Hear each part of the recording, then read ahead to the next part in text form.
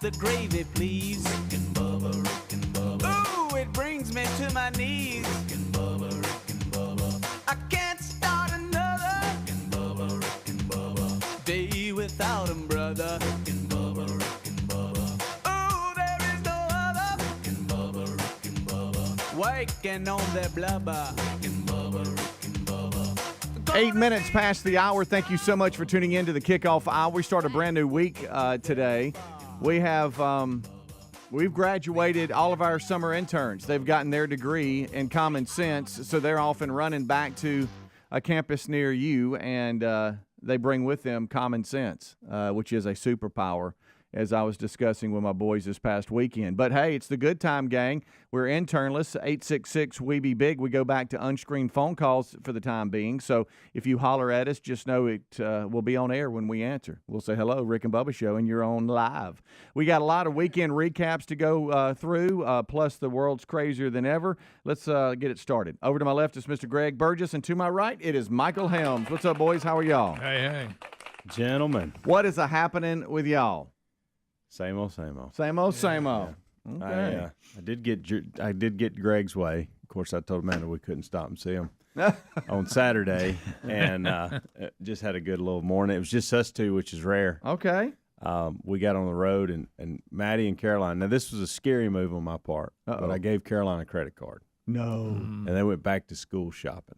Oh, boy. Oh, really? That was how we just told them, hey, we're going to go do our thing in Jacksonville. And Okay. how about y'all go shopping? All right. It's an expensive trip.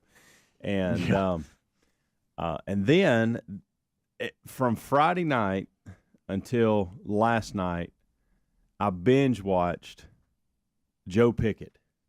I've seen some of that. Okay. It's the Pretty good. Seen the trailer. I I haven't mean, seen it. Haven't watched isn't it. great, but You know what I Yeah. call it? The poor man's Yellowstone. Yeah. it ain't bad. You're right. It's a good analogy. It's a poor man's Yellowstone. That's a nice That's what it good- is. Yeah. It's entertaining. You And- don't find yourself going, man, I can't wait for the next one. But Yeah. it's something. And I don't say poor man because it wasn't well done. I mean poor man because this is the life that we could actually live. Yeah. Unlike. because they don't own Dutton. half of Yellowstone. Correct. Right. Yeah, right. He's a He's not a Dutton, he's a game warden. game warden. Right. Pretty much a game Right. warden. But, yeah, it's pretty good. I enjoy need it. to pick it back up. I really enjoyed it. I watched, I I think I watched hadn't even started. 3 I episodes. thought of Speedy when I was watching it because the scenery. Somebody bought his lunch? Well, the scenery Oh. is crazy. Yes. it's awesome. All It right. is awesome. I've got to dive in. and it's There it is. it's not there's no yuck factor in It this needs a at little all. more cussing.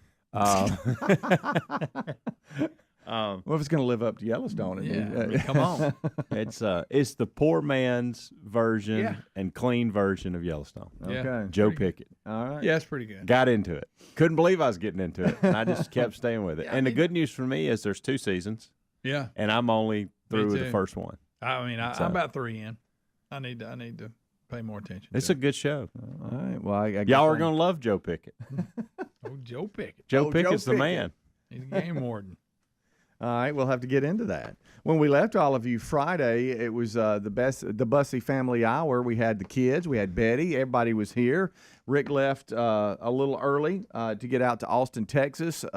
Cannot wait to hear from him in person. I know through text messages he said that the weekend was phenomenal, and the Man Church and him speaking in Austin, Texas just went so well. And so cannot wait to hear more about that as he was at the City Reach Church in Austin, Texas. If you follow him on social media, you have an idea, too, how it went. But he said it went extremely well. And I think he stayed in Atlanta a little bit, saw Big Love. And then, of course, I think Bubba was headed back to the airport this morning, dropped Caitlin off right here before the show starts today. So a lot of updates from this past weekend. Love hearing from all of y'all from Friday's last hour because y'all love to catch up with the kids. All right, how they doing, what's going on, and y'all really enjoyed the Bussey family being with us. That hour just flew by. It was a lot of fun. But we'll get updates from the guys on how their weekends went and dive into this week, which. It'll be next Monday before we know it, the way this thing's going. But Friday after the show, some news broke, and the three of us were texting. And from all the news that broke on Friday, I have to ask the question: Will there even be any teams in the Pac-12 anymore? Everybody's leaving. You've got Somebody turn the lights off when you leave. Good. Ain't nobody left. Who is left? Washington State. And what is amazing is they're saying we're leaving next year. I know. You know, usually these things take a little longer. Right. They're never as long as they first say. You know, they'll say, "Oh, it's going to be 4 or 5 years," and usually it's 2. Right. But they're saying, "Hey, we'll be there next year." Yeah. It is weird. Insane. College I don't football know. has turned into just chaos. It really has. Between NIL, between transfer portal, and now all this. And hey, guess what? What it's all driven by, and that's that dollar. It sure is. The dollar is definitely driving all of it. But Washington and Oregon are headed to the Big Ten. They will join. I know this sounds crazy. USC and UCLA out of the Pac-12. That's not going to be in the Big Ten. And then there was other announcements where I think it was, and I'm going off memory. We have the story just not in front of me. I think Oregon State, Utah, and who else was it? Headed to the Big 12. Stand by. Arizona State. Arizona State, Arizona, and then Utah will join Colorado, who's going to the Big 12. And you're going to probably eventually see the ACC start all that. Yeah. Again, because of the payout. All right, so I don't know all of my Big 12, Pac-12 teams, but I think the only one I haven't mentioned is Washington State, and I'm joking a little bit, but there really isn't many left. Mm-hmm. So they're going to have to really figure something out. Good gracious. College football is definitely going to look different next year for sure, because then you got all your other changes going on with the SEC and Texas and Oklahoma being a part of that. Then you got the top 12. You got the playoffs. So 2024 is going to look insane when it comes to college football. But we have this year's this season starting, which I know a lot of us wish we could just fast forward next year. But we do have this year starting here pretty soon. Everything's pretty much intact for this year. Right. And it's going to be confusing because it's just for this year. Yeah. And then it's just going to look great. I mean, literally, we're going to have to get an index card and write everything down. Oh, yeah. And just pull out of our back pocket and go, okay, who's in what conference? Between now and next year. What is the Stanford Cardinal doing? There you go. There's one. There's one. What? You left hanging. Cal. Yeah. Rick and Bubba. Helix Sleep does it again with an innovative kids mattress made to flip. Why? Well, the firmer side is great for younger kids when they need more spinal support to aid proper development of their growing bodies. You simply flip it over when they're a little older, around 8 to 12 years old, when they want the softer side for sleep. Handcrafted and assembled right here in the USA, Helix is offering 20% off all mattress orders, including the kids mattress. Go to helixsleep.com/Bubba. helixsleep.com/Bubba. Our friends at Field of Greens just got one of the best testimonials. Listen to this. I've been taking Field of Greens, and this is my second time my doctor has danced into the room praising my blood results. Credit where credit's due. Thank you, Field of Greens. Field of Greens can't promise your doc will dance into the room, but they can promise your doctor will notice your improved health or your money back. Let's get you started with 15% off. Go to fieldofgreens.com, use the promo code BUBBA for 15% off, or go to rickandbubba.com under the sponsors. This summer, take premium audio with you everywhere you go with Raycon. Raycon's everyday earbuds, they look, feel, and sound better than ever with 3 sound profiles to match whatever you're listening to and optimized gel tips for an in-ear fit that is comfortable and is comfortable enough to wear all day. Plus, they start at half the price of other premium audio brands. No wonder they have over 56,000 5-star reviews. Right now, get 15% off at buyraycon.com/Bubba. That's buyraycon.com/Bubba. They say you are what you eat, so why not be a tomato ricotta flatbread or a chicken cutlet with creamy cheesy zucchini, or maybe a vegan curried chickpea lettuce wrap? At the very least, be well and eat well too with wholesome and delicious seasonal recipes delivered to your door from HelloFresh, America's #1 meal kit. Join today and take 50% off plus free shipping with the code BUBBA at HelloFresh.com/Bubba. That's the code BUBBA at HelloFresh.com/Bubba. All right, folks, you've heard us talking about what Relief Factor can do for your pain for several years now. If you struggle with occasional aches and pains due to aging, exercise, everyday living, consider this. Relief Factor is 100% drug-free. It's made up of ingredients that simply help your own body deal with its natural inflammatory response. And we kid you not, Relief Factor is for real. And the majority of people who Order the 3-week quick start for just $19.95. Go on to order more. Try it at ReliefFactor.com or RickandBubba.com under the sponsors. Our friends at TheraBreath have some good news if you have bad breath. Try TheraBreath Fresh Breath Oral Rinse. TheraBreath is dentist formulated by Dr. Katz himself. TheraBreath doesn't mask bad breath like those burning alcohol mouthwashes that can actually irritate sensitive mouths. It's alcohol-free and free of gluten with no added dyes or colors. Find TheraBreath in all your favorite retail and drug stores. Look for the bright orange cap or online at TheraBreath.com. You can find a direct link at RickandBubba.com under the sponsors. TheraBreath, confidence in every capful. Oh, look, honey, the ants are back. Wow. We leave one itsy-bitsy speck of food out, and they appear out of nowhere. Yeah, it's pretty hard to believe we used to try to get rid of these guys. Now they're just part of the family. To be honest, I liked our family the way it was before they came. I guess it's time to call Cooks. You don't have to live with pests. Get proven protection from Cook's Pest Control. Call or go online for a free quote. Cook's Pest Control. Looking for peace of mind when it comes to your car's performance? Look no further than our friends at CarShield. With plans for every budget, CarShield offers protection plans that cover more parts than ever before. Whether your car has 5,000 miles or 150,000 miles, plus they offer plans that come with roadside assistance 24/7, courtesy towing, and rental car options. Call CarShield today at 800-465-6550 to save 20% on your plan. 800-465-6550 or go to carshield.com/Bubba. Who's squeezing in one last getaway this summer? Before you take off, protect your home with Simply Safe's new 24/7 Live Guard protection. If an intruder breaks in, Simply Safe monitoring agents can see, speak to, and deter, warning them that police are on the way. Right now, you can get 20% off any Simply Safe system when you sign up for a free month trial of Fast Protect monitoring. Visit simplysafebubba.com. That's simplysafebubba.com, or visit rickandbubba.com under the sponsors for a link. There's no safe like Simply Safe. The folks at MyPillow have launched MyPillow 2.0. This new innovative MyPillow has a brand new temperature regulating technology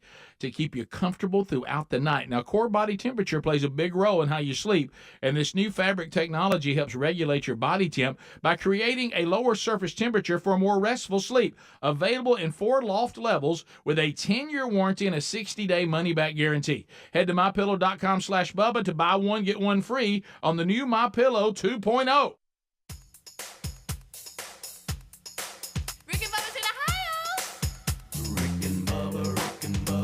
Pass the gravy, please. Rick and Bubba, Rick and Bubba. Ooh, it brings me to my knees. Rick and Bubba, Rick and Bubba. 20 minutes past the hour. Thank you so much for tuning in to the Rick and Bubba Show. 866-WE-BE-BIG is our number. Rick, Bubba, Adler all join us right after top of the hour for the main show today. We thank you so much for choosing the old Rick and Bubba Show, as you always do, and we appreciate you so much. As we are rolling, we were spending the last portion of the last break, or should say segment, talking about college football in general and how the conferences are just going to look different. And it's good. Something so all of us older dudes that are just used to conferences looking a certain way, or we just got to, I guess, accept that it's just all going to be thrown up in the air and things are going to look different. Friday, a little bit after the show, the Big Ten confirmed the additions of Oregon and Washington. That's 2 pretty big ones there. The Big Ten Council of Presidents and Chancellors unanimously voted to add the 2 schools, bringing the total number of teams in the conference to 18. So now the question is, and that's for the 2024-25 academic year, are we going to change the Big Ten? Because now there's 18. But anyway, that's kind of a joke we've always talked about. Yeah. And the Big 12 always been misnumbered. Yeah. The Big 12 approved additions of Utah, Arizona State, bringing that league's number to 16 teams. And the Big 12, it's rapidly getting bigger. The school's presidents and chancellors also voted unanimously to formally add Utah and Arizona State Friday night. And so now that will be for the 24-25 academic year. So they say we're thrilled to welcome Arizona State, and Utah to the Big 12. The commissioner of the Big 12 announced. Did they say what? Because when you leave, you have to pay a penalty, right? Yeah. To get, especially if you because they all have, you're supposed to wait so many years, or you pay this huge sum. Right. Have they put that out? How much these schools are paying to leave? I'm sitting here looking through that. They've done the math and they figure it's worth it, whatever it is. It looks like to me, of course, it all has to do with money. To your point, I don't see a fine here that they're having to pay. I think we could probably break that down, but they say the key strategic maneuver to get to this point came when it looks like was it the Big 12 talked about opening up exclusive negotiations early with Fox and ESPN and essentially jumping the Big 12 in line for a television contract extension. I'm sorry, I guess that was the Big 12 commissioner. But it doesn't really go through. It just talks about the Big 12 struggles to get a financially competitive television deal, and all these teams are freaking out and going, well, no, there's a lot of money to be made. So late on this right. side of the world. Yeah. They're not going to get the TV contracts everybody else gets because they're not going to play in the prime spot. Right. And then last week we talked about the Pac-12 talking with Apple TV to have an exclusive deal, but I guess there's just so much money to be made. These other teams know they're established, they know what they're doing. We're out. So tell me if I list one of these and they've jumped. Tell me, California, Oregon State, Oregon's gone. Mm-hmm. California, Oregon State, Stanford, Washington, and Washington State. Washington's gone. Yeah. So they have them and Oregon went to so California, Big Ten. Oregon State, Stanford, and Washington State. That's the four left. They only have 4 teams left. Is that right? They come the 2024 season. Yeah. Wow. What do you do? Those and then you got might as well go somewhere and they just shut it down. The Big Ten. So the Big Ten will now have 18 teams, and the Big 12 will now have 16 teams. And then Pac-12's left with 4. 4 teams. What do you do? What do you do if you're California? What do you do if you're Stanford? I guess you start looking around. And you really don't want to leave, but what are you going to do? But region means nothing now. No, it doesn't. At some point, if you're the Big 18 instead of the Big 10, do you add 2 more and just start calling yourself the Big 20 instead of the Big 10? I don't know. I mean, at some point you run out of room. At some point, this is a scheduling nightmare. Yeah. Like what? Yeah. What do you do if you're these 4 teams? I don't know. Wow. I don't know. And look, the pink elephant in the room. I wasn't. I did not. After our text on Friday, I did not dig into this because I was all over Joe Pickett. Sure. But that's funny. But this is amazing to me. It now that I'm really sitting is. here staring at this and got all the conferences aligned next to each other. Pac-12's gone. It is. Yeah, it really is. With teams with nowhere to go. Yeah. Wow. And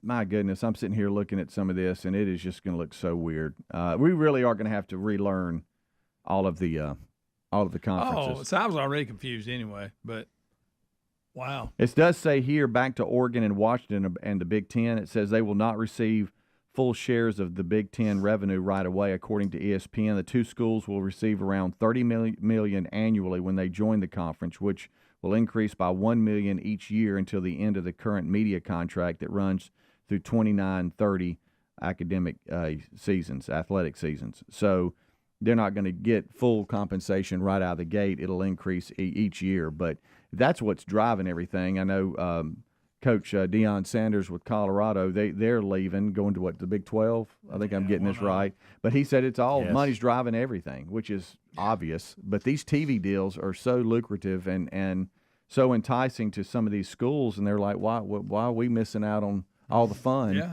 And the next big conference to jump in, we talked about Florida State last week, is the ACC. Now they're all getting itchy. Yep. They're looking around. Wow. It's just gonna look different. It really is. Well, you heard people predict that you're gonna end up one day with just very few huge conferences, and that's it. Yeah. I'm worried about the Cardinal Stanford. Yeah. Yeah. Everybody's left, and they're still sitting in there. It used to be. The Beaver's still sitting there, too. Right. And when Oregon's done gone, and they're looking around like, well, I guess we need to go. You know, the conferences used to be kind of set up in my mind as regions of the country, with the Big Ten and the Pac-12 and Big 12 and all that. Now that's just all thrown up in the air. Mm-hmm. It doesn't matter where you are, and the ones that are really affected. And I know we might be getting too far into it and hey, buddy, it'll work itself out. It's not necessarily the big three, even though they have to worry about that. It's all the other sports this affects and all the travel expenses. And so we got to, you can have meetings in Zoom, but you can't play each other Zoom. No, you can't do that. I don't know how A lot of traveling. Yeah. Well, that's what we're gonna see across the board in all the sports. I think eventually is, and we did this last year when we were in Conference USA with UAB on the tennis front. We'll do it again this year at Jacksonville State on the tennis front. But you don't play a regular season conference schedule because it's so spread out. You can't travel. Can't go to New Mexico. Can't go to Sam Houston. You can, but you can't do that every week. Right. And so think about it from the extent of a USC playing Ohio State in baseball in a 3-game series.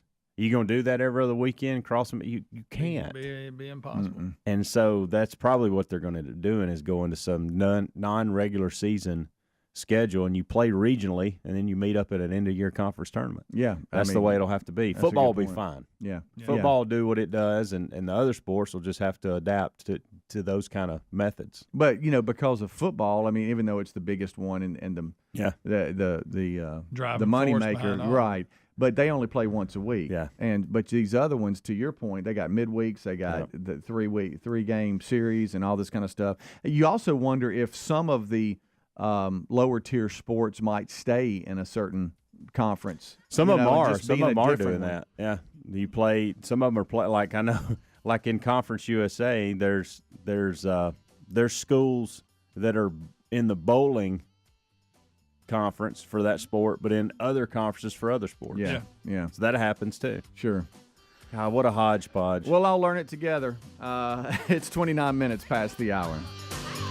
Rick and Bubba, Rick and Bubba.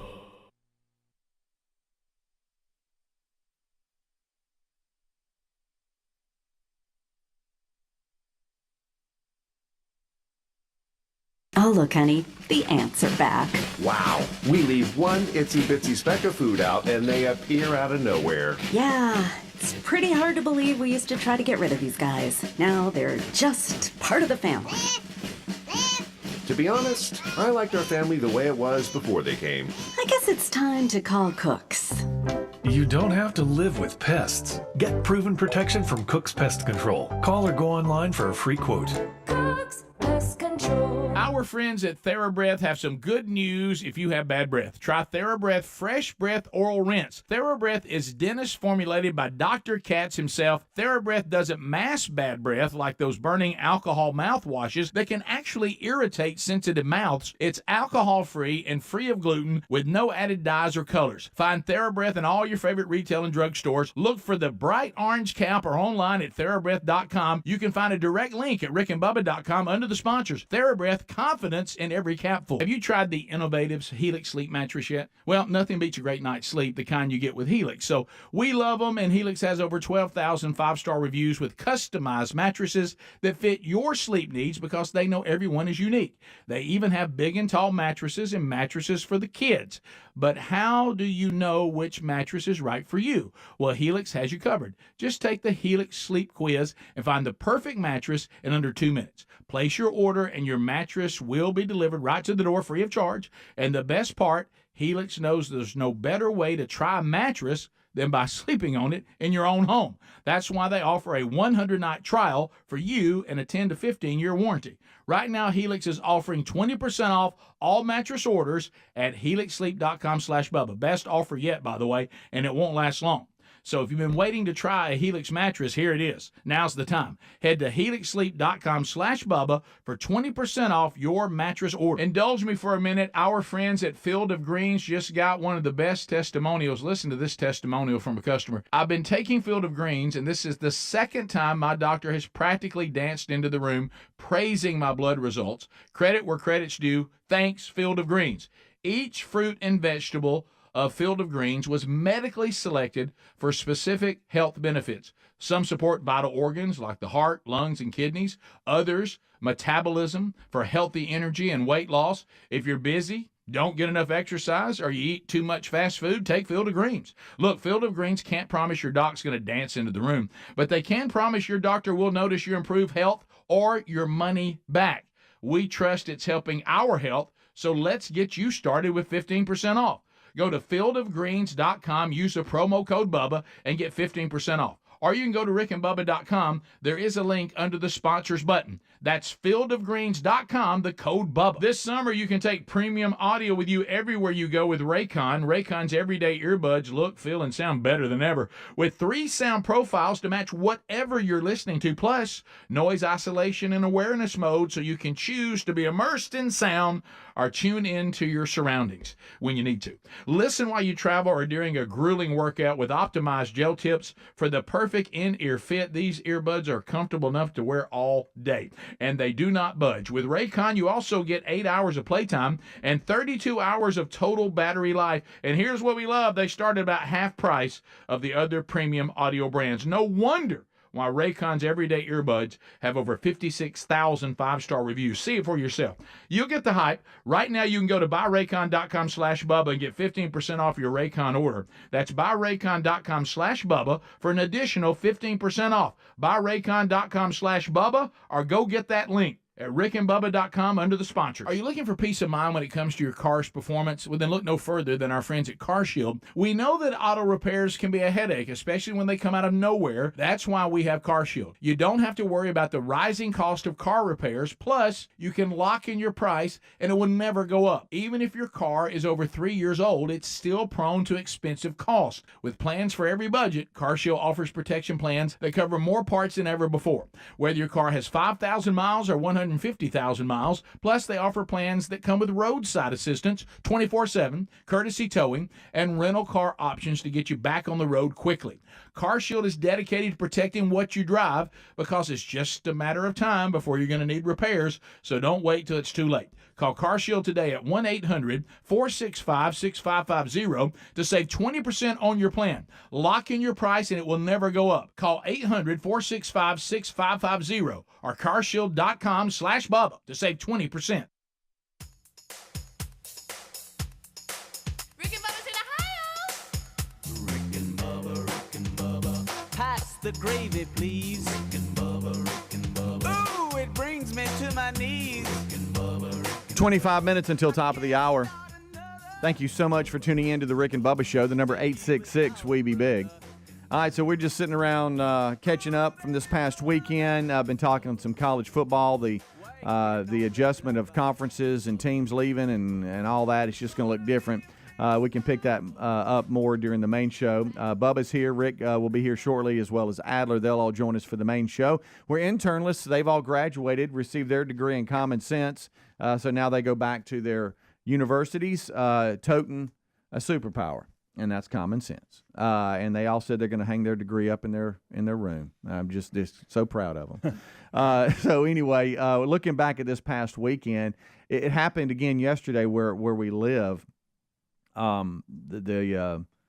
The storms that came through, and they were small, and all over the country you got different things happening throughout the southeast. From time to time you get a little pocket of severe weather. It's not something new, but it seems like the last two that have come through have taken trees down, and yesterday it is the same case. We got the same again thing today, right?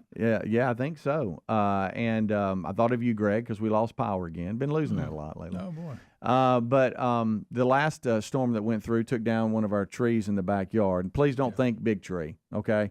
But it was a tree we relocated, and it was just laying there all dead. Well, that was you'll never get that back. No, I had to cut it up and haul it off. I've had a few go down. Yeah, and that's the reason I brought this up. Is you said you lost your earbuds the last time that you were cutting a tree up. Did you ever go back out and find them? I couldn't find it. So do you wear the one that you still have? No. You saw one ear? Just had to I'm going to have to order me some more, I guess. Yeah. Well, how about you said you might? Well, does Lisa listen to this hour? No, I've used hers. Okay. I thought you said you might commandeer hers. She just don't know it? Well, I mean, she don't. It's no big She doesn't listen to them. She doesn't use them a lot, but she's got a pair. Yeah. So he said he might commandeer hers. Yeah, I'll see if she I'll order her notices. some more later. Yeah, but he was out cutting up some trees because now you had some sure enough trees go down. I didn't. I had a smaller tree, so it wasn't that difficult. This one was pretty big. But Helmsy, he was out going at it, and it fell out of his ear, and he started looking. It was so far down into the mesh. You were like, yeah. What are you gonna do? I gave it kind of an effort. I did. I actually looked, but probably not a good idea because you get real sweaty. Yeah. You know, when they work their way out. It was really hot that day. God, it was hot. Yeah, the day you decided to do that, it was extremely very hot. hot. Yeah, very hot. I'll give you that. So anyway, I got another one I got to cut up. Yeah, My saw quit on me. got that one out of the way yesterday. It was an eyesore, just laying in the backyard. Oh yeah, there it is. Good night, the wind. It was something else. Our power went out, generator cut on. Yeah, it got bad for a few minutes. It wasn't long. Yeah. Yeah, they're kind of quick hitters, but boy, they're packing a punch. Good night. They sure are. Speaking of a punch, we'll talk more about this, Major League Baseball. And Greg, I thought you brought up a good point. Looked a little bit more like hockey. It looked like a hockey fight. Yeah. We're dropping. Took his glove and threw it off. We're dropping a glove and a ball that's in the glove. And caught with a wild punch. He laid him out. Hey, lucky punch. Lucky landed, punch. Lucky punch. Boy, it did. Hey, still out of it as he was taken off the field. But Major League Baseball saw a fight, and it was such a good one that when the teams ran from dugouts and everything else, there wasn't a whole lot they needed to do. And it was all over. It didn't even look like a big deal that started it. He didn't like the way he tagged him. Yeah, well, I know. Well, he didn't like he was standing over him and all that. But White Sox, Tim Anderson, and the Guardians, Jose Ramirez, were ejected after throwing punches in a wild brawl. And it was simply a headfirst slide that went into second, and then he just kind of stood over him, and then they like jumped up, and I'm talking about it wasn't just kind of. It was I'm throwing down, let's go. It looked like a hockey fight. Yeah. It really did. Yeah. Jose Ramirez with the Guardians kind of got lucky and connected a right to the White Sox, swinging. Tim Anderson, and he kind of went down and then was woozy afterwards. You could tell it shook him up a little bit. But Tim Anderson was playing defense. Ramirez hit a double, slid into second, and Anderson kind of there stood must over be him. Beef between these two. I think so. Because has to be. I'm sitting here watching it for the first time, and I don't understand. All he does was hold the glove on his belt, like 3 Mississippi, 1, 2, 3, right. And then Ramirez kind of starts it. He starts kind of mouthing off about something, pointing and carrying on. All of a sudden. But you're right, that is a lucky punch. This is off the subject a little bit, but every time we say the Guardians, I know. If I was on the Indians when they changed it to the Guardians, I would have demanded to be traded. I said, just trade me. I can't play for the Guardians. You can't do it. Cannot do it. Sounds like a little league softball team or something. But you're right, Helms. It has to be a little bit something. Maybe something was said. I don't know. But Ramirez was clearly safe at second base. Mama. It was the bottom of the 6th when he slid headfirst into the bag, and then Tim Anderson placed the tag on him, and he did hold it a little bit on his back. But Ramirez quickly stood up, taking offense to something that Anderson had done or said, and so Tim Anderson was standing over him for an abbreviated moment, and I think that must have been what flew all over Ramirez, I guess, unless there's beef between them and we don't know about it. Yeah, but they quickly. I mean, they both had their boxing stances, like they're in the ring. Here we go. Sling my glove off. Here we go. That's normally something you don't see in baseball, where they go, okay, let's go at it. Come on. No, they're not like that. You're right. And even the other players didn't really know what to do. They ran over going, all right, what do we do? It looks like a pitcher, but he grabs Anderson, or not Anderson. He's getting Ramirez away from him, but he's a White Sox pitcher. And that's when Anderson goes down, and he even is like, why am I in this? Yeah, right. Why am I in the middle of this? Right. And then you don't want to hold somebody back and they get punched because you're holding them. Holding her on. So it's a toughie there. Now, they did clear the benches here I'm seeing, and, and some more, but I don't really see. I just don't understand why it started. Yeah, I love it too that the bullpen is way out in the outfield, and some of those guys they had to come down steps and everything else. They couldn't get there, so it's like already over, and people are walking back, and here they come still running. I'm like, right, y'all just stay there. Party's over. I know you feel like you need to run out, but don't worry about it. Y'all just stay there. The announcers trying to figure it out too. There's a couple of different announcers. Both the radio and the TV broadcast, they're trying to call the fight, which is funny because they're not sure. Oh my gosh, what's happening? It was, but it was a wild little weekend there for that. Also, I don't know. Live golf is still going on as we hop around sports a little bit. And DeChambeau shot a 58 to win this past weekend, and I was. The reason that's a big story is because I want to say, Helms, that it's the lowest ever shot. And, 59 is kind of what everybody shoots for. No pun intended. Yeah. It's a Mr. 59, but I thought there was already a 58, maybe not. It's the lowest. 59 is rare. Right. It's definitely the lowest single round score in Live Golf history. Of course, Live Golf hadn't been around for a long time. Right. It's been 2 years.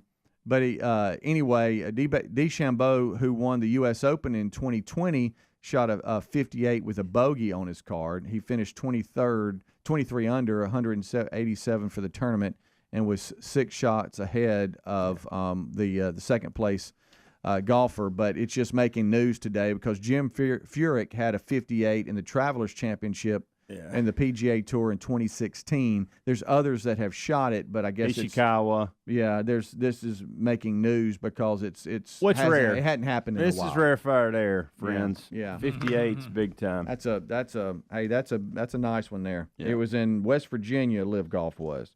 Some of you might not have even known that, but forgot it was even going on. Yeah. All right, we'll take a break. We'll be right back. Rick and Bubba join us right after top of the hour. Those are just some of the big stories. And did I see where the U.S. women's national team lost to Sweden? And yeah, I think they did. I think old Blue Hair missed a kick. I think there was like 3 missed. And sudden, I don't know what you call that that sudden death. What is that? When they all get penalty kicks. Yeah. All right, we'll take a break. We'll be right back. Rick and Bubba, Rick and Bubba.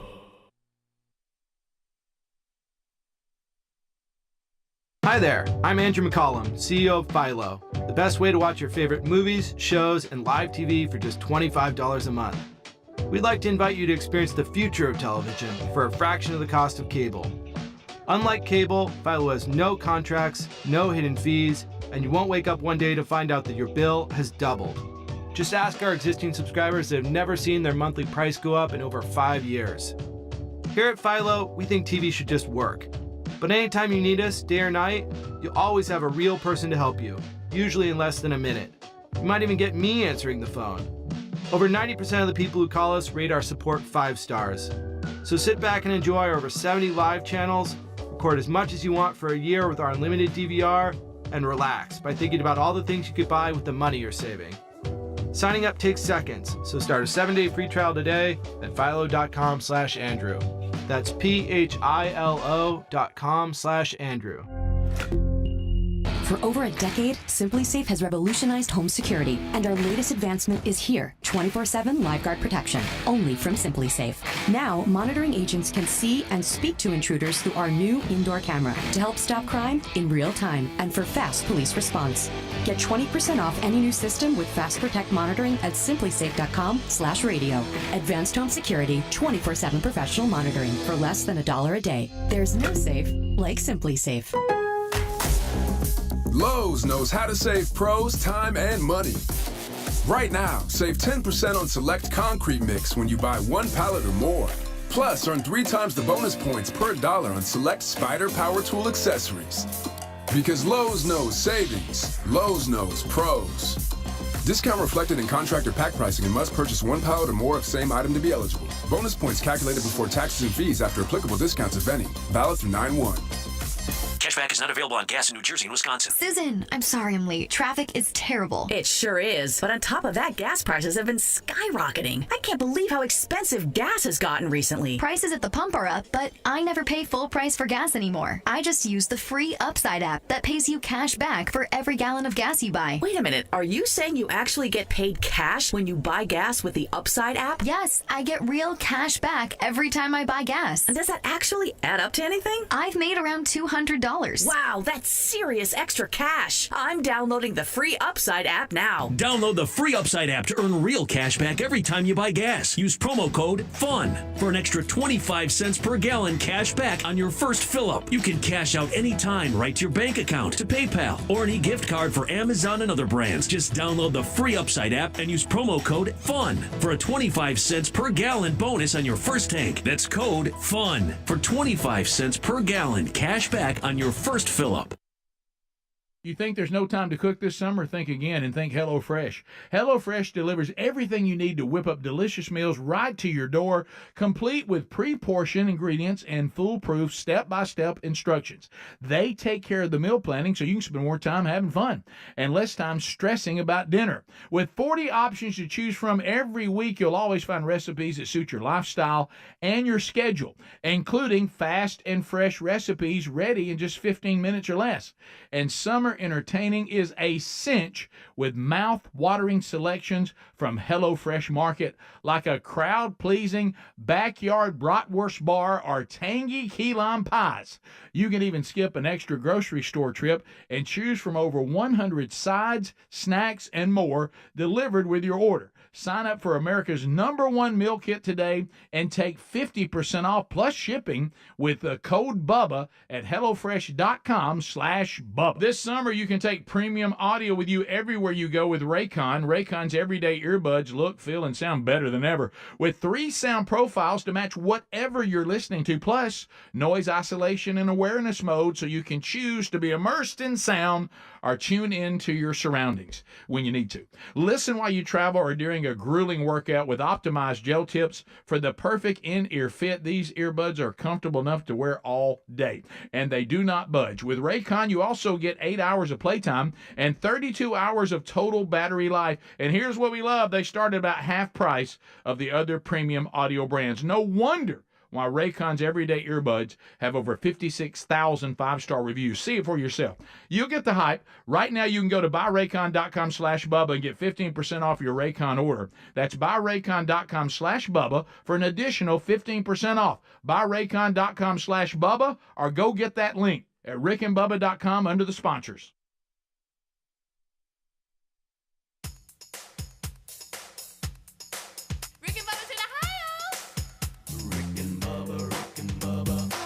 The gravy, please. Rick and Bubba. Ooh, it brings me to my knees. Rick and Bubba. I can't start another. It is 10 minutes until top of the hour. Thank you so much for tuning in to the Rick and Bubba Show, the number 866-WE-BE-BIG.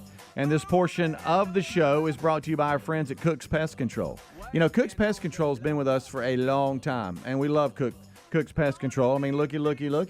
Here comes Cookie.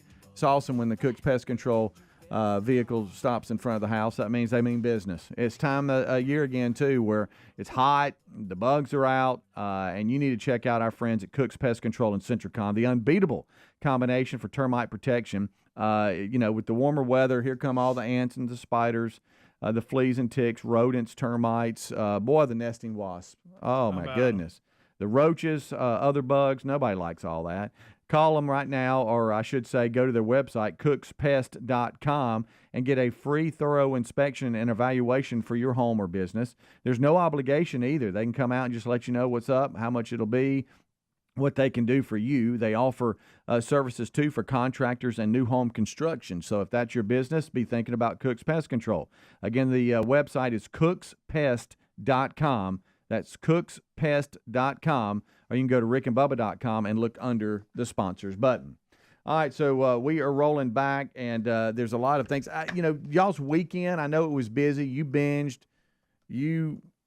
How was your weekend, Greg? I don't know what I did. Can't remember. I don't know. He was on a bender. He was on a bender. It ain't that. You didn't have a remote, did you? Do you have another remote this week? This weekend. Yeah, Friday. Yeah. I'm actually going to be up in Madison Saturday night, and I was asked to go to Madison High School. They are having a huge fundraiser. You can't believe it. And a friend of mine reached out and said, "Hey, would you mind coming?" And they've got they got a wing feast. They got all kinds of tear them up.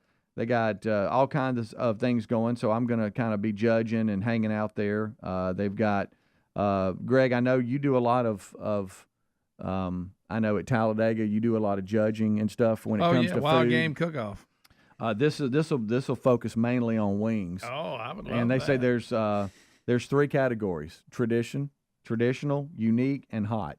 So I don't know. Oh, so can be the hottest. Good luck with that. But anyway, that'll be coming up Saturday night, and I'll be talking more about that. But honored to be even asked for all of you in Madison, Alabama, home of the river. I'll be there at Madison High School for their big wings judge. Wing ding. And so that'll be coming up Saturday night. Shindig, a wing ding. Yeah. And the house will look different for us because this week JC reports to UAH, and so now there'll be one less car in my used parking lot, which I call the driveway. Got a little breathing room now. At times I'm like, you can actually have a guest and they'll have somewhere to park. At times I honestly feel like we're playing musical Cars. Oh yeah. Hey, who's leaving early? What you got to do? And we all get situated, and then JC's like, "Hey man, I need to go work out." I'm like, "There's 2 trucks behind you," and so here we go. Everybody, let's go. So I mean, not wanting him to leave, but the car lot will now just be down to 3. At least there's a positive. Right. I'll just be straight up. Ours are going back this week, and I can't wait. Yeah. I mean, I am. It doesn't affect me as much as it affects Amanda, especially with her working at home. Yeah. But then I have to hear it from her too. Sure. Like, you ain't gonna believe what they're doing right now, and I'm trying to. And so Wednesday's the day for us. Okay. They go back, and I can't. I'm so excited about that. They're not so much them. They're not excited, obviously. Amanda even said yesterday. She goes, I've been so busy trying to get Caroline and Maddie situated with clothing and those type of things for back to school. She goes, I hadn't even asked Braden if he needs anything. And she goes, he has not one sheet of paper, not one pencil, not one anything. She goes, I think I need to go get. So of course she asked him, what do you think you need? He's like, I just do everything online. Whatever. I don't need it.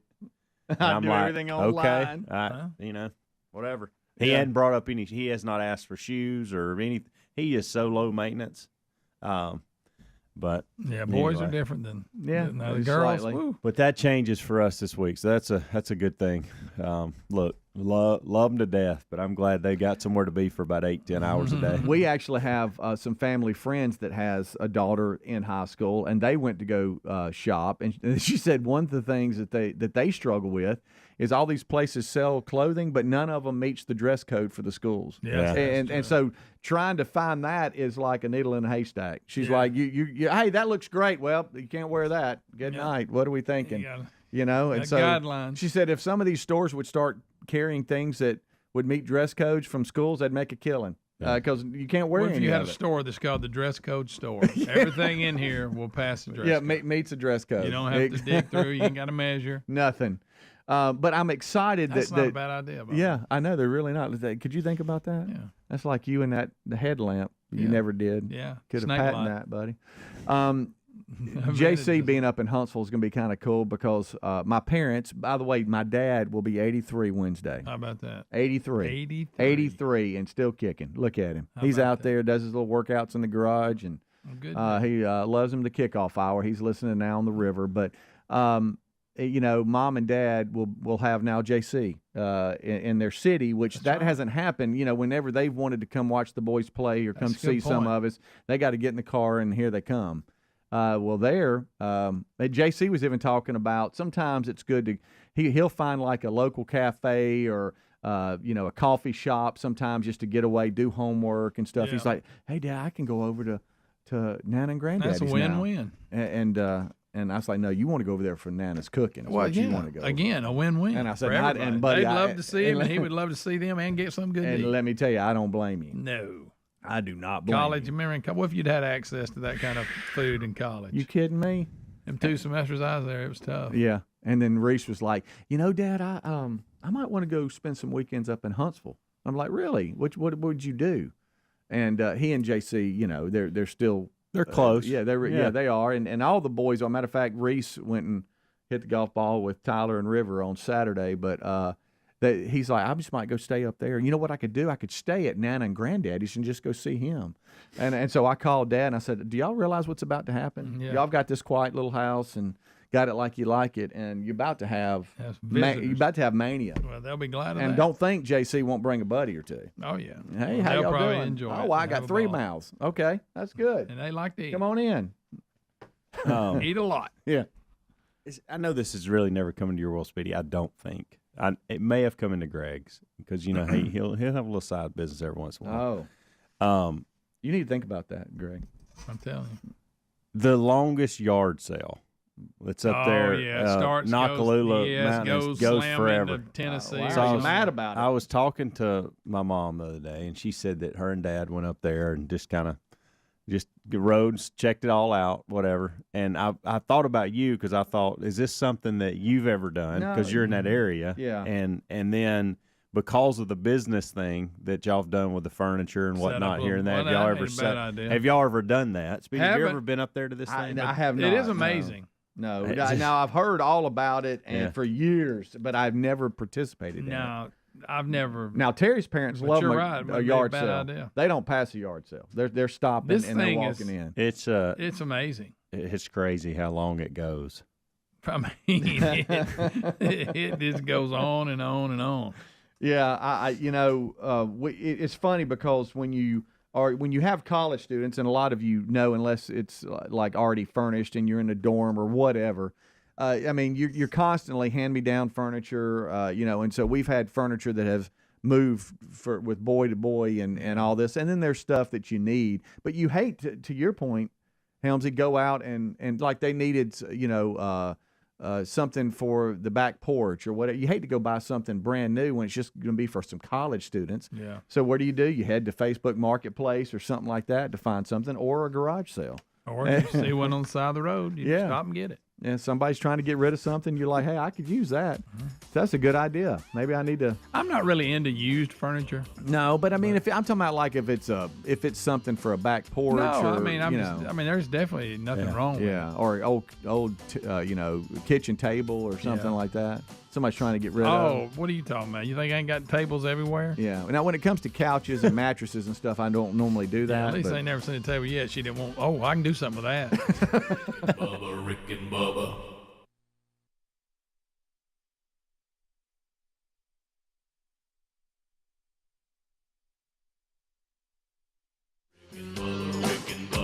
This is the Rick and Bubba Show. Watch more at blazetv.com/Rick and Bubba.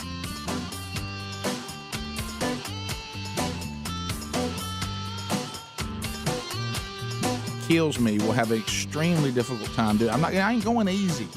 Remember, we even said you would drive on the scene and say, "Hey, man, he sure did try." Yeah. I'm a lot of fur here. I'm wondering if we didn't play some role in this. Could. I've worked because he followed our instructions perfectly. I've worked it in my mind, different attacks, and what I would try to do. I don't have an answer for a big elephant stomping me. I don't think you can. There's not a lot to do. You just hang on the leg. You hang on the leg. There you go. How do you do? You just hang on the leg and let it just. But what about when he does that headstand on you? See, the sheer weight of them, I don't have a counter for it. Greg, here's the thing. If the Bears, I'm matching him. Rick, I ain't got the. So am I already down? Here's a scroll. Greg, I'm talking. The elephant doesn't just come to me and stomp me. Am I down? She got me down. Well, even if and her and she. I mean, I don't have an answer for charging an elephant. Can you hang on the trunk? Greg, I got it. Greg, here's the thing, and this is the only thing you can do because you make a good point. I call it the aircraft carrier defense. Yeah. You remember Top Gun, the movie? You just don't let them get in your area. You fight them out there. You don't let them get in close to you. You just keep them outside missile range. Maybe you grab the trunk and shove your legs in its mouth. You just don't get around it. Well, Bubba, I'm saying no. I didn't mean to get around it, but it got around me. But where did it get you at? Where were you? I know. So don't go to Africa or wherever. Okay. An elephant's not going to do a handstand on you in Pleasant Valley. No, ain't going to happen. Well, I got that, Bubba. I was saying if for some reason I got in a fight with an elephant, I don't have an answer. Bubba, It could. It's kind of the way Bubba does with the woods in the summer. He won't go in there. But you know these idiot exotic pet people, you don't know what's around you anymore. True. What if I'm at the circuit? Well, no, they took them out. Never mind. Yeah. All right, so you got to worry about that? I ain't got to worry about that. Mason says he knows the guy who fought the lion. Really? Mason, do you straight up? Yeah, it's actually Nathan. But, I actually do know the guy. He's a pretty good guy, but I was a little suspicious when he said the mountain lion was wearing a Make America Great Again hat. Okay. I thought he really knew him. By the way. That's a good one, by the way. By the way, this attack thing with this actor really starting to come apart. Yeah. Just like it is. Definitely. We're all going to get a profit star on that. He really needs some corroborating evidence to come forward here. Well, I'm going to make this prediction. If that, and again, they say right now they're not saying one way or the other. They're not, a lot of the rumors that are out, they're not confirmed. But let me say, if it did happen that he made it up, his defense will be, but in today's climate, things like that really do happen. But so it could have happened. So even though he lied, I'm just saying, as bizarre as that sounds, you're going to hear something ridiculous like that. Yeah.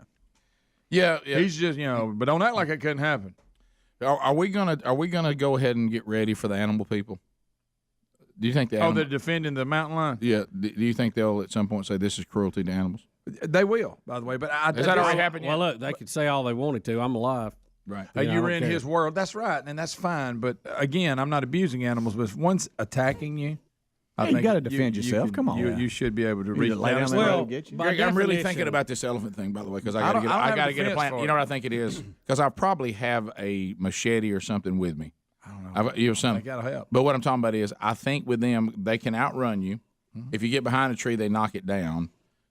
I think you got to just take whatever you got, run at it, screaming like a madman, try to jump on somewhere on it, and just start stabbing and going crazy. Really? And it has to be the initial. The initial contact is the only shot you got. Right. Because once he's on, once he or she's got you. Could you get up under its belly and just stay there? I saw an elephant knock down trees like crazy, like Chevy Chase under the log truck. Yeah. And I was sitting in the very protective Jeep. Okay. Yeah. And the guide looked at me and said, "She's just trying to scare us." And I said, "And it's working." Yeah. Got it. The hippo's the one that gets me. Oh. There's no fake charge. You talking about the most deadly one there? Yeah. An elephant will fake charge. A gorilla will fake charge. There may be others. I don't have an answer for hippo. No, yes, that's why I brought it up. I do. You go like this, and then whenever you figure out the elephant, I put that on the hippo. Hippo will not false charge. You know what else won't false charge? Water buffalo. Oh, I know. That one looks like it's Harris Party. Very dangerous. Yeah, when he commits, he's on. They're in. Yeah. They are in. Rick and Bubba, Rick and Bubba.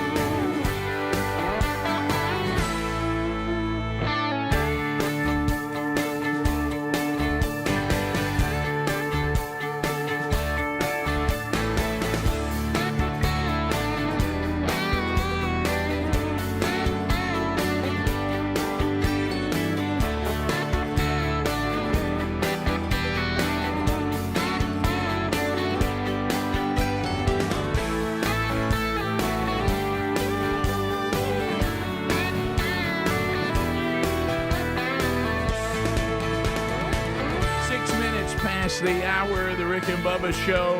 Thank you, buddy. Appreciate you guys being with us as we start a brand new hour on a brand new day, on a brand new week. Here's our national anthem.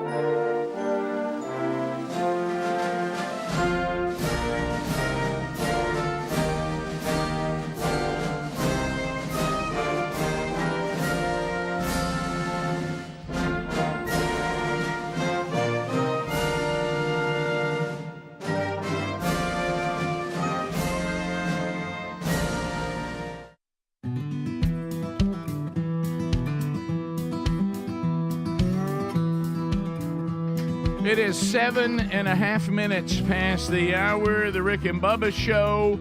We hope all of you are doing great as we start a brand new hour, as I said, on a brand new day, on a brand new week.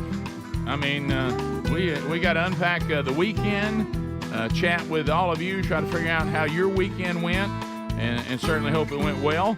Stories from the weekend. I mean, there'll be quite a bit to cover. And your phone calls will be part of it. The interns, if you listen to the kickoff hour with Speedy, Greg, and Helmsley, they already told you the interns have all graduated. We don't have a fall intern yet. So we're in between. So all the guys on the show will be rotating on the phones again for you today. But they're here. Adler joins us for the YouTube experience live and archived. So Team Rick and Bubba all here. I be Rick, and there be the silver-tongued one. The man with the golden voice, Professional Lunch Eaters Man of the Year, the inventor of pizza in a cup, Shakespeare's worst nightmare, and the master of the King's English. Ladies and gentlemen, put your hands together for Bill Bubba Bussey!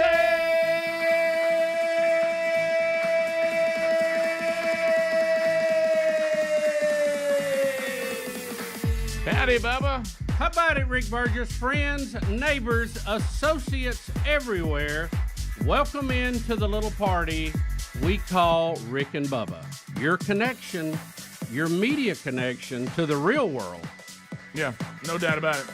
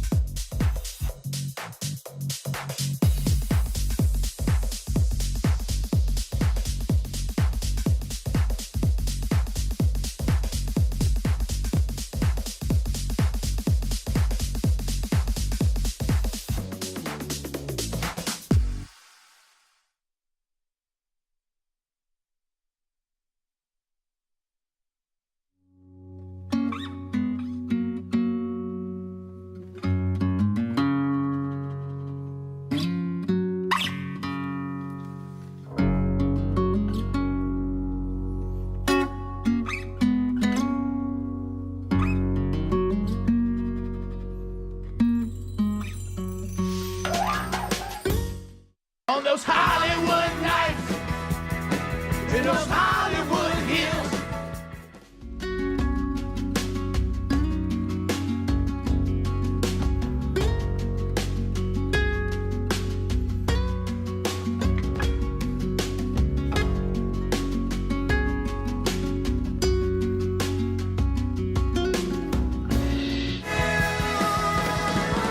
There it is. Them Hollywood nights, Bob Seger and the Silver Bullet Band. Woo! How about it? How about it? How about you? I remember first time I got to go see Bob Seger and the Silver Bullet Band, I couldn't believe life could be that good. I thought, well, I'm actually about to see him right here live in concert. I can't believe it. They put on a good show? Yeah, oh yeah. Yeah, Bob Seger was a hard-working guy. Oh, yeah. He was very, not as hyper, a little cooler and a little more laid back, but that same work ethic of like a Springsteen show kind of. Yeah. But not as Springsteen because I turned to not like lasers and smoke, dancers. At that time, no, the appropriate amount of lighting and gear, for that era. Good sound. Though. Good sound, sounded fantastic. Yeah, and the old Bob, he's a good one. So anyway, we got a lot to unpack today. We've all been gone for the weekend. We'll look back over the weekend. You need to know a new Rick and Bubba University. The podcast is out. Well, got a lot of good feedback this weekend on that. A lot of email. Yep. I think, and I'm sure we were getting the same emails, but you ever had that feeling that you're all alone and you're saying something and everybody treats you like an idiot and nobody wants to hear it, and then all of a sudden you hear, wait a minute. Yeah. Wait a minute. I'm not the only one. Wait a minute. So it is. Yeah, exactly. Some of us have been injured by this vaccine, and so this guy's an advocate, and he's, even though an orthopedic surgeon, obviously he's a medical doctor, and he had an injury from the vaccine. So we're not alone. Oh wow, he's an advocate, and he's got a group that's speaking for us, and he's got 30,000 of us just involved in what he's doing. You know that feeling, and that's what we got. I mean, these people are like, it just felt like we were all vindicated a little bit this weekend to hear. And then but I didn't realize it. Of course, I guess sometimes some of the things we do out of being a little naive, I guess, or I don't know, maybe we don't care, or we just man it so long. I did have some people going, "Hey, man, we're praying for y'all," and I was like, "What are you talking about?" And they were like, "Well, man, that was a bold podcast." I was like, "Really?" I mean, I was like, "Well, thank you." You know, I mean, but I appreciate that. I don't think y'all gonna that'll never make it. That'll never stay on y'all's YouTube channel. And I was like, "Well, I don't know that. I think this is now." I don't think there's much wiping that point of view off the face of the planet as maybe there was before. Maybe I'm being naive. Is it still? Well, I think I got some of that yesterday. I think the dissenting voices are becoming louder as more and more people are having issues, and they can't find what the problem is, and they're having to go back to this. And I think, as we said, I think the medical community ought to just be honest and say, look, some people were hurt by this. Let's try to treat them. Let's move on. It was rushed. It was an emergency, and we did what we thought we needed to do at the time. But there obviously has been some carnage from this. Well, and I think they ought to just be honest and try to help those people and move on. The more we are researching it all seems to kind of land, because this is where it gets a little confusing. There are people that are having similar problems, and to get to the uniqueness of it is a little more complicated, either from actually having the virus or having the vaccine. Right. And so I think where everybody needs to land is people are being injured by the spike protein. Yeah, either one. No matter how you got it, whether you got it through the vaccine or whether you got it through the actual disease. Long COVID is from people who had COVID. The vaccine injury can sometimes cause some of the same problems, and some of these doctors that are now taking this on going, look, you really may be struggling because you had the disease, and you may be struggling because you've been injured by the vaccine, and trying to differentiate between those two can be, and I acknowledge, can be complicated. But anyway, I think where the evil part comes in, and you heard him mention the word evil, which you said, Bubba, I don't think anybody was evil. I think where the evil came in is when the problems started to be obvious and they were continued to be ignored as if they weren't happening. Right. And they kept on doubling down on the vaccine and the boosters and the more and the more and the more and the more. Mm-hmm. And if you're not doing this, you hate people and you're killing people and how dare you refuse our mandated vaccines, and that's where it got evil. If they had just stayed in the pocket that you mentioned, going, look, we're trying to figure this out and help you best you can, make the best decisions you need to, and then doctors changing what they were saying, because of some of the conglomerates that said, here's the talking points. See, all that stuff, that's beyond we had an emergency and everybody wanted something done. And the real point of that, to be able to rush this vaccine through, they could, under current law, they could not have any other treatment that might work. Yeah, that was important, that's too. why they had to discredit ivermectin. And see, that gets into evil, too. And that is evil. Yeah. That was for pure profit. 16 minutes past. I'm a capitalist, but we got to call it what it was. Yeah. So that podcast archive's now available. Rick and Bubba.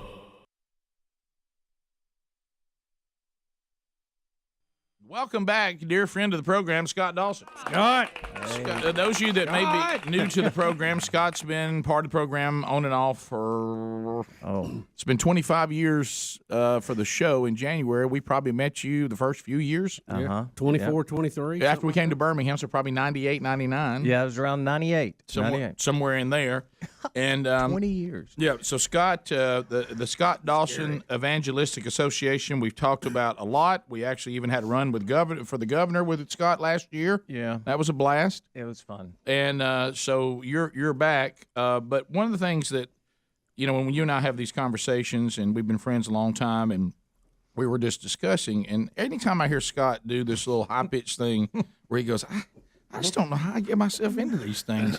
I know that it's time for Radio Gold again. Now, there's been so many Scott Dawson stories over the years. Even those that support, all the work you guys do, around the country and around the world, you always are able to give the ministry publicity, but it's not always the publicity that they might be looking. Some people say there's no such thing as bad publicity. You know what I mean? That's right. But I have to say, we've had some stories over the years that we wondered, didn't we? Yes. And today is funny. It's very funny what you're trying to reel in. And our times of social media. Boy, isn't it a blast? And you have no control over it. I mean, this is the case of something that happens that's outside of your control, and you don't know. If it's out there, you'll never be able to get it back in. So it's like getting toothpaste back in the tube after it comes out. It's all over social media now. So if you follow Scott on Twitter, you're noticing he has new fans. Oh my gosh, it is about every couple of seconds. I had to turn off my notifications because one morning I woke up and I looked at my phone because I turned it on silent, and it was just like page after page after page after notification. I was like, what in the world has happened? What's happened now? I mean, yeah. I get that feeling around here a lot, Scott. What has happened now? And so that's when I realized I'm not the only Scott Dawson in the world, which we know there's other Scott, but there is a professional wrestler named Scott Dawson. You talking about Dirty Scott Dawson? Doesn't he have a more creative name? No offense, Scott, but I mean, if you're a professional wrestler, shouldn't you have a bigger name than just Scott Dawson? Well, I guess that's either the name God gave him, or because he's part of a tag team partnership called the Revival. Oh no! That maybe I need some. Look, royalties Skunk Baxter knows who this person is. Oh yeah. You know Skunk's he's an big. expert. He's big. Okay, so he's relatively a big name in wrestling, right? Oh yeah. So I wake up one morning and there's another wrestler of the female persuasion. This is as good as it gets. Named Sasha Banks. Oh yeah, look at that. Okay, fired him there he up. goes. So Sasha he's on Banks, fire evidently one night after they were together, or I don't know what was going on, but the tweet came out in essence of, in order to be the best, you got to learn for the best. Thank you for teaching me all the moves. Scott Dawson. Oh now, no! Oh my goodness! Twitter handle Boy, Scott Dawson. Attaboy. Thank you, Scott. My Twitter is Scott Dawson. That's it. Yeah. Scott Dawson, the wrestler, is Scott Dawson WWE, to which she failed to put that on her tweet. So look at that's the way it was happening. Boy. So have now, you seen Sasha, Bub? No, I'm trying to. Okay. Google Sasha Banks, and Okay. you. No, well, maybe no. Whoa. Don't Google. Yeah. So but we know that most of the professional female wrestlers, they're not concerned about wearing any clothing that might be cumbersome. Yeah, Right. I don't think Somebody the might use it against you in the ring. Right. So all of a sudden, I mean, people were coming at me from both sides. The ministers, the youth pastors, everybody else. Hey now. Yeah. Thanks for the moves, Scott. Thanks for teaching me everything, Scott. Thanks for teaching me the moves, Scott. So now you have people confused. Oh yeah. I mean, pastors are like having a blast. Oh, on this, sure they going, are. oh, hey, didn't know you had a second moonlighting here. The governor's job didn't work out, so now you're going for wrestling. So did you not also have some wrestling fans that said they were so glad to find out that wrestler Scott Dawson was also an evangelist? Yes, that's the one that really gets me. Really? Is this subculture in our society, which I am getting hammered down from guys like going, hey, Rick and Bubba. Pass the gravy, please. Rick and Bubba. Ooh, it brings me to my knees. Rick and Bubba. I can't start another. Rick and Bubba. Day without him, brother. Rick and Bubba. Ooh, All right, 21 minutes past the hour of the Rick and Bubba Show. 866 We Be Big is our number. Thank you for being with us this past weekend. So Rick and Bubba University, the podcast is available. You can go watch that or listen to it on your own time today. All right, so here's somebody. I do want to say this. Did you see this from Bubba saying, Rick and Bubba, I hate to break it to you, but you are being naive. I'm a nurse practitioner, and there are still boards of medicine and boards of nursing investigating and removing providers' licenses, penalizing and charging them. There are health systems that are removing privileges for providers for saying that the vaccine is causing injuries. Currently, there's a pediatrician that has testified before Congress in the last few weeks, and her health care system has fired her So yes, we are all still being punished if you mention the vaccine has caused injuries. Well, again, back to this, you can be for the free enterprise system, but you realize there's people who will, and there's situations where you don't need monopolies. Right. Because monopolies are not good for the customer. Right. And many times under the guise of free enterprise, we let monopolies form probably when we shouldn't. Right. That's to me where the bumpers are on a lot of these things. Sure. And I think the same thing with medicine. I think when you have too much of a vertical monopoly, it is not good for anybody except the people sitting at the top of the monopoly. Well, and to me, there's also something that's obvious. I mean, even though in this case it may be more, but you and I both knew a man that the flu shot killed him. Yeah. Okay. Yeah. So let's not act like that doesn't happen. Right. When we have these vaccines and these shots and any kind of medical treatment, sometimes they do affect individuals in a way that can lead to sickness, paralysis, death. That you are taking that risk. Now you go, well, the risk is so small. Right.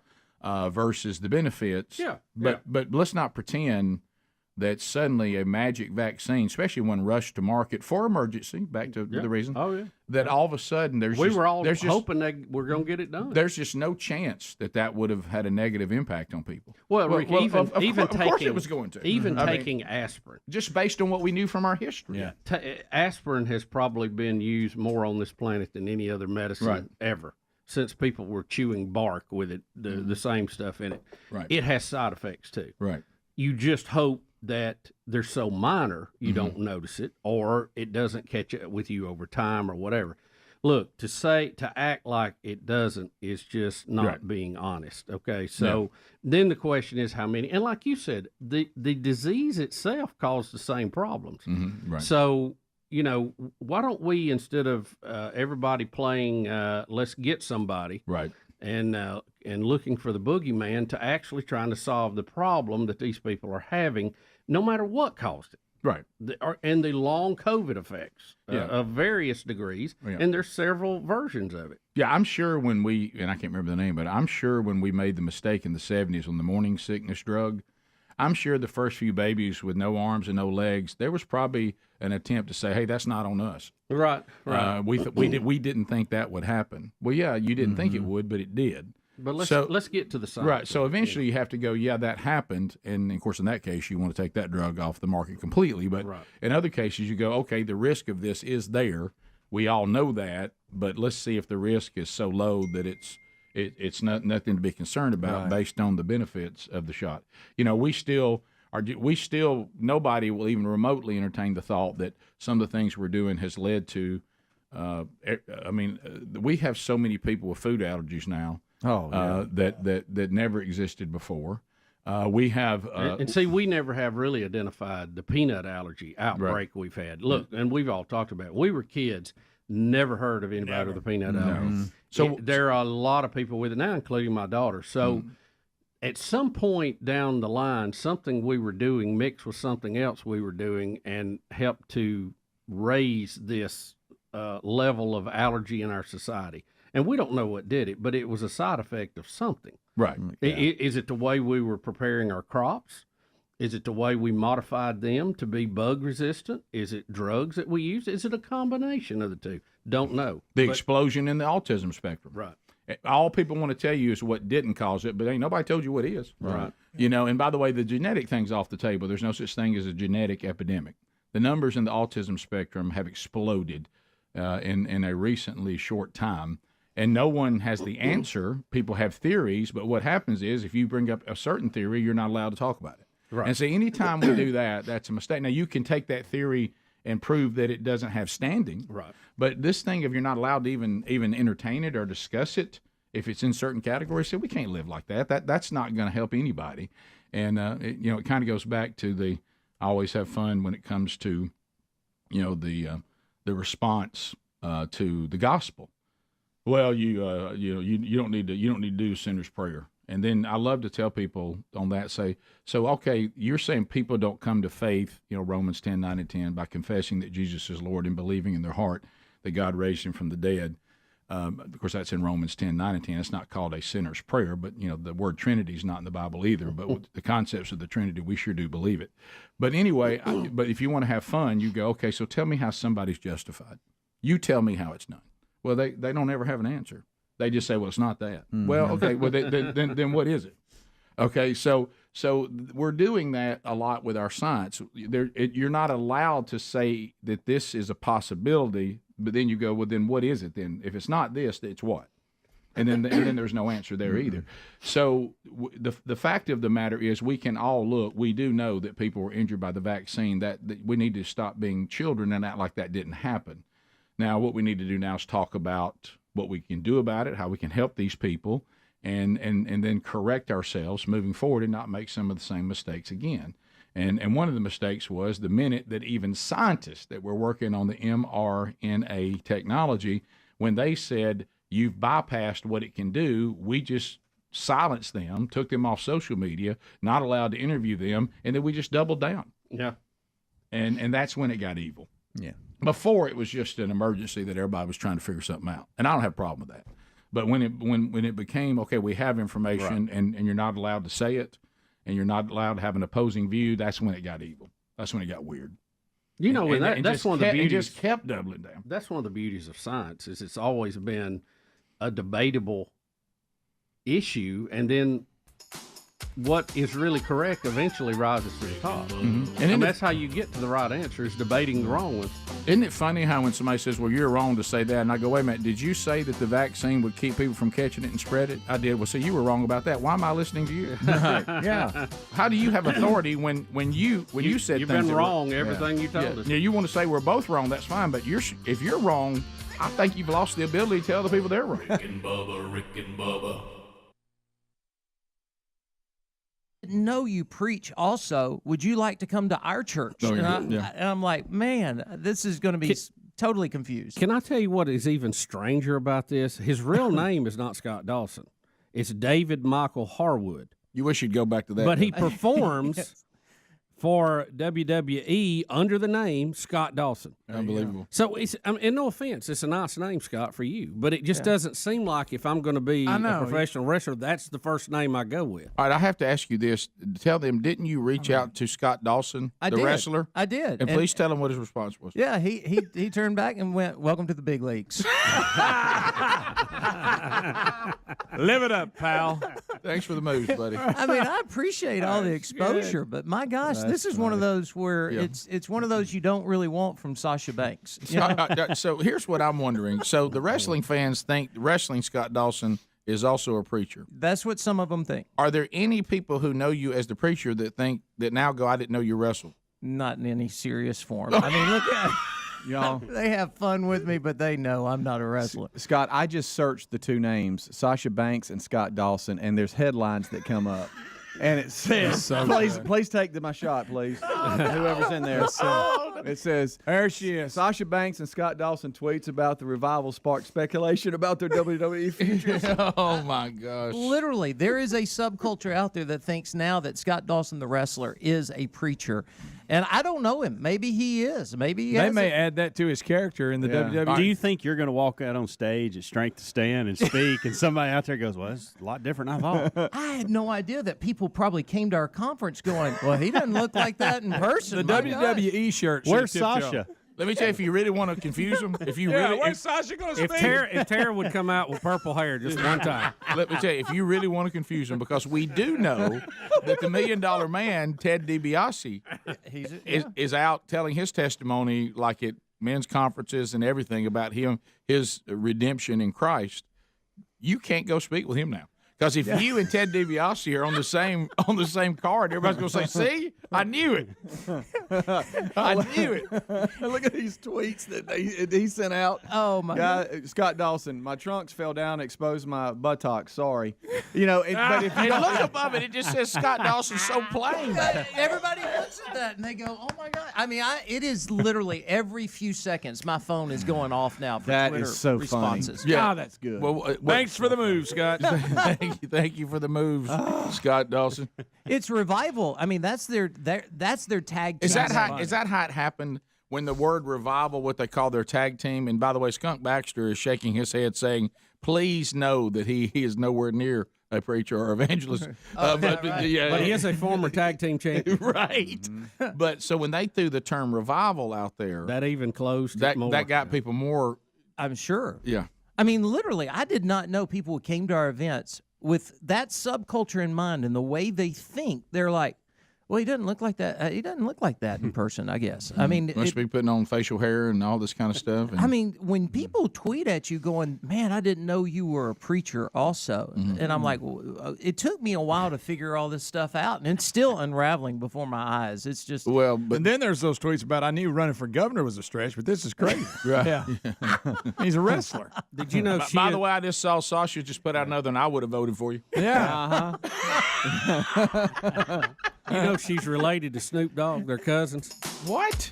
Scott knew that. He told her all their moves. Skunk Baxter's about to have a fit in there. He knows all about Scott Dawson. Bring him in here. Bring him in. We'll ask Skunk Baxter. Bring the beard in. Remember, there's Scott Dawson, and then there's Scott Dawson WWE. That's right. If you want the preacher, it's Scott Dawson plain. I think the Lord is moving in mysterious ways. Yeah. Wrestling fans are coming to your events. Politics didn't work out. Yeah, there you go. We'll be back. More Rick and Bubba next. Rick and Bubba, Rick and Bubba. What's that? All right, Rick, a story out.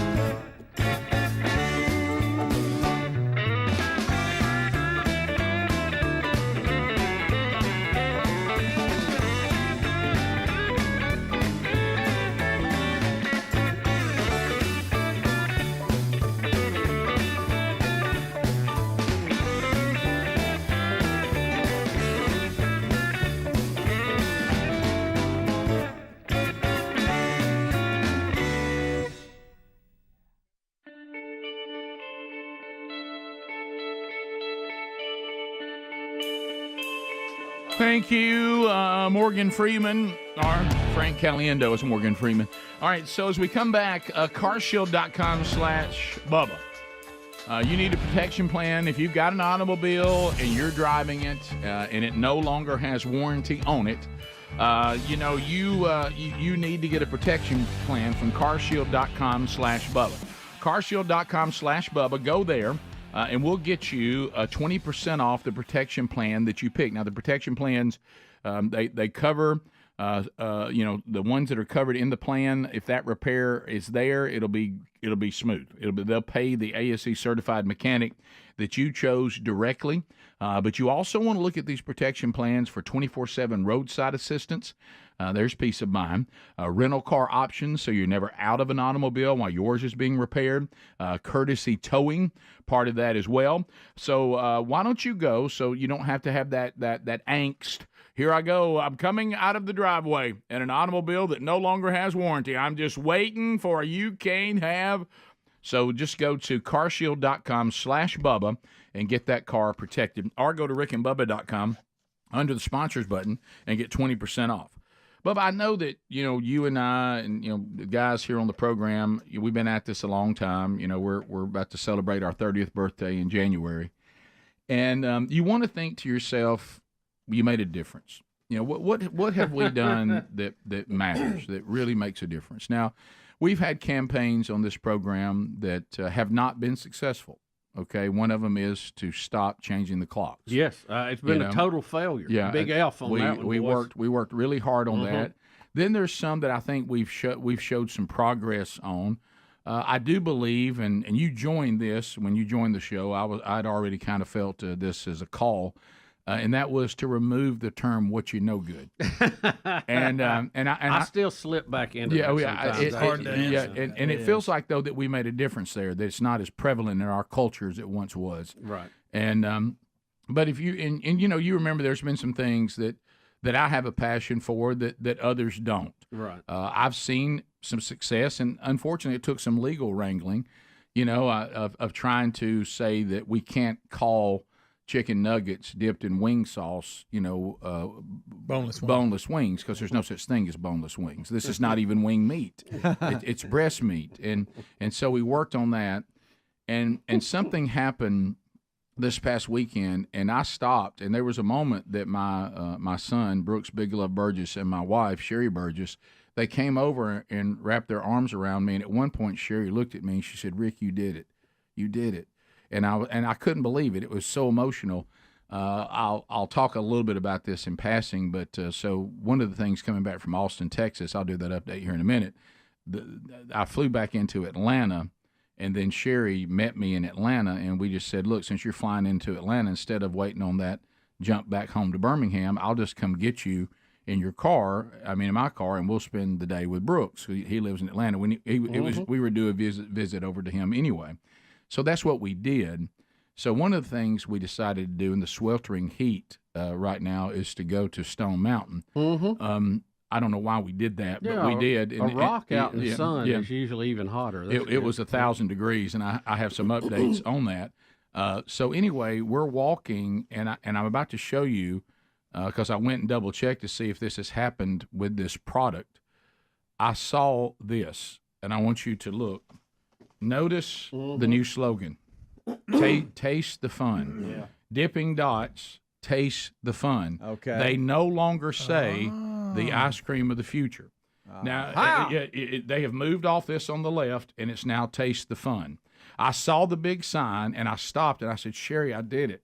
And she walked over. I said, I finally convinced. You got to win. I finally convinced Dipping Dots to stop calling themselves the ice cream of the future. Because if you remember, I would debate every time I'd go into a Dippin' Dots place or come to one of their little stands, and I would say, it's clear you guys have been out so long, you have not replaced ice cream. Bluebell brings us ice cream all the time. It's readily available. You are not the ice cream of the future. You are a tasty treat, and you certainly have a place here, but you have not come in and replaced ice cream. You are fun. You are not the ice cream of the future. So I want to commend. They are fun. I have no problem with Taste the Fun. Do I eat a lot of Dipping Dots? I don't. No. But when I do, are they fun? Yes. They are. Did they replace ice cream? No. So they were clearly not the ice cream of the future. Look, it was a new way to do ice cream. Right. And apparently there's some fun tied to it. I've never really got on that wagon. Yeah. I'm more traditional in my ice cream. Me too. And so I stayed. But if you love it, that's fine. But I was coming down the hill. I still remember where I was. I was walking down the hill. It was 1,000 degrees. I asked myself, is it possible that this heat will ever let up? And I was walking, and I was sweaty, and I looked up, and I saw the Dippin' Dots thing. And just when I was about to be negative, I saw Taste the Fun. And you were ready to give your speech. Listen, and I actually stopped there. I said, everybody stop. And I said, Sherry, I did it. Everybody look. And she looked, and she said, what, did you twist your ankle again? I said, no, look. I said, I did it. And she goes, baby, oh my goodness, you did it. And then she gets emotional. You've made a change. I said, I've made a difference. I said, Dippin' Dots finally listened to me, and they changed their stupid slogan from ice cream of the future that clearly is not accurate, and they're now admitting that they're just fun. They're just fun. Don't you like Taste the Fun? I almost want to call our show that. Look, maybe a new thing here. Rick and Bubba, Taste the Fun. Taste the Fun. You know what I mean? It's just okay. Listen to the fun. Maybe it's better. But it's let's do that. Yeah. Well, Well, it's if everybody would not be, because I can tell you something that means that doesn't mean what y'all think it means always. It means that you have tried something and you enjoy it. Exactly. But anyway, I just got to put that over in the win column. That's the column it belongs to. Yeah, we made a difference. We finally, Dippin' Dots no longer ridiculously calls himself the ice cream of the future. They were out there, and they're not. It didn't. I wonder when they made the official. It didn't run the market over. I wish I'd have got a letter from them. Yeah. Thank you, Mr. Burgess, for pointing out. We heard you. We are not the ice cream of the future. Official letter. And we want to thank you for us doing some work and realizing that really people should just taste the fun. Yeah. Because remember, I said you're a nice little ice cream alternative. Oh, it's a cool little thing. But you're not You're not replacing ice cream. Right. You're not the ice cream of the future. We did not go with you and get rid of the rest. Mm-hmm. So taste the fun. Yeah, and it was the sweet parts when Sherry came over and kind of hugged me and said, "Baby, you did it. You did it. You made a difference." Do you know? I think I've only had Dippin' Dots like once or twice. I haven't ever. had much either. They were good. I'm never drawn to it. They were good. It's not worth it. Rick, it's fine. I understand. Well, they're only available are they in the store? I only see them as vendors. They have full blown shops. Oh, do they? Yeah, like an ice cream I always shop. see a little vendor in an event. Yeah, yeah. Matter of fact, this one at Stone Mountain was a pretty. It was beyond. Okay. It was beyond a stand. Oh. You've seen the. That's where you remember that's where I debated the manager was in one when there were stores. I don't know how many stores. I didn't know they had. I don't know how many standalone stores they have you now. Stopped to debate them about it. Remember, Carrie Lambert was like, "Is he really doing this?" Yeah, I said, "Oh, and, yeah, hurting the sale." Yeah, I said, "Well, I can't let this go." I'm sorry. We might need to That's compile. a step out. You're not the shocking the future. We might need to compile a master list of wins and losses we've had over the years, because I know a lot of times when you have wins, right, people will immediately assume, well, you've always had wins, or you're born with a golden spoon in your mouth or something. But it's been this is even higher. It's beyond. It's a precious metal. I was actually quoting Mickey Dean. I used that line one time. But Greg makes a good point. Why isn't it a golden spoon? Because that's the ultimate. I know. Silver is kind of second place. Silver? I think they use gold for the candlestick. I guess they just didn't really use gold for utensils. Have you ever seen one of those little gold spoon, like baby spoons they used to have back then? Yeah. So that's right. It should have been gold, platinum. Mm-hmm. You were born with a platinum spoon in your mouth. But we have losses. We look more like probably a Major League Baseball player. Yeah. You have a few wins and really a bunch of losses. Yeah. But you just hang on to the few wins. Well, that's right. The biggest win's still on the air. That's the number one. Right. Have we changed the moving of the clock? We haven't. It's still going on. And that hurt. Boy, Dippin' Dots has got in line, though. Yeah, they did. So is that an indicator we may see more wins? Well, I think we had, but some of them are kind of like not direct wins. Like we lost in the food industry, okay, because we had a restaurant, it didn't make it. Rick, but I think we did help change fast food. No question. And I think we brought in the buffalo chicken. We did. I mean, that was the first time I'd ever heard I'm of not it. sure that's correct, but it's not. But I think it is. But I join you in that. Yeah, I don't think that was like something. I want y'all to take keep it. saying it. We had but a it's manager not. from Buffalo, and that's the first time I'd ever had buffalo chicken. I don't. I'm not sure that's. I think that's right. Buffalo sauce been around a long time before y'all opened your restaurant. Put an asterisk beside that. We also were pushing mobile kitchens, and look at all the mobile food trucks my now. goodness. Hey, you can't throw a rock without hitting a mobile food truck. I had a guy who's wanting one. I'm putting that in the wind. A guy who's wanting one. Hey, he's trying to put one together, and he was telling me all about it and showed me some, kind of honestly ratty one somebody had found for him. I said, baby, if you could have found the one we discarded, you talk about it. Didn't get a lot of use. Yeah, no, it was practically brand new. And remember, y'all were kind of anti Pac-12. That's going away. Yeah. Bubba, I do feel like pizza. I'm putting that down, Pac-12. I do feel like pizza in a cup should have taken off more than it did. Now, Bubba, that was your discovery. That was brilliant. I'm not giving you buffalo chicken. No. There's a debate. There's a debate about pizza in a cup. Was it Steve Martin or me? Right. That's a legitimate debate. That's a fair argument. But you got buffalo, though, right? I'm putting buffalo chicken down. We'll be back. Bubba, Rick and Bubba.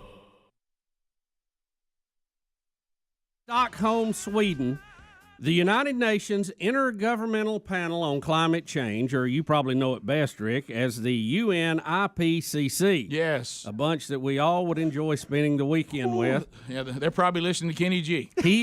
That group is misleading humanity about climate change and sea levels, according to a leading expert who served on the committee.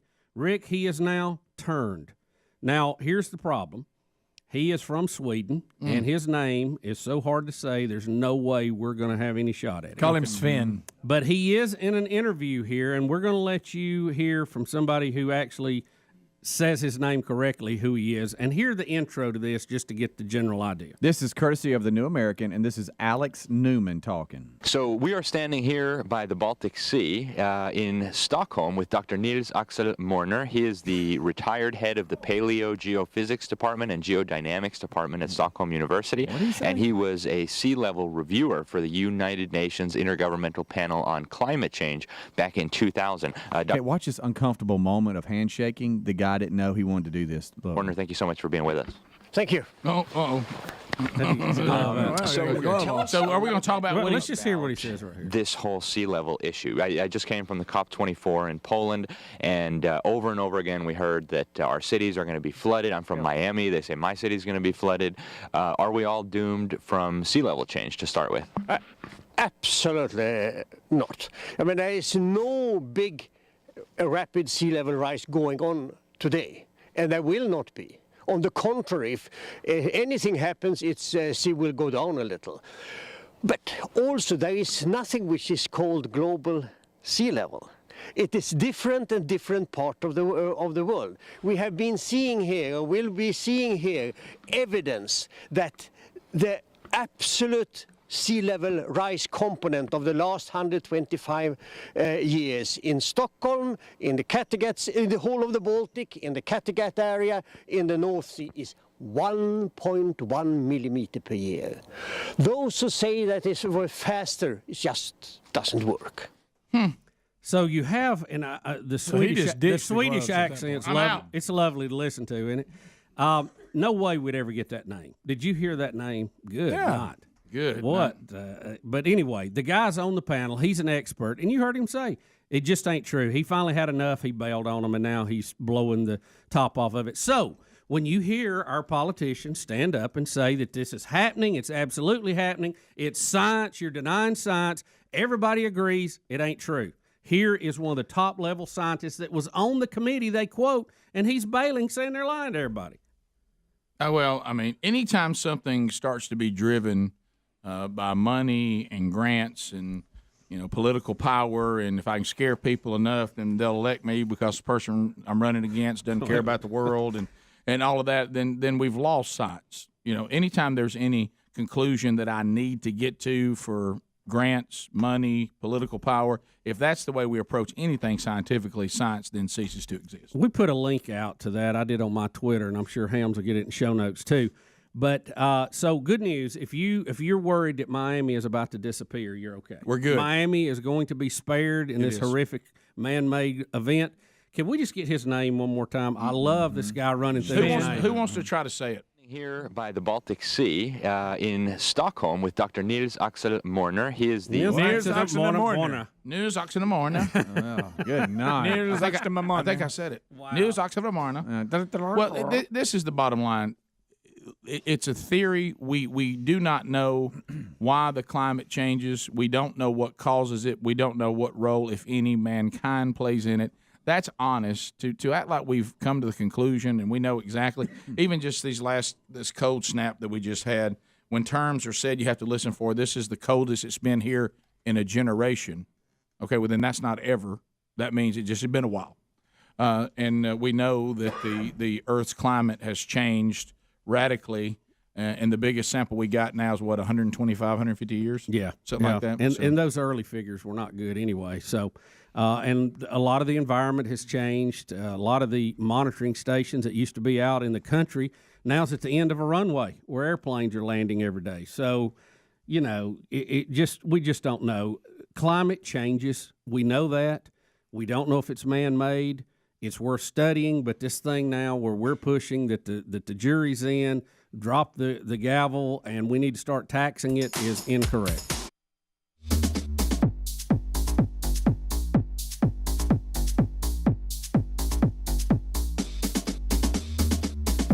All right, 9 minutes to the top of the hour. The Rick and Bubba Show. Thank you for being with us. 866-WE-BE-BIG is the number. We'll do weekend recaps continuing going forward. We had a little story there. More still to come. We'll look at how was Austin, Texas. We'll update you on that. Also, a new Rick and Bubba University, the podcast, available today, and you can grab that wherever you get podcasts. So, Bubba, you were saying in the break, is there something that you've given to Adler today that has to do with the ongoing plight of pickleball? Is that correct? It's been a big topic here on the show and in the country, and I see a lot of people out playing it. And there was a discussion broke out this weekend about some of the rules of pickleball, and I don't really know them because I'm not playing. And one thing and another, and not only the rules on the court, but there's also the stages of pickleball that you have to realize. You got to know what you're up against in this. Yeah, and again, that's another group that we need to do for them what we did for Dippin' Dots. Right. That is the worst name ever. And I agree. And it needs to be revamped. And couldn't we get that done in a fairly short amount of time? I know the founder's dog name was Pickle, but can't we? That's not even. Is that not true? That was a rumor going around. That's a myth. Oh no! So what? How now that? What is it, Coach? How did it get to? I don't know. I know that's not the case. So that's what they wanted you to believe. Oh, really? So they said it was a myth. Okay, so I thought that was the answer, and that actually helped me to kind of somewhat move on and still have disdain for it, but minimize the disdain. If it was apple ball or orange, lemon ball, I think it would be more. I just don't like pickles, I guess, is one reason. Well, I do. Cucumber ball doesn't sound right, but technically that would still be pickle. Well, it would. It would be early pickleball if you just want to get down to the like first highs and lows of it. But here, Rick, I noticed this little thing. Somebody had sent me. These are the various stages you go through of pickleball. Okay. Pickleball? So this is what my grandma's been up to. Like if non-athletes tried playing an actual sport. It's like small tennis, big version of ping pong. So many old people. What is going on? It's like if a senior citizen home had teams. I guess we could give it a try. You have your racket? Got my racket. You got the wiffle ball? Got the wiffle ball. Love, love. Oh, easy. Everybody's so nice. The older they are, the better they are. Hey, Brad, good to see you, man. Barry, how we doing? Jenny? Up at 5 a.m. Can't believe that. How did this happen? I didn't even know about this sport 2 months ago. Look at me now. Is there anything better than dinking? How do we get to play with a good player? Getting into that group text is harder than getting into the Pentagon. Yeah, I work from home 3 days a week now, so I can play more pickleball. Just won my first 4-0 tournament. Yeah, not gonna be playing with the 3-5s anymore. Or talking to him. I actually quit my job today just to play more pickleball. Yeah, in about 6 weeks I should be homeless. Have you guys ever heard of pickleball? It's the greatest sport ever! It's like tennis, but it's fun. Sounds pretty good. Wow. So wait, maybe call it fun ball instead of go pickleball. From disbelief to all in. And then they could say taste the fun too. Yeah, see? Yeah. But the pickleball, there's just so much there. They could actually sell Dippin' Dots at pickleball tournaments. Maybe that should be their line. Taste the fun. Yeah. Well, I guess what they would say back to me is what I have been saying all along. We've created a society, which I want to tell all of us here, if we're not able to thrive in the mediocrity of right now, we are losers. Yeah. Okay? Because right now, you can thrive with very little talent and with very little anything. And I don't think pickleball could have done what it's doing in any other society than the current one.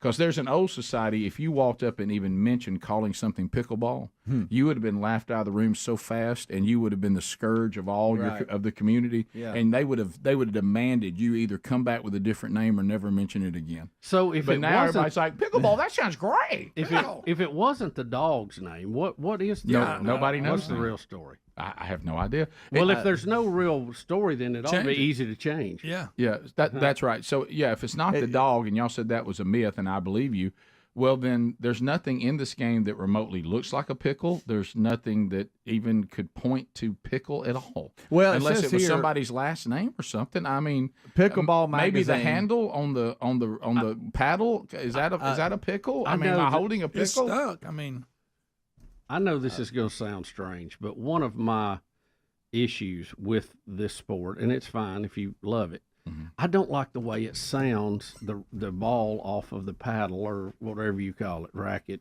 I don't guess it's a racket because it doesn't have strings, but I don't like that tinny sound that it. No, I know that's minute to me, but it's just I don't like the way that sounds. Can I tell you something? I actually understand that, and I was repulsed by it in that video.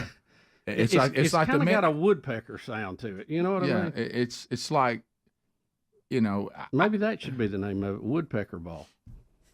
I think that's still got a pickle. I think you could actually shorten it up. You'd have something. Yeah. That name. Now we're back to pickle. Yeah. So it's let's not go down that road. I don't think that's going to help us. Not a big. A lot of folks are saying it started in the summer of '65 and was founded by Joel Pritchard, Bill Bell, and Barney McCollum on Bainbridge Island in Washington. Within days, Joan Pritchard had come up with the name pickleball in reference to a thrown-together leftover non-starters of the pickle boat of crew races. That's the story. That's the one. What is that? I didn't understand. I don't even know what you just said. That doesn't make sense. That's the one. It said, "Help Daddy out." Read it slower, and open your mouth wider. Well, I think there's a little mumbly there around the boat. And use a comma in there. It's almost like it snuck up on you. Like, what in the world is this?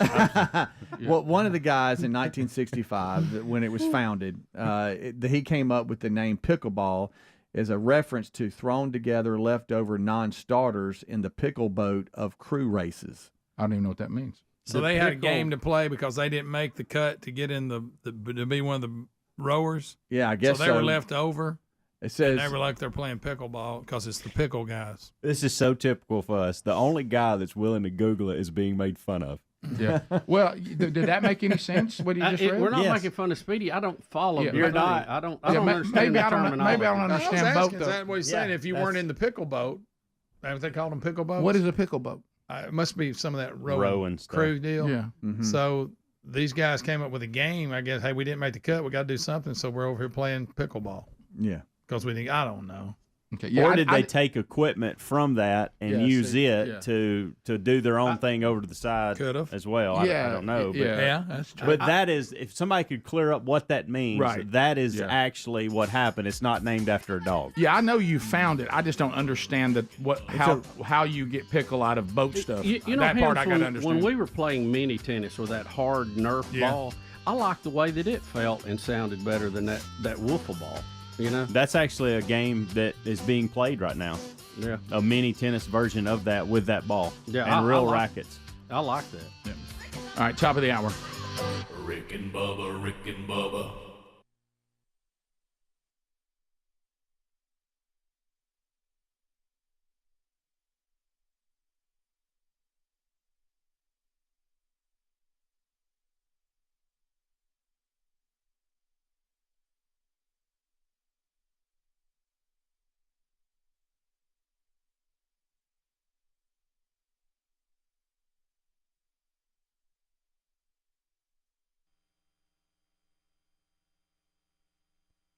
This is a story been brought up. We were talking about the story in Queens, New York, with Casio Kid Cortez, how Amazon was wanting to come to Queens and set up a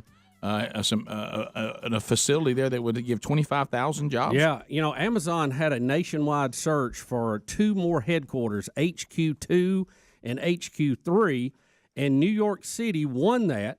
It was going to be in the Queens area. Part of the package now, and this is a complicated deal, so you got to stay with it all.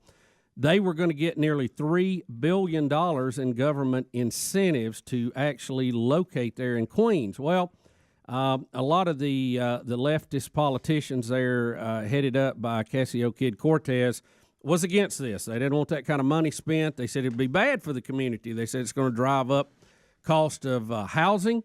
A lot of other things. The governor and the mayor there said no, said, look, this is an investment. They're going to be giving back millions and millions of dollars in tax revenue year in, year out for decades. So it actually works out for us to the positive. Well, after so much ruckus was raised by these progressive activists, union leaders, and some of these far-left politicians, Amazon has pulled the plug on the deal.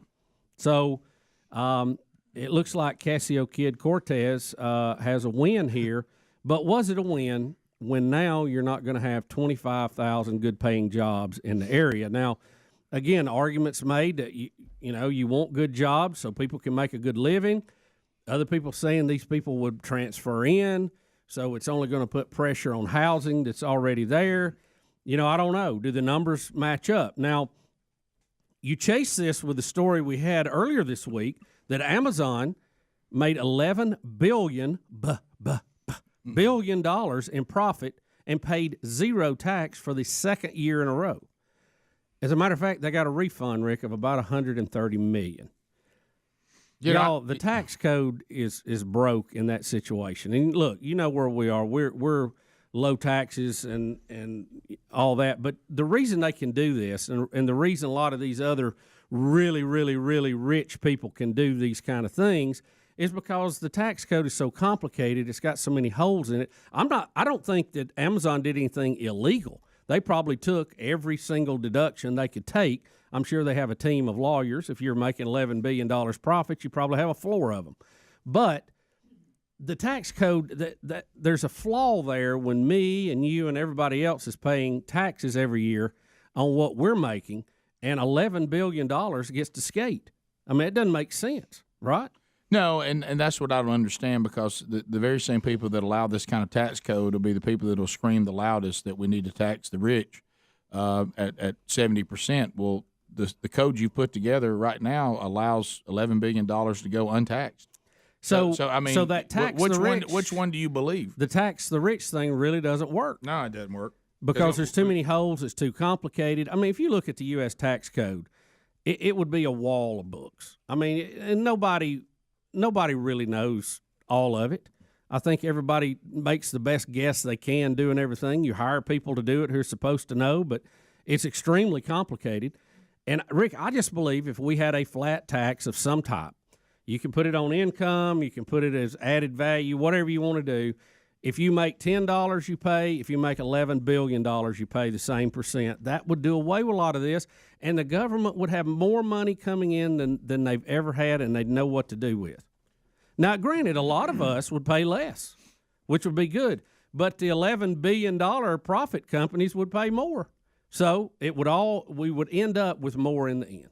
Well, and the reason why we're never going to see that is because you can't play politics with a flat tax. No, you can't. If everybody is taxed at 10% with no deductions, there's no political games to play. Now, you're going to have more money in the coffer than we ever had, which they tell you is the end goal, but you can't play politics with that. You can't pit people against each other. Everybody pays the same percentage. People who have more money, their percentage equals more money. The people who have less money, their percentage equals less money. But it hits everybody the same, no matter what you got. And if you don't believe they don't love the politics of it, you'll have politicians that will demonize the loophole that legally was taken by Amazon, and then you'll check into their life, and they took the same loophole. Yeah. So, you remember when John Kerry moved his boat so it wouldn't be taxed at the rate he said everybody's boat should be taxed at. Rick, after helping to pass that tax in Massachusetts, then anchored his boat 500 foot on the other side of the state line so he wouldn't have to pay it. Right. I mean, it's just a game. And if you go to a flat tax, you take that game away. It's just common sense. I don't know why. And while I do know why, because the politicians lose power pitting us against each other, for one. But now on this thing of incentives, $3 billion sounds like a lot. I don't know the numbers. The governor and the mayor there made this proposal. They seem to think it worked out. But you have to have incentives, and I don't really blame Amazon for getting the best deal they can get either. I mean, that's crazy. No. If I've got a company and we're looking to locate.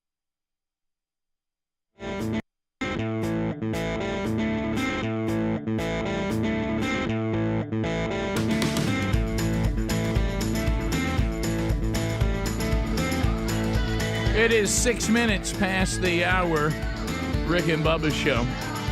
Living out on the bleeding edge of technology, from Sweet Home, Alabama to the world. On a variety of platforms, both live and archived. Find them all at Rick and Bubba. Spell out the word and.com. Speedy, the real Greg Burgess, Helmsy, Eddie Van Adler. Team Rick and Bubba all here. Welcome back, Bill Bubba Bussey. Rick, glad to be here, and thank all of you for joining. You know, we were talking about the list of things that we have wins and losses in the past. You saw the paperwork come through. There's one thing that I did not think would ever happen, and it may not last long, but in September, it appears, if everything is on schedule, something else will happen that we said the odds of that happening were not very high.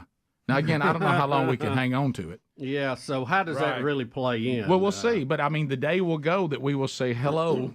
But I will tell you all that Bubba and I and the guys thought the notion of a terrestrial radio station joining the Rick and Bubba radio network on a major city in the Northeast would never happen. And it looks like in September it is going to happen. Now, I don't know how long we can hang on. And we call me when we're hot. Right. But right now, did somebody lose a bet to the travel show? What happened here? Huh? Hey, can I tell you? Can I tell you something? Can I tell you something? I got Greg for the mouth. He doesn't even know. Can I tell you something? You're actually not that far off. Huh? He doesn't even know. And he got that close to it. I'll tell you in the break, but you're not that far off. That's funny. So anyway, the paperwork is in. I'll just say that, and we'll see. But that'll be interesting. But I do want to talk a little bit. So I was telling Bubba that I saw a lot of things that have happened. I know we talk a lot on the show about the supernatural. I will say that the power of the prayer of the people in my life and all of you out there, we've talked often about how powerful your prayers are. I know that I need to be concentrating on some of the supernatural things I got to see about people's lives being changed by God, and I know that's more important. But I thought you were going to talk about a miraculous healing. Right? Well, I think I saw the commercial airline be healed. Right. I cannot believe, because you don't know how anxious everybody was, because Austin, Texas was kind enough.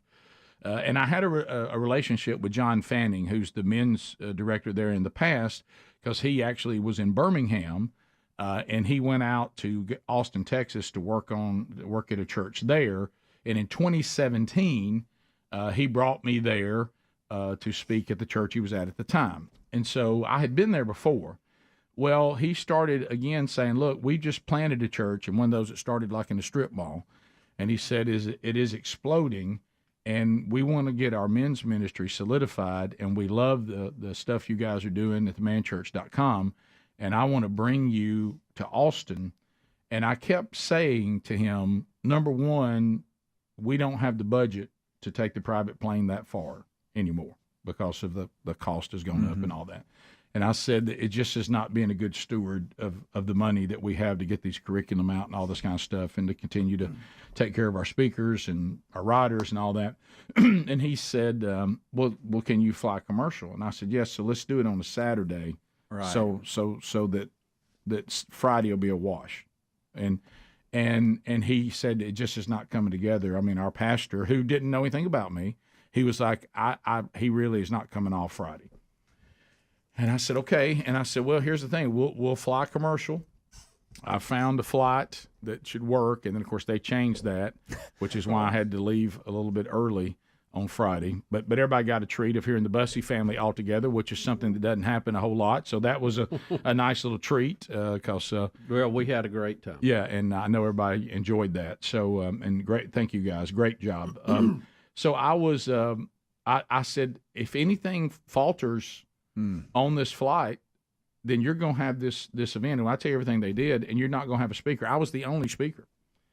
And I said, are you in? He said, I'm in. He said, we're going to start praying right now. And this was months and months ago.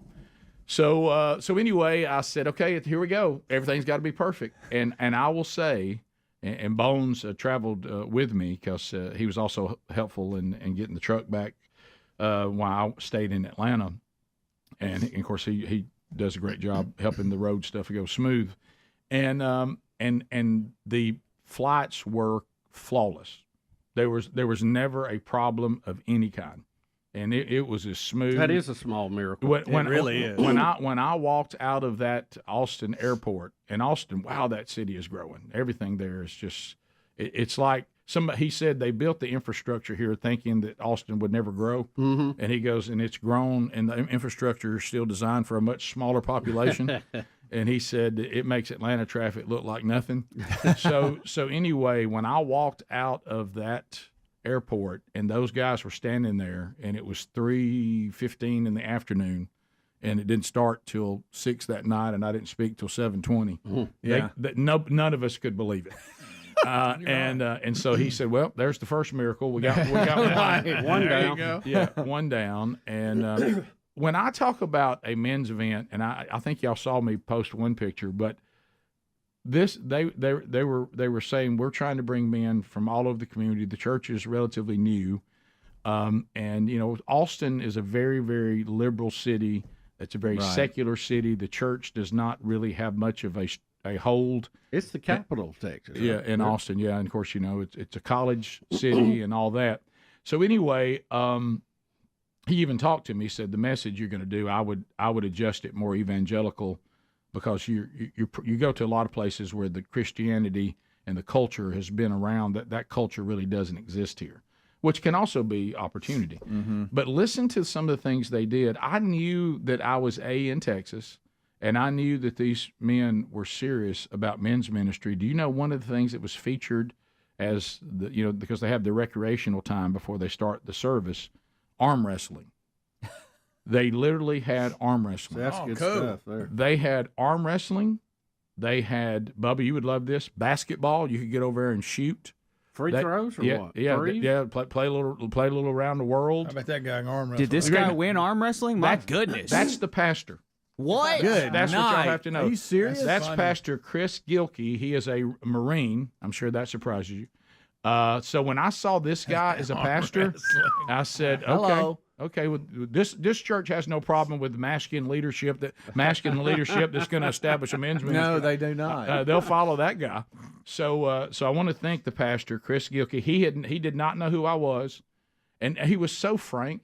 He said, "Look, I told John, this better be right." He said, "I better like him." And John was arm wrestling. John was like, "Yeah, I'm kind of on the line on this one," and I really hope you do a good job. So anyway, and also I met the associate pastor that I simply nicknamed Daniel the Swede. He was from Sweden, and then of course Jamie Jordan, who has been in the loop on this show, knows everything about this show, does not miss a podcast archive. Is completely in the loop, knows all the language, knows everything. Really? He's been an ambassador for us there. And I got to meet some of the men who said when they started promoting that I was coming and put the Rick and Bubba logo there, that I'm co-host of the show, that they all started Googling the show, started listening to podcasts, listening to the TuneIn app, watching the YouTube channel, so that now the show's building there a little bit. And so they had axe throwing, basketball, arm wrestling. They put the old school video games in the lobby. Oh, yeah. So all those old school video games were there, so men could do that. They had a mechanical bull. They had a mechanical bull that men were riding. Did you get on it? I did not. And so that was wise, Rick. Yeah, it was really incredible. That's pretty good. Let me tell you what they did. Those men, led by John Fanning, and of course over the leadership of the pastor Chris Gilkey and Jamie Jordan and all those guys, they got after it. They got their men in the community to bring lost men into that church. They used all this stuff to get them there. They got them in the room. They promoted locally. See, a lot of times where some of the local churches have got to do a better job is they'll want to have an event and they'll want to bring in, but they won't promote it. They don't do a good job of promoting it within the church. They don't get out there in the community and promote it, and they just depend on either the show or whatever to do all the promoting. Well, there's only so much we can talk about, and there's so much we can do. You got to get on the ground. And then they're in Austin. What kind of footprint do we even have? Yeah. I mean, it's building, but it's not, So sometimes you lean you can't just decide to have an event and then you don't do your job on the ground of getting the word out and getting your men to bring people in. Right. And there they did a really good job of that. And I'll come back and tell you a little more of how it all played out. But it was an incredible experience, and I cannot compliment those men on the ground and thank the pastor for trusting us. But I love that the pastor and his Marine self making it clear, don't mess this thing up. You better do a good job. Yes, sir. Rick and Bubba, Rick and Bubba.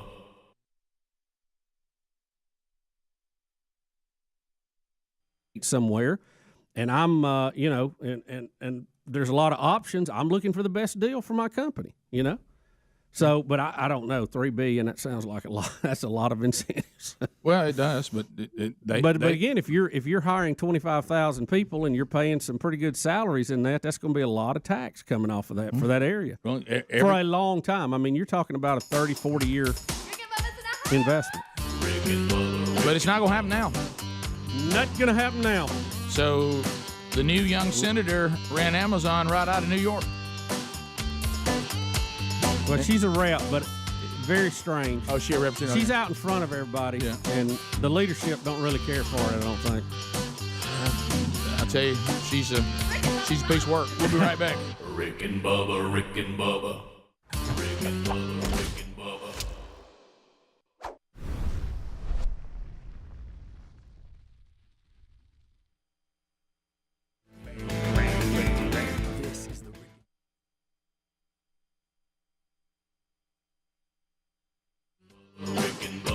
This is the Rick and Bubba Show. Watch more at blazetv.com/Rick and Bubba.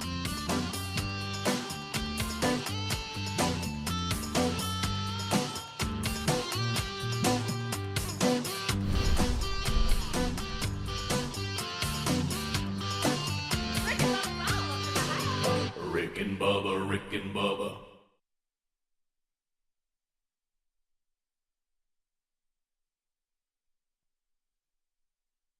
Is not with us today. He is in Colorado Springs with Andy Blanks, and they are going to be doing an interview with Focus on the Family, dealing with men's ministry. So they're taping that. I think it'll air sometime this summer, and Rick should be back with us tomorrow. But we will hold the fort down till he gets back. Boy, there's a lot going on nationally in the news, and a lot of it very disturbing. A lot of it happened Friday. We covered some of it Friday. It's got more, kind of rolled itself out and everything over the weekend. The interview on 60 Minutes last night, I don't know, did any of y'all see that with Andrew McCabe? Did you catch any of that? Did not. I did not. I've seen some of the reports from the interview, but I did not get to see it. Did you? Yeah, I saw part of it. I didn't see all of it. I saw a part of it, and we'll break some of that down today. It's just very disturbing when you have people who decide that they're going to pull a coup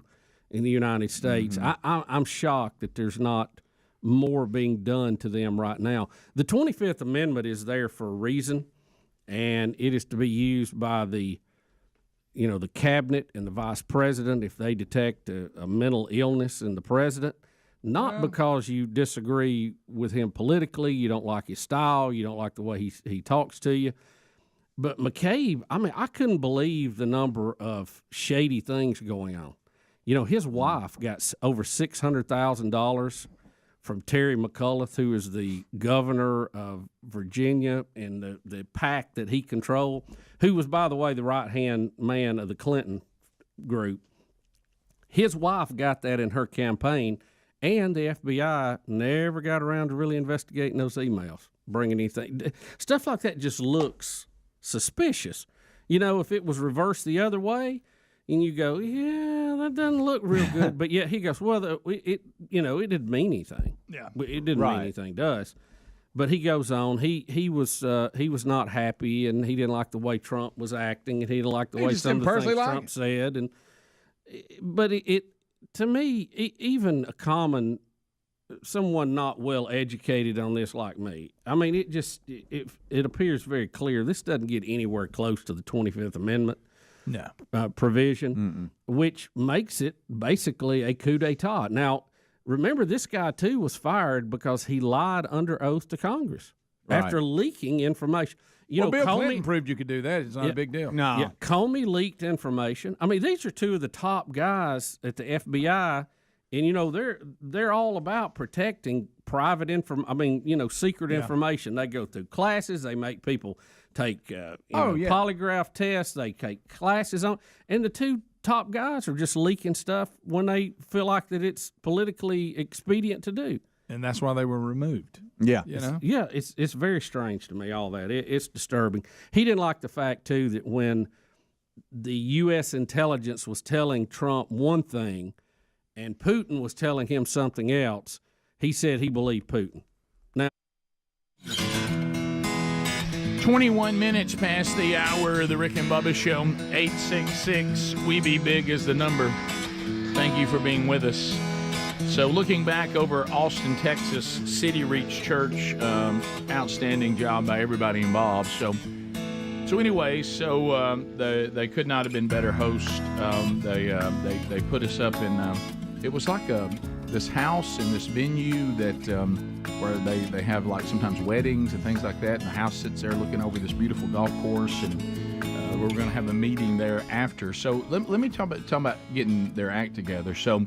They had all the things they had. They got into the community. They were hoping and praying that they could have somewhere around 300 men. They ended up having 440, what I think was the official count.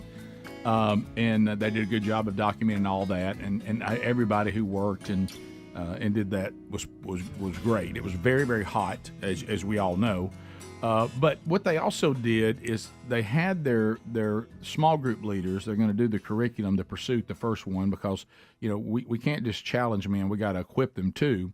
So all of the leaders of the small groups were already ready. They'd already been becoming familiar with the curriculum. They were all available for these men to go right then after that and go pick one of these. They had them every single day of the week, by the way. So this is what they had set up. So after the service, and I'll tell you a little bit about the service, they had all of these small group leaders meet over at that house where they had us staying. They brought in chicken wings, and those men then got to meet with me after and ask any questions about the curriculum, and me kind of help train them to get them ready for what starts today. I mean, they understood that this discipleship strategy and were implementing it to perfection. And so that was buffalo chicken. And they said they did not know. They said, we started checking your bio, and I said, I noticed you have buffalo chicken. They said, well, we did that because you invented it. And I said, well, thank you. Everybody knows that. But you ever notice how you try to look after somebody? So I'm sitting there now. Keep in mind, it's 10 at night when we're still talking here, and wow. So Bones is excited about what we saw because at the service, and they did a great job of this.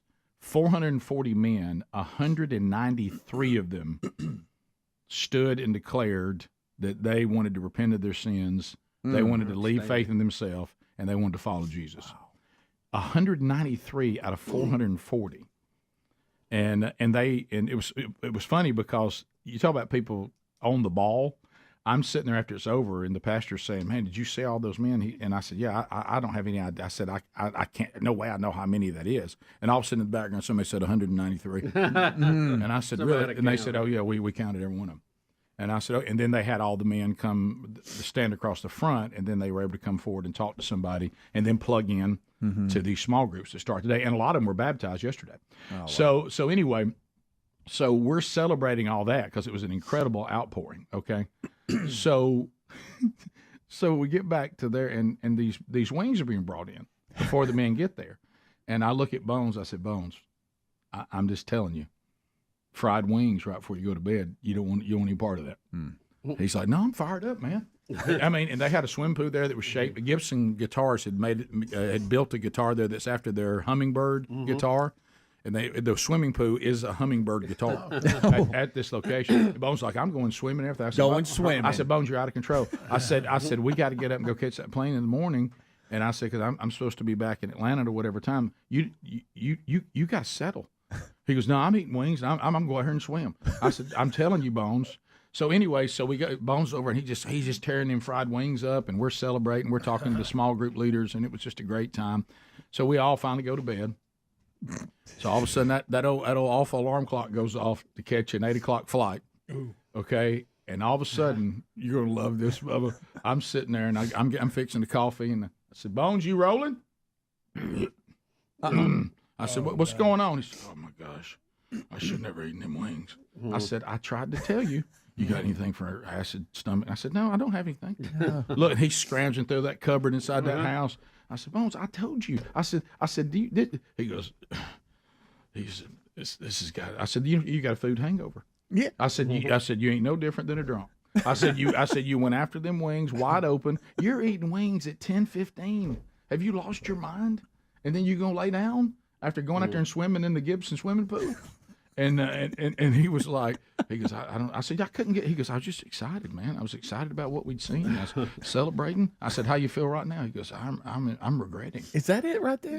Yeah, that's it. That is cool. Yeah, that's the place we stayed right there. Really? I got to tell you, I'm with Bones. I might have to jump in there. Oh, there's no doubt. That's amazing. Yeah, right. Yeah, I'd have to swim You in hear that. Cody's out there. Yeah, oh yeah, sure. I'd be swimming in that in a minute. Yeah. Wow. And so the wings were sitting up with him. Oh yeah. Oh, those wings rode all the way back to Birmingham. You know what I mean? He kept asking him how about they say he was a little Bones. I said, yeah. I said, you want anything on the plane? If they ask, they may give you more wings. He goes, no, I'm good. I said, Bones, look, they got almonds. You want some almonds? I'm good. I'm good. I'm good. So you changed his name to Short Ribs? Oh, but I appreciated that. But these men are going. I don't know what they're doing tomorrow. But you and I got to get up and go get on this plane. You don't want any part of this. No. And our stomachs. Bless him. Yeah, he was so hungry. He was so hungry, so excited. Yeah, so it was incredible and went great. And then all the flights back to Birmingham, none of those were flawed. We got there in time. Sherry picked me up. We spent the all day with Brooks and got to go see him there in Atlanta because he lives in Atlanta. One of our middle sons. And I'll tell you, it was interesting. You know, we talked a little bit last hour about us going to Stone Mountain. What we did there, we got this place that we always love to eat for lunch there, and we're there. We ate there. Then we went to a coffee shop. And we had some coffee, just catching up on how his life's going.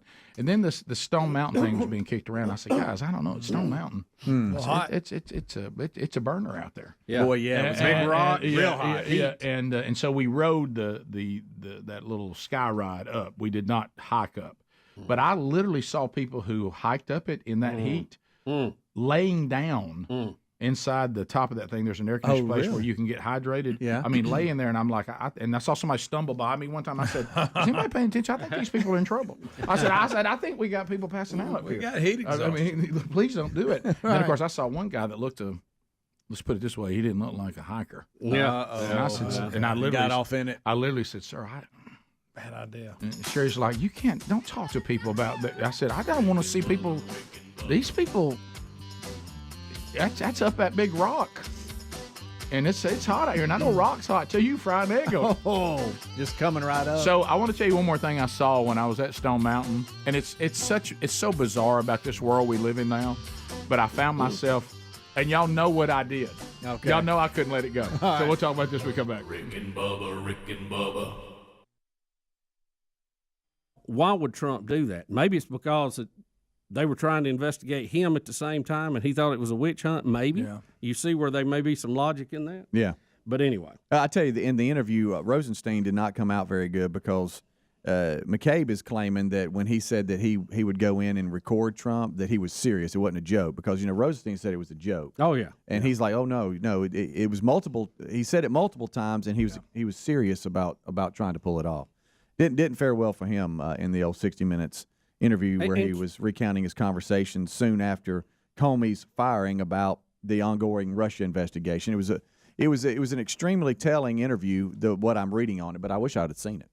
Well, if the FBI feels like there's a situation they need to investigate, certainly that's not a crime. But at some point, when it just goes on and on and on, and you have nothing coming out of it, don't we eventually go, doesn't look like anything's here?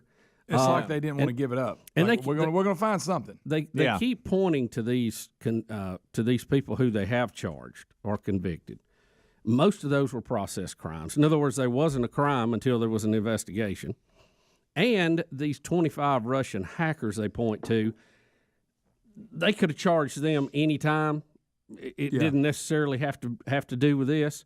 You're never going to get a hold of them. You don't even know who they are. You don't have some of them by name. Yeah. But do the Russians try to tamper with our elections? Absolutely. So do the Chinese. So does everybody else. And honestly, the U.S. tampers in some foreign elections too. We know that. So I don't know. I don't know what they even.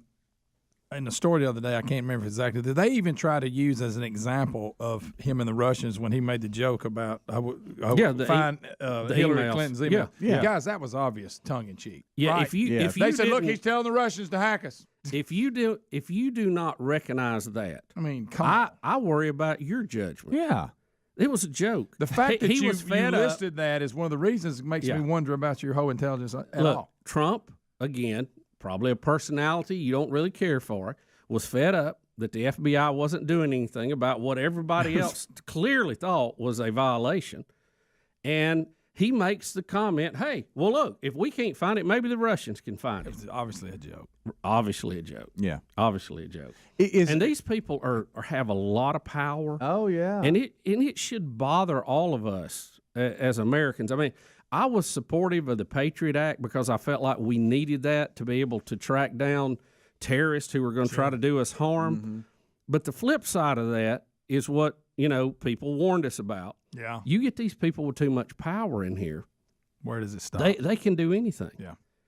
And you see how they were thinking, and Peter Smirk, whatever his name was, and Lisa Pate. I mean, all that stuff, that really, it bothers me when I try to go to bed at night that's our country right now. Yeah. I thought it was kind of interesting, too, seeing old Rob Rosenstein, he's still the Deputy Attorney General, right? Is he? No, is he I think he's gone. Is he gone? I think all of them. Oh, okay. There's been so many. I don't know. Anyway, where he said that he felt like he could get some cabinet members to go along with it. Yeah. Well, claimed he had a couple. Claimed he had a couple. And under that again, that amendment, joke of him being recorded, he brought it up in multiple times. And also, they say McCabe said he brought it up the following day again. He brought up the conversation again. Well, I highly doubt that. Yeah. I highly doubt that any cabinet member was like, we need to. He claimed he had a couple. Well, a couple go along he with can it. claim all he wants to. He claimed a lot of other things here that's crazy too. So, look, a cabinet member is appointed by the president, so they're going to be somewhat loyal to the president, even if they disagree with him. I think the only time you do that is when you see somebody who is mentally ill. I mean, they're sitting in the corner, playing with Cheerios, exactly. that kind of thing. Not you disagree on policy or something. Yeah. So anyway, we'll look at some other things we got to cover today. It is President's Day, and it is the Rick and Bubba Show. Thank you for listening. Rick and Bubba, Rick and Bubba.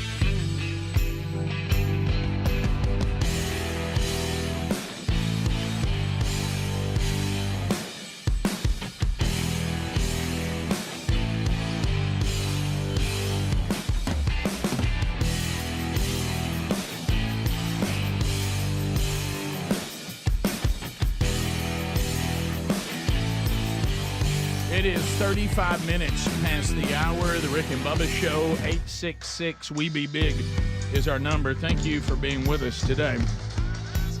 Also getting great reports from last night is Scott Gorosky in Starkville, the land of 96-1 at First Baptist Church, Starkville. They finished their first year of the men's discipleship strategy, and Gorosky transitioned them to the next year where they go into curriculum number 2. So thanks to the folks at First Baptist Starkville last night for being such great, gracious hosts with Scott Gorosky as well. All right, so LinkedIn.com/Bubba, you know, and you hear them talk about this a lot. You know, there's other competitors. Everybody can throw a lot of people at you, but a lot of times you don't just want a lot, you want the right people. So LinkedIn.com/Bubba certainly delivers and puts your opportunity out in front of millions of people, but they're going to give you screening tools. When you get down to interviewing, you're not wasting your time interviewing people that don't have the basic skills for the position. So they help you with that. That's why small businesses rate LinkedIn Jobs number one in delivering, here's the key word, quality hires versus the competitors. They help you find candidates worth interviewing. Nearly 50 million job seekers visit that site every week, and you can post your job, your opportunity, for free by going to linkedin.com/Bubba. That link is also available for that free post at rickandbubba.com under the sponsors button. So put linkedin.com/Bubba to work for you now more than ever. Small businesses are saying, man, where are the people that can do the job? They'll help you find them. So one other thing I wanted to talk about, we've become revisionist in this country, which we make fun of all the time. Yeah. So have the great time in Austin, Texas. Everything goes great there. And get to Atlanta, having a great time visiting with Big Love, getting update what's going on with him. And we're having a great day. We go to Stone Mountain. So, there was a push back during all the riots that the engravement there on Stone Mountain of Robert E. Lee, Andrew Jackson, who else is up there? Isn't it? I forget who the third person is, or maybe the third person's unknown. I don't know. But Jefferson Davis, maybe. There you go. I think that's it. Trump. So, yeah. and Donald Trump. And Donald Trump. But what? It's something that none of us are excited about. A civil war, like you say, because you're losing Americans on both sides. More people died in that war than any other war because everybody. Or all of them combined, I think. Yeah, because everybody. And so this is it was engraved into the rock that is Stone Mountain, and there's those three men. Well, they obviously were generals and leaders of the Confederacy and all of that. So we know that you now can no longer speak of such things. And they don't really know how to remove it because it's almost like, it's an amazing piece of work. And so I don't even know how it got in there. I visited when I was a kid, driving through there. But it's been, I don't know how long since I've been there. So those of you that are not familiar with this in Georgia, outside of Atlanta, so they do shows where they do laser shows, and there used to be there's shows, and they do all of them every night. Now I will say this before I get to this part. I appreciate some of your commitments out there, parents. Y'all realize how hot it is right now in the South? Whew. I saw people. Now the show that they're going to show on this big rock and all the lasers and the explosions and all that, I don't know what the modern show is about. Some of them are patriotic. They used to do one that even talked about the Civil War stuff. I'm sure that's not allowed anymore. But it's 9:30 at night Eastern time when that show starts. There were people sitting in chairs with blankets laid out with children at 3:00 in the afternoon. For that? And I'm like, that's impressive. Y'all got I've seen it. I don't know if I'd wait that long. Y'all got 6 hours? You going, what? Rick. No, I saw it. And I was like, what are y'all going to do? There's not enough to do. Once you've done putt-putt, how are you going to? So, which we did play putt-putt, by the way. And did you? Well, you realize the family was a little rusty on putt-putt. Okay. But did you win it? Well, I think we all know the answer to that. But, and of course, Sherry got mad at me because I kept talking about that. I said, some of us are just an athlete. I don't even know. You trash talking that too? Oh, yeah, of course. And then she finally said, that's it. We're not keeping score anymore. No. We're just going to play for fun.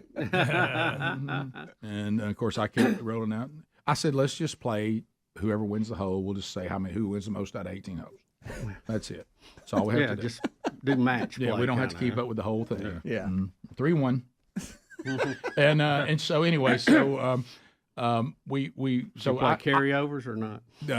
I kept looking at those people, and I marveled, and I started thinking, all right, his blanket is down. He's trying to get over in the shade over here. His wife's here. These kids are not that old.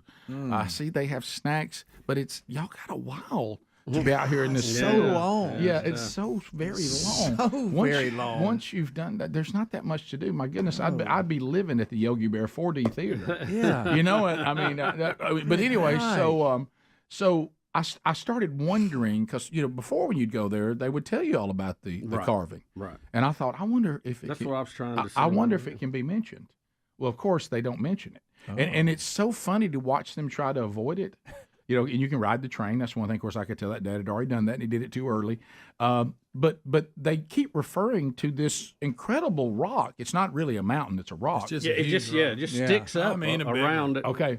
And, it's it's kind of out of place almost. And one of the prominent things is this incredible engraving that's in it. And in the past, when I was there, it was openly talked about. They told you who was in it, who these people are. Well, they don't mention that anymore, and it's funny to watch the people that are supposed to be taking care of the tourists. Yeah. Listen, okay, so we're going up here. Stone Mountain is actually not a mountain. It's actually a giant rock. It's called a mountain, but not really meeting the criteria of a mountain. Mm-hmm. We're going up right now, as you can see, our mountain and this and engraving on it. So and then I was like, hey, who's the engraving? Yeah, who's that? There's an artist. You see that engraving thing. And it's like you can tell they don't know what to do with it. Some men on horses. One guy, we went up to Sky Ride. He mumbled it. Because we're going up the mountain right now. You're going to be a little jolt coming out when we get started. So everybody, hang on. Then we'll escalate up Stone Mountain here. You can see there, right there below you, engraving thing there. So we're gonna, and of course I'm like, who are those people?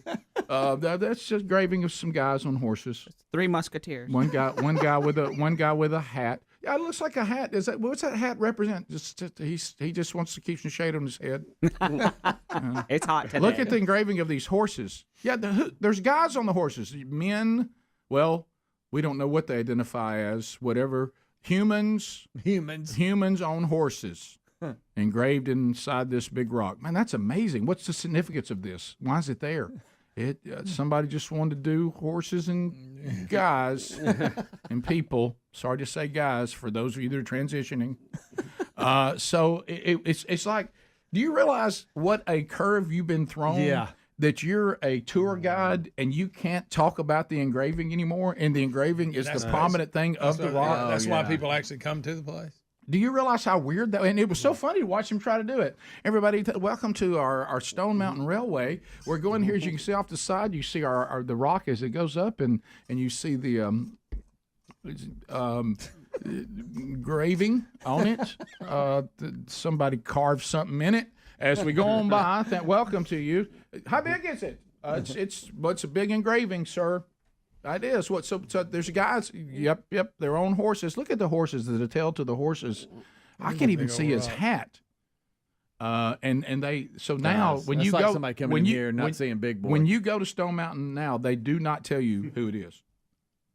Really? I just thought that was weird. That's very weird. I bet they've changed all the signage too. You remember you had to come in and had where the none of that parking lots and all. So I assume the laser show does not have they used to have it where the horses would start moving across the rock, Confederate flag, and it would have the Confederate flag and all that. I know they don't do that. I don't know what they do. Do they now just blot it out during the laser show? I mean, do they drop a big curtain over it or something? I don't know, guys. This is our history.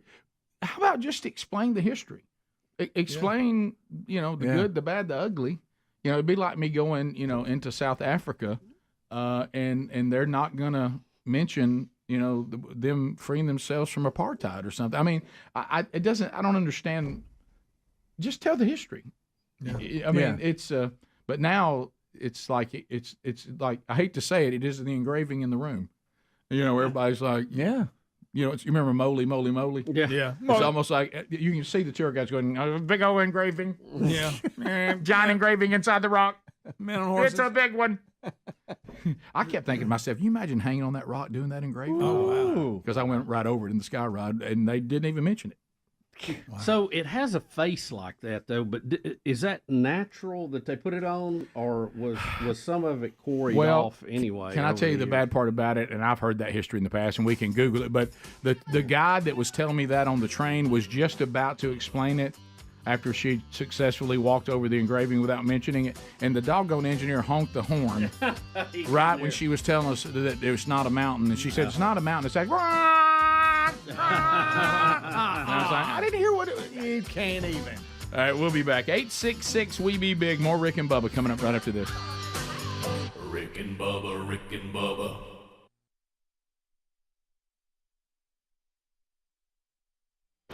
this weekend we all kind of just went off on our own way, and we're pretty busy. And I saw from social media you were pretty busy. Yeah, we were. Today is actually his birthday. My son Hunter is celebrating his 21st birthday. 21. How about that? 21 years ago when we were all at the hospital goofing around. I mean, has it been that long?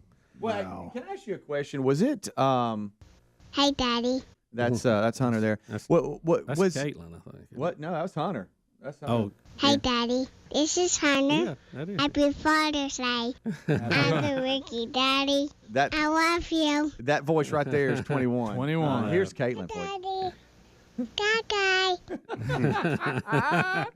Hunter is 21. All right, so which one was it? Was it Hunter or Caitlin that I went and got you a Frosty, or Betty a Frosty? Betty, it was Hunter. I think. It was Hunter. I thought so. Yeah. And it was at I saw the Wendy's that I went and stopped at, and I told Terry when we were going by, because we're going to Jacksonville State to see Tyler, and I passed that Wendy's and I said, 21 years ago, I stopped and got a Frosty because I had to finish the show, right? And I was going to join you guys at the hospital, and that's one thing you asked. You said, "Could you stop and get some Frosty?" Betty wanted a Frosty, and hey, she'd kind of been busy working hard, so I thought, why not? Betty, can you get a Frosty?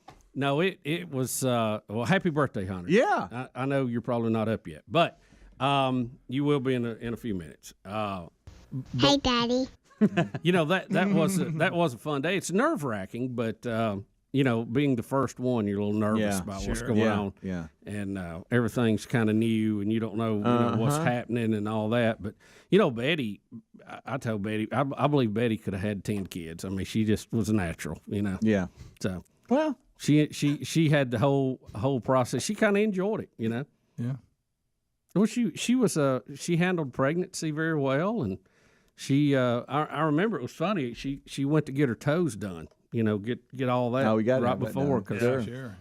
I said, yeah, you're gonna be up in the air. A lot of people see them. I guess. And, got that pretty toes. Might as well look good. If we're gonna be uncomfortable, might as well have some good toes to look at. Well, I mean, gotta have pedicure. So, but it really on these birthdays, I think we ought to thank the moms more than the kid. It seems like. Yeah. No, you're right. You're all over they that. had more to do with it. Really. They sure did. I mean, the kid just kind of they didn't really have to do anything. Just kind of lay there. I don't know if you remember this, Bubba, but there's just certain things that just I remember, and when it comes to the show, I forget some of the bits that we've done before until somebody reminds me. But when you announced that you were going to be a daddy, I remember that like it was yesterday, because you were going through your weekend about everything you did. Yeah. And then in the middle, you went, find out I was going to be a daddy. Right. And it's like Rick right and after going to the dump. Yeah. Carrying things. We almost missed that. And we went back and said, wait a minute, what did you just say? Yeah. That was quite a day. That was fun. I have that actually on CD, best of moments. Now, this is too the day where Rick dressed up like a doctor and came in. Yes. And we had a little fun with Doctor. Doctor. Walking around like a doctor. Yeah, but so I saw we had some friends down. Oh, yeah. We had a big weekend, huh? I don't know how many people had, 30, 35. I was going to say it looked like a lot. They travel in a pack, but it was a lot of his friends there from Church of the Highlands in Auburn. Yeah. So, Auburn, Opelika area, and they some really good folks. Enjoy always getting to see them, see what they're up to, and always interesting what's going on. Man, you forget kind of what college life is like. Bubba, it's like they wore you out. You seem like you're tired today. Yeah, I am a little bit. I am a little bit. Like the kids well, it wasn't. I mean, they kind of take care of themselves. Yeah, I know, but still. But you still have to be on and you're ready. It was a busy weekend. It was busy. There was a lot going on. I sure am proud of him, too. I see he's interning there at Church of Highlands down at Auburn, and you see him on some of the videos that they're playing and stuff about small groups and everything. He really looks like he's enjoying it, too. Yeah, I'm really happy got plugged in there. You talking about the face of Highlands? Yeah. That's been a good experience for him. I really think so. Every time he comes on, my boys elbow him, there's Hunter Day. So they're busy there, I'll tell you that. There's something going on all the time. Yeah. I mean, like every night. Quite twice. an operation. Yeah. Twice. But he got to get down to the lake, see the family with friends. That's good. Yeah. It's, lake's still down. It's not really, lake type stuff. Yeah. Right. Just the scenery, getting out, change of view, always good for everybody. Yeah. But it was comfortable. I mean, gosh, Saturday was like almost 70 degrees. It was kind of interesting. It's so tough because in different parts of the country, where you got different weather and stuff, and I know a lot of you up north, you know what you got But down here, it's weird because.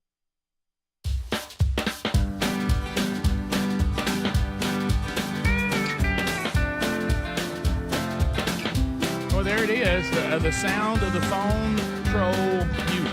866-WE-BE-BIG is the number. You can reach us now. No interns today, so it looks like the real Greg Burgess takes the first shift. Not a time for you to be talking to Gregory. It's time for you to let him know what you want to talk about. Then get up there in line. 10 lines are available at 866-WE-BE-BIG. And there's room for you to join us. The old buzzer is in charge. It will sound when your phone call is done. Or if you make the mistake of trying to do a meaningless shout-out or a shameless plug, those will, of course, get an instant buzzer. Also not designed for baby predictions. We really can't do those here during the phone troll. All right, so let's start with Jim in Talladega. Jim, welcome to Rick and Bubba. You got 30 seconds on the Rick and Bubba show. Go ahead. Hey, how y'all today? We're good, Jim. Go ahead. Okay, hey, what a lot about the history is untold. With they had queens from Africa that was selling off their own people.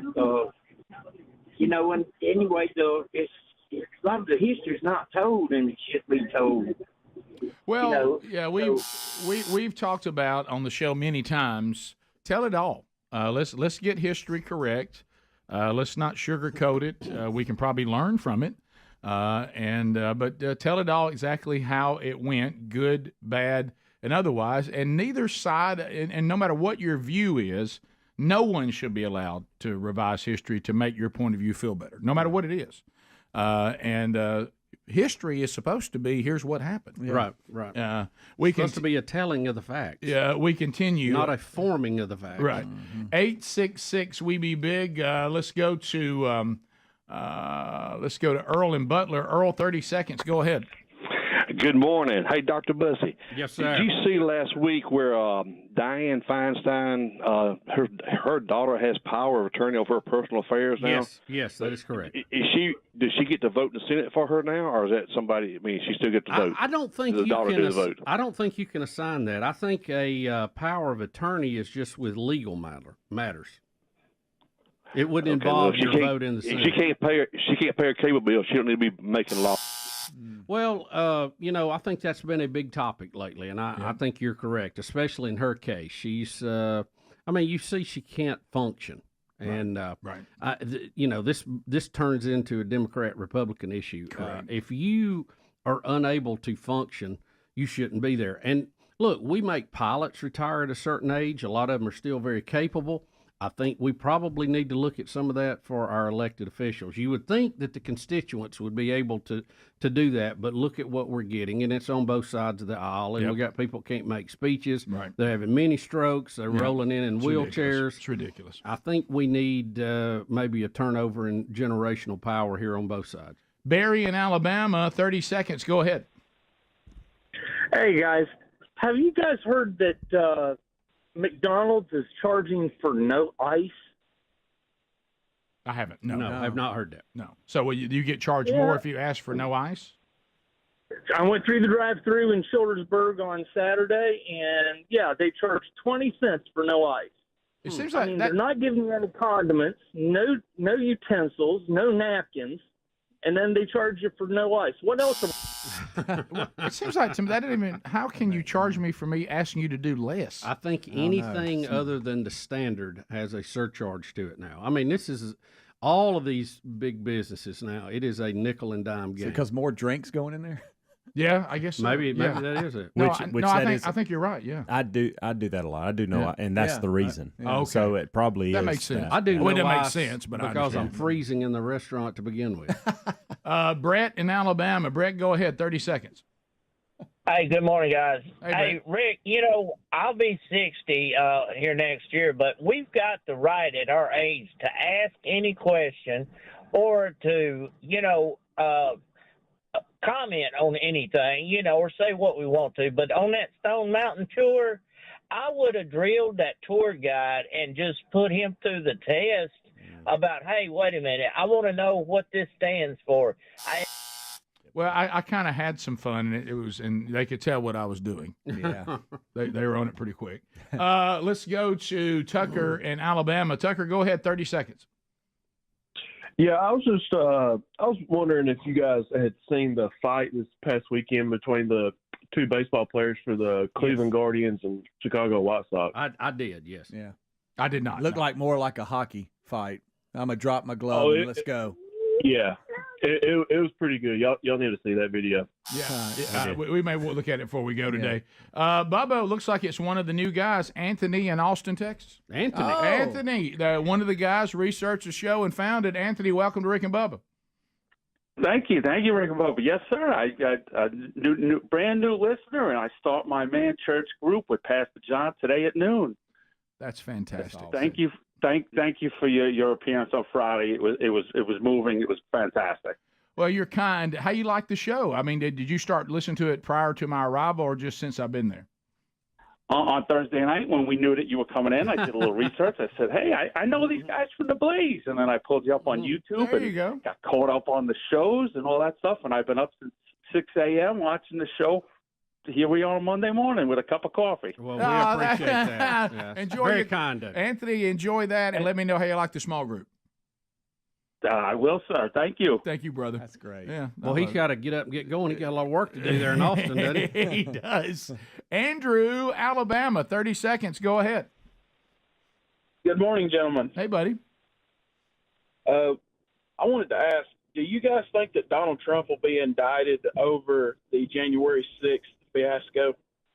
Already been indicted. Yeah, already been indicted. You mean found guilty? I mean, you got convicted, yes. You convicted. Probably not. I think that'll be a tough one, don't you? Well, it depends on where Cordy it is. gets in. Yeah, according to what Cordy if they get the venue moved, if not, I imagine he will be convicted of it. Well, that's true, because one of the things that was feared is they get him in the right judge with the right court, and they'd be able to do that. I remember that was a fear in the beginning. Mm-hmm.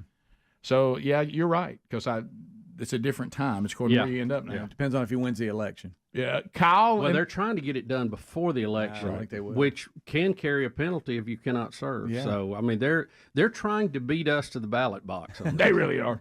You don't see the speediest trial in the history of federal trials in D.C. We come back, we'll update you on his appearance in Alabama. A lot of typical Trump numbers and stuff like that. We'll tell you more about that when we come back.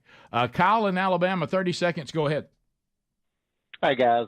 So I sat down this weekend. I was going to watch a little ESPN. I turned it on, and Pillow Fight Championships is on TV. What is? I can't understand. I didn't even know that was a thing. Pillow Fight Championships. Is he saying Pillow Fight? Pillow Fight. Yeah, was the Ocho on again? Was it? Isn't that start this? Yeah. I saw it on in a restaurant last night, and they were doing the ping pong with legs that we see with the soccer ball, tech ball or whatever. And then what's the spike ball? Saw that, and then but I didn't see any of this. But I'm sure it was on because that was airing on the television all weekend. Pillow or Fight yesterday. Pillow Fight Championship. Yeah, I was telling Bubba we're accepting so many weird, and I'm putting quotation sports now. Does the Ocho, it doesn't even seem bizarre enough anymore, does it? But I guess a pillow fight maybe. That's just seeing that. Look, I mean, did you see the logo pillowcase? Yeah. Funny. It is funny. Yeah. Sure. Guys, we make fun, but at one point I think we probably was pickleball on the Ocho. At one point. That's my point. Yeah, I'm thinking. Like 8 years ago. Yeah. Did Mike Lindell, is he the one that brought him into the ring? Let's get ready for pillow! Y'all. Boop. Top of the hour. Rick and Bubba, Rick and Bubba.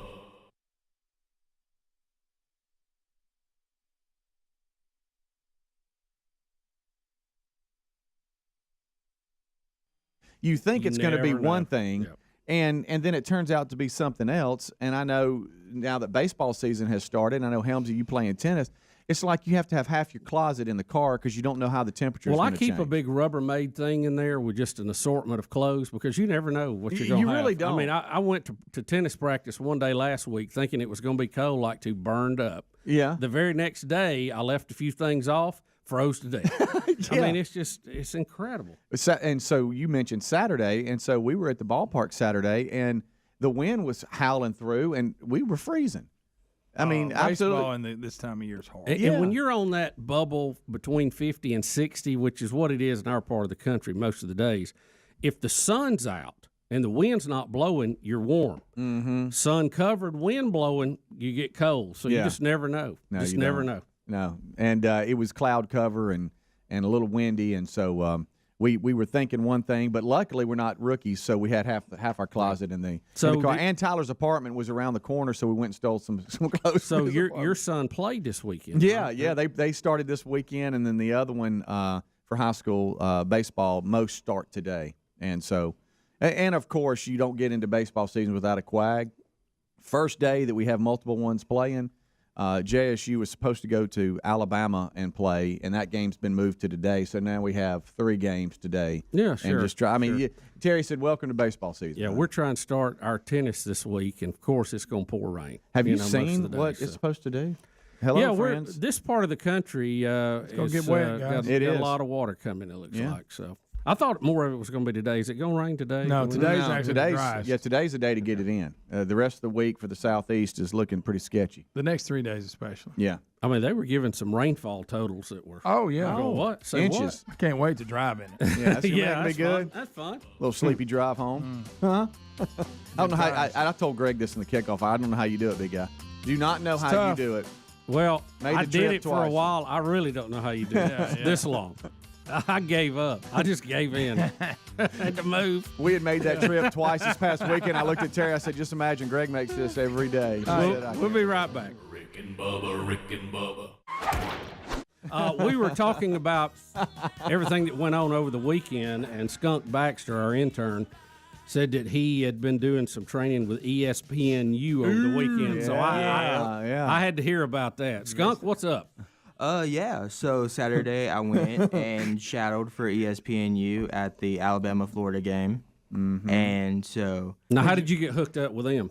Actually, Wednesday I got a message. Oh, here, thank you, Adler. Oh, Adler's bringing in your water. Oh, wow. Thank you. I don't Still know think that's white liquor. Adler, thank you so much. Thank you, Adler. Yeah, that's that weird jug he carries around with. He walks around with a glass jug drinking out of it. Yeah. That's it's a quart. It's good. So. Ooh, I like that. So moonshine. I get a message and a text from a teacher at Alabama, and they're like, "Hey, class wasn't able to fill up the position, so do you want it?" And I'm not going to turn down ESPN. Heck no, buddy. You're talking about the 4 biggest letters in sports? Who would? You brought the beard and said, "I'm going." Yeah. What's a good experience? Trimmed a little bit. Yeah. So what did you get to do?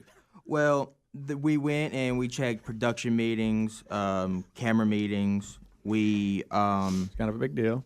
We went, checked the audio truck, looked how they directed. What? No, it's just, I mean, you just run the list. We just love it. Yeah. I just keep going back to a lot of people. It's a little hard to talk with all that going on. I understand. I'm stuck on the fact that when Greg said what he said, some people thought he said you brought the beer. No, I mean beard. He has an awesome beard. A beard. He's forgot his comb today. Right. A beard. He combs it during the commercial break. So, Skunk, did you get to see the guy who was actually directing the broadcast and calling the shots? Go and to doing 3, all go the to 3. switching and all that? Yeah, I got the technical director. I got to see the commentators. They came and talked to us and told us what all we needed to do to get to that position. And it's a lot more going behind a game than what most people think. Oh, it's a big deal. It's a big production. And with them, they had gymnastics the day before. So not only did they have to produce that, but they also had to produce this basketball game too. That's right. And so going backstage and seeing how everything works, you have more appreciation for how everything is produced instead of just watching the game. It's a wonder you don't get crazy shots more often than you do. A lot of stuff has to come together. Oh, It does. They let you push any buttons? No. Hands off. Fade. You didn't get standby 2, take 2? No, they pretty much just told us just to watch. Just to watch. I saw you run out one time with a towel where somebody fell and wiped it up. Why wouldn't you? No, that wasn't me. But it was, and also you get so close to the court and see so many things. Colin Sexton was there. Got to talk to him. I saw him on TV. So I got to be in kind of the interview area, the media room, where they have the post interviews afterwards. that was an awesome experience. The old post game. Oh yeah. I just think for every game you see, and of course football, basketball, baseball, the gymnastics, like you were talking about, all that they have to set up, all the cables they have to run. I mean, it is unbelievable that any of it gets on the air. I know. And definitely with like Coleman Coliseum, they need a lot of renovation, honestly.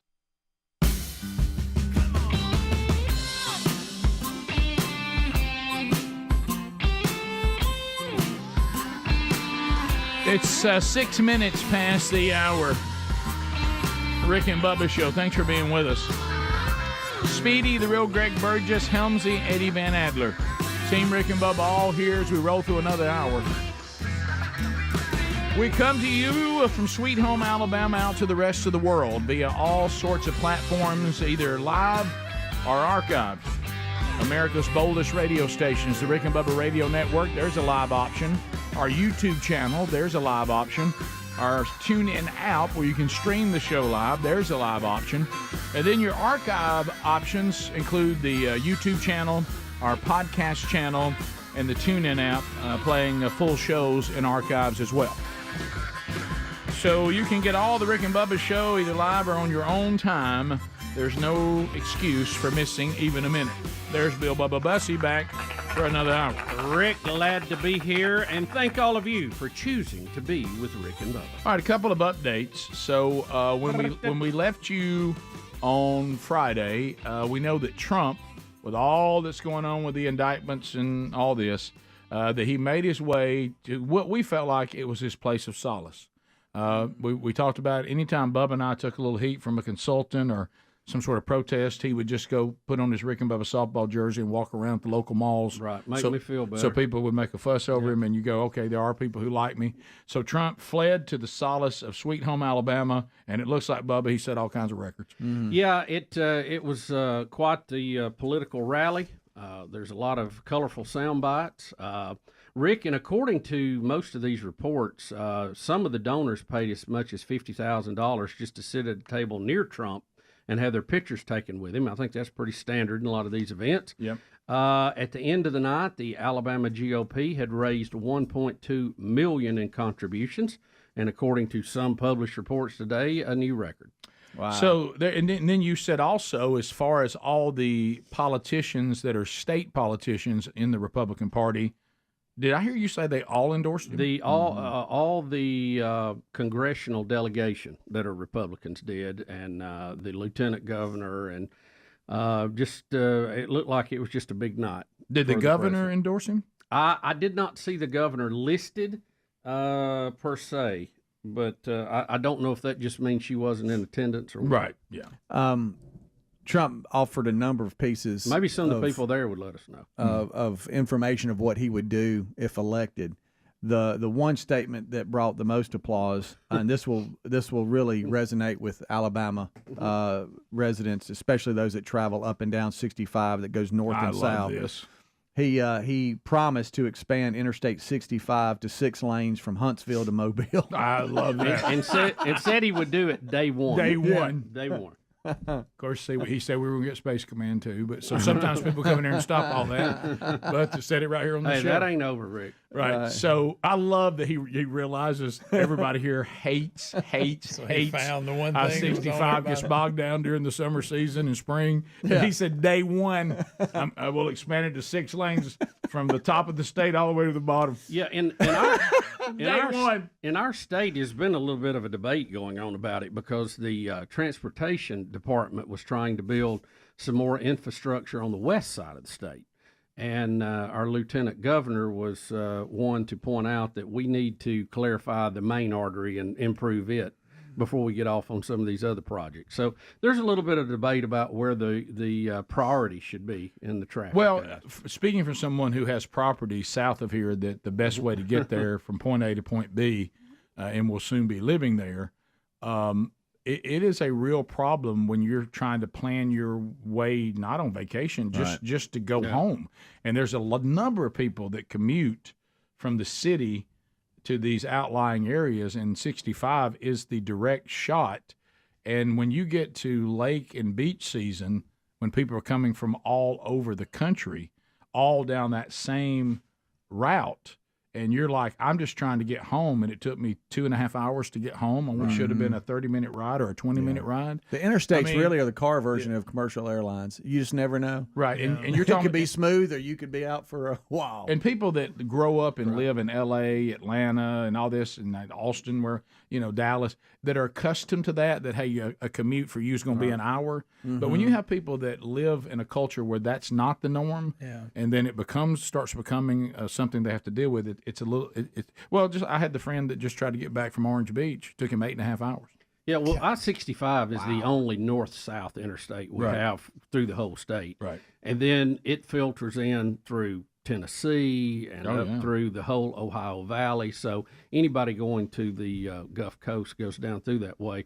And our nearest one, I guess, would be Atlanta over to our east. And Mississippi, do they have north-south that goes through Jackson? Well, yeah, pretty much. But you really are going more east-west. I mean, you got. Well, we got several east-west. Yeah, and you do have north and south, yes, but it's just not. 65 not as prominent as 65 going north and south. at some places it's only 4-lane, which is a problem. Yeah. Well, I'll tell you what's happened, because I'm talking to people that have lived down that way where we have I just try to move around it because I don't live there full time. But the ones that live there full time, they literally say that you have to learn about 3 to 4 different routes to get there. And all of them are longer than if you could have had 65, but they're not longer when you're just going to be sitting on 65. Yeah. Right. And then, of course, then people start trying to do those side roads from all. Sherry and I look at the car tags, and they literally come from all over the country. Oh, yeah. So, and I guess Mississippi's version would be 55, not 65. Yeah. That's their version of 65. Yeah, but it's all getting to that Gulf Coast, and people all over the country are discovering how beautiful the Gulf Coast is, and it just gets more and more. Well, and it's it's a fair debate, and I'm sure that there's the numbers should probably dictate this, but there's a need for West Alabama, and it won't be an interstate level road, but they're trying to develop more north-south corridors there too, so you don't have to go all the way to 65 to go up or down. But you got to balance that against, you're working on these other arteries, but what about the big artery, What about when I stepped on the stage at the church in Austin, Texas? What do you think the first word that was said to me when I said that it's good to be in Texas? Of course, I can handle the heat because I'm from Alabama. What do you think the first thing came out of the audience? Roll Tide. Of course, right? A Roll Tide. I don't know. Right there in the shadows of. I know. Hook 'em horns? Well, that's what I think they just thought I would want to hear that. Right, right. Just as a friendly greeting. Yeah, I said, we live in heat too, except ours is a tropical rainforest. We actually have trees. But anyway, also over the weekend, another deal. When we left Madison, Alabama, this is kind of an update from our home state today, but these are national stories. Madison, Alabama, a library that was supposed to host Kirk Cameron and Riley, what's her first name? Riley Gaines. Riley Gaines, who's been very outspoken about trans sports. And, of course, Kirk Cameron has been very outspoken about drag queens reading stories to little kids at libraries. When we left, it was hey, we don't think we can host this because the demand's too big, so we're canceling. Now, this is the Huntsville-Madison County Public Library you're referring to. But when we get back to work today, it's been updated, and the event actually went on. They did do it. Yeah, they did. They said they made accommodations, but set a hard limit of 225 people. Now, that's a big upgrade from 20. 20. Mm-hmm. And apparently they had that and more there, and plus a small group of protesters. But it seems like a lot of the media was focusing more on the protesters than the people there to actually enjoy Kurt and Riley. Right.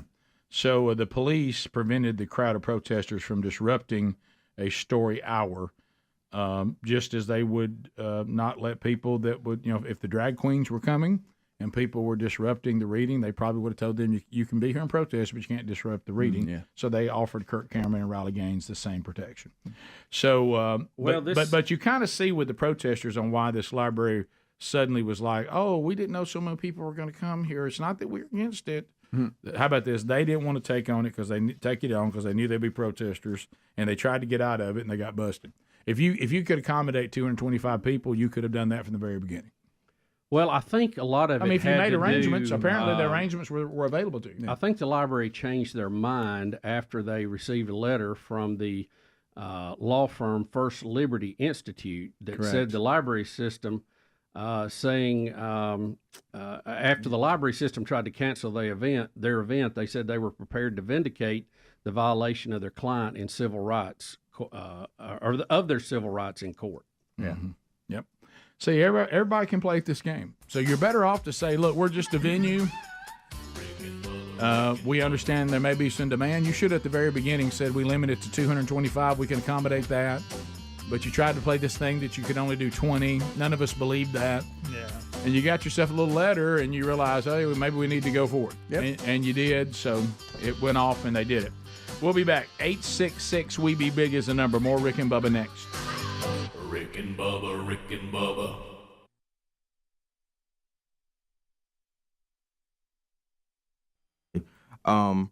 But they had to run it under the floor and, get everything plugged up. But like with Bryant Denny, it's all right there. They just have to plug everything in. Yeah. Right. Mm-hmm. And so needing...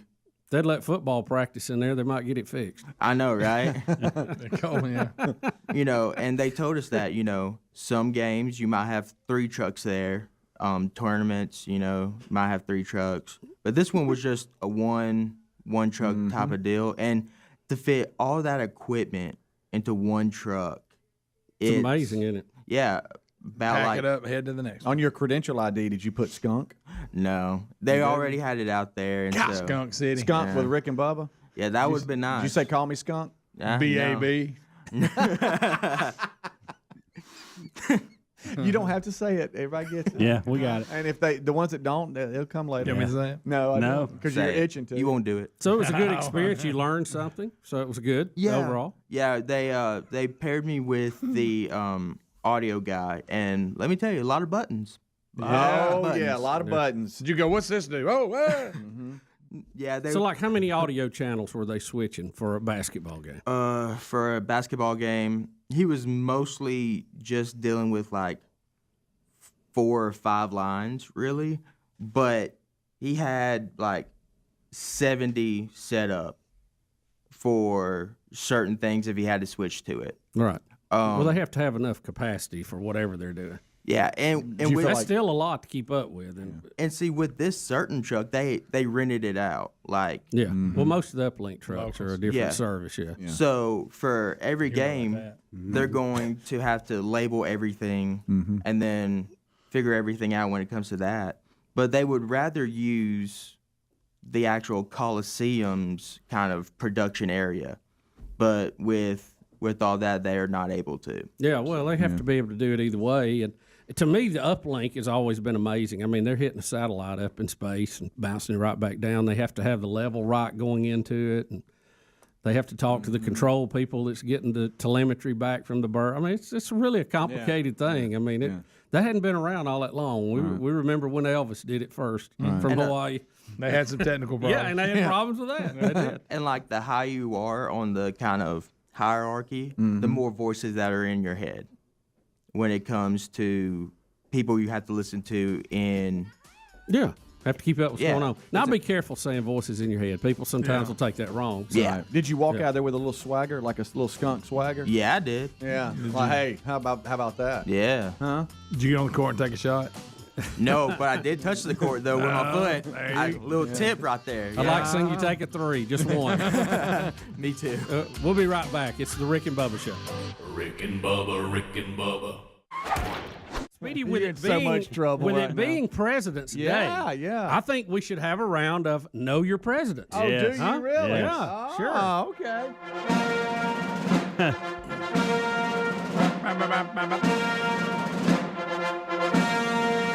866-WE-BE-BIG. Call in now. And I think we're just going to be one and done, right? Get one of them right, you win? Because we're kind of making this up as we go. Yeah. Is that all right? We all just one and done? If it goes too quick, then I think we need to up the ante a little bit. Always change it. Yeah, so call in now. 866-WE-BE-BIG. Know Your Presidents. It is President's Day. initially, well, it may be in the question, so I won't say. What? I was going to give you a fact about it, but I don't want to jump ahead and stymie my own game. You know what I'm saying? Right, so. I love it. They're coming in pretty quick, and Skunk is on the phones right now. Let's go ahead and pull that first one up. We'll get started while he's queuing the rest of them up. Hi, 866 We Be Big. Know your president. It looks like Yolanda is on the phones. Yolanda, how are you today? I'm fine. How are you? Well, we're great. We are introducing a new game called Know Your President. Are you ready to play? I hope so. Yeah. Here's your question. Who was the only president to serve more than 2 terms? Was it Grant, Franklin D. Roosevelt, George Washington, or Teddy Roosevelt? Who served more than 2 terms? I think I know it. Let's see. How many seconds did they get, Bubba? Well, not many. What were my choices? Oh, man, sorry, man. So sorry. Yeah, we're not going to give you time to if you Google said it. this, I'm sorry, but what do they win if they get it? Have I we don't discussed really that? know. Well, we'll get a prize pack. Okay, I wanted to know. I just show some love.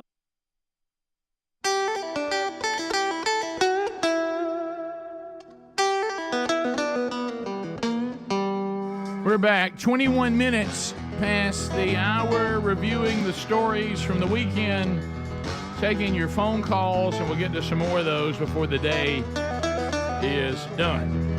So one of the things over the weekend is involving the U.S. women's soccer team. It's Women's World Cup, right? Yeah, I think so. And now we've had Megan Rapinoe has become a big activist, saying that she has no issue with trans women playing against biological women.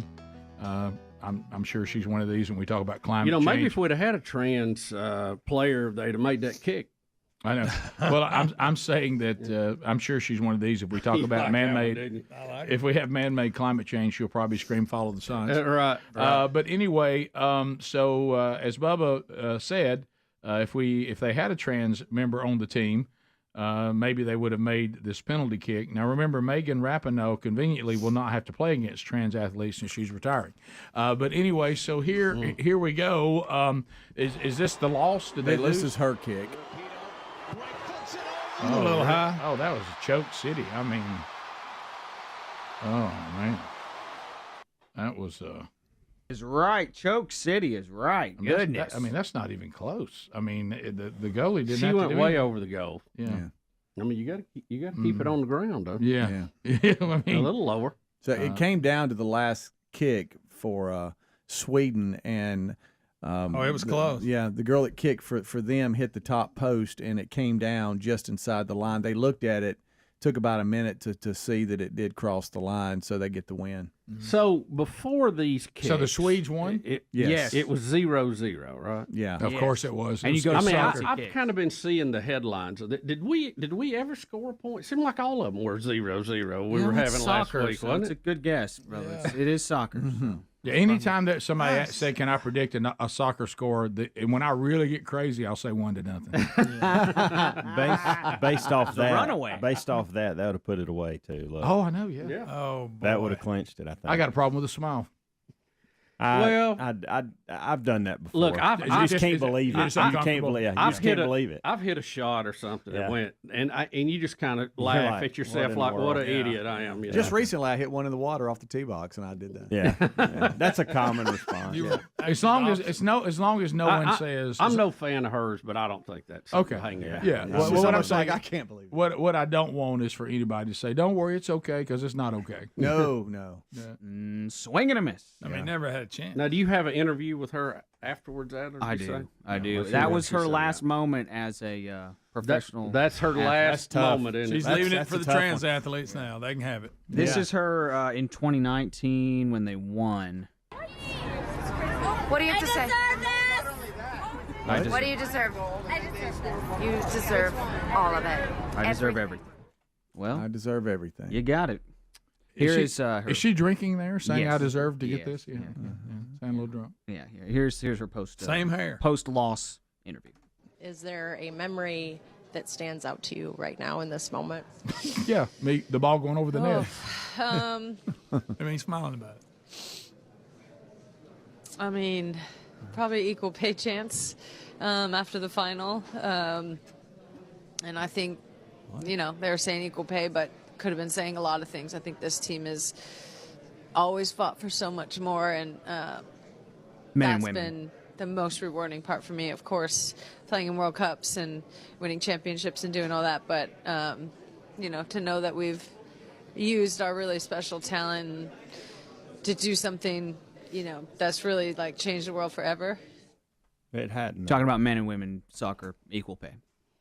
Well, yeah, right up until you let men start playing against women and dominating. Right. Yeah, that's going to be a mighty step back. That just seems like a strange topic to bring up after at you've that lost. moment. Because they had won it how many years? 2 or 3 in a row? They won the last 2, so they're going for a 3-peat. They were heavily favored to yeah. win, and it was Sure a were. big letdown. Yeah.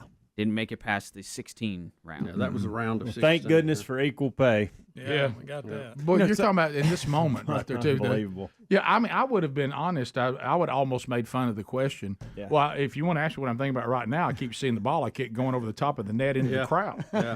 That's the memory that's stuck on me right now. Some kid catching it up the stands. Right. Yeah. Hopefully the memory will fade. Yeah, but you ask me right now, that's all I can think about. I mean, I can't get it out of my mind. Right. Yeah. destroyed So you're over asking me what my memory is right now? Right. That'd be what just happened. I'm not quite over that yet. Person that hit on the 20th row is what I'm upset about. Didn't you see my uncomfortable smile when I couldn't believe what an idiot I just was? Yeah. So maybe she was thinking about equal pay. I don't know. Maybe I'd like for her to think about making the shot. Yeah. Maybe that's why she was distracted. Right. Yeah. I played a little bit of ball. You played a little soccer. A little bit of round ball, we call it sometimes. And it really that's the whole thing with penalty kicks. It has to go inside the square. It does. At least that gives you a shot. Maybe the goalie stops it, but that's the whole thing. If you have to keep it on the ground, keep it on the ground. Go left, go right, don't go high. And definitely don't miss it by that. I would like to know what her plan was. Obviously, top right corner was what her plan was, but to your point, you don't. Yeah. I've seen plenty of penalty kicks, and you don't see misses like that. No, I would have just faked right and went on the ground back left. Make that goalie die but that's for it. that's a lot tougher than you think too. But you're a lot right. of them did kick and in you don't know what happened before this, so you don't know if there was a fake before or whatever. The previous ones they did. I'm telling you, PE, and they pick up tendencies and too on what they normally do. Butch Gamble.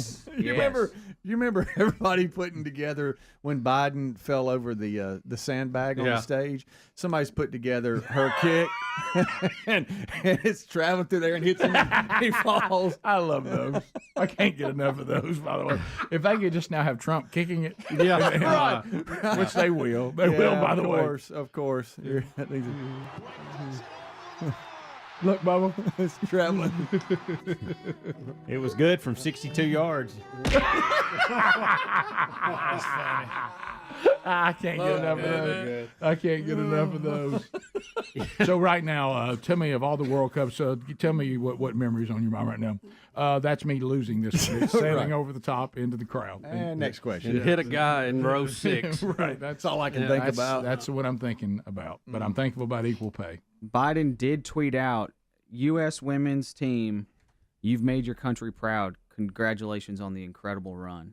What did Trump tweet out?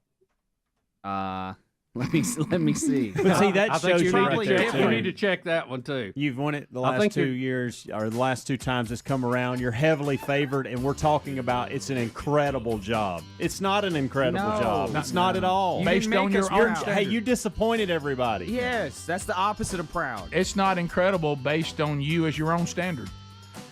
Woke equals failure, basically, is what. Yeah, look at Trump, let's just tweet, did. Bubba. And he talks about crooked Joe Biden, too. All in the same tweet. We'll take your phone calls next. Rick and Bubba, Rick and Bubba.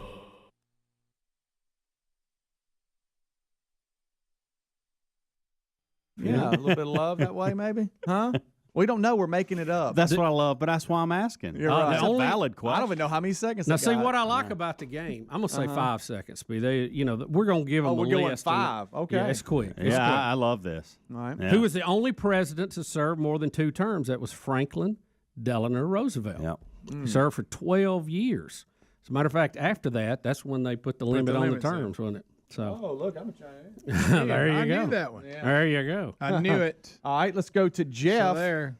On line 2. Jeff, are you ready to play Know Your Presidents? Go for it. All right. All right, Jeff, who was the only president to serve 2 non-consecutive terms? Was it Teddy Roosevelt, Woodrow Wilson, Grover Cleveland, or Ronald Reagan? I think it was Teddy Roosevelt. Teddy Roosevelt is incorrect. Sorry about that. Oh, man. Grover Cleveland served 2 non-consecutive terms and is counted as the 22nd and 24th president. Oh, man. So that's education. I knew that one. Right there. Didn't know the first one. So Knew that one. You can carry that to the office today. I was confident about it. Till I Or looked at Greg tomorrow and if said, it's closed. "That's Grover." Put it in the back. All right, we're going to Norman now. Norman thinks he can do it. Norman, are you ready to play Know Your President? All right, let's hit it. Let's do All it. right. Who was the oldest president when elected? James Buchanan, Ronald Reagan, Donald Trump, or Dwight D. Eisenhower? Dwight D. Eisenhower. I'm sorry, that is incorrect. Oh, man. And you're going to hate yourself for this one. You're going to hate the answer on this one. It was Donald J. Trump. Donald J. Trump was 70 years and 7 months old when he was inaugurated on January the 20th, 2017. Come on. How about that? Bubba, you're pitching a shutout, kid. Isn't that good? That's good information. Is this too hard? No, I love it. I love it. Well, Hey, it's Know Your Presidents, Bubba. Adam is standing by. Adam at 866 We Be Big. What's up? Hello. Hello. Are you ready to play Know Your Presidents? Adam. Yes. All right. Go. All right, Adam, who was the first president to actually live in the White House? Was it Thomas Jefferson, John Adams, George Washington, or Andrew Jackson? thought it was Lincoln. Andrew Jackson. Andrew Jackson is not correct. I'm sorry. That's what I thought it was. Come on, man. Bill Clinton. The date.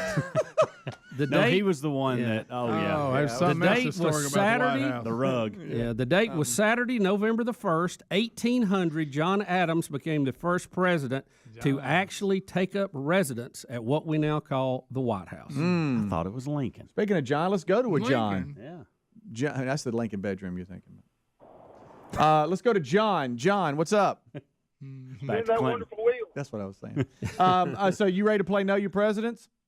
I'm going to try. Oh, okay. Let me give you a little bit of that right here. All right.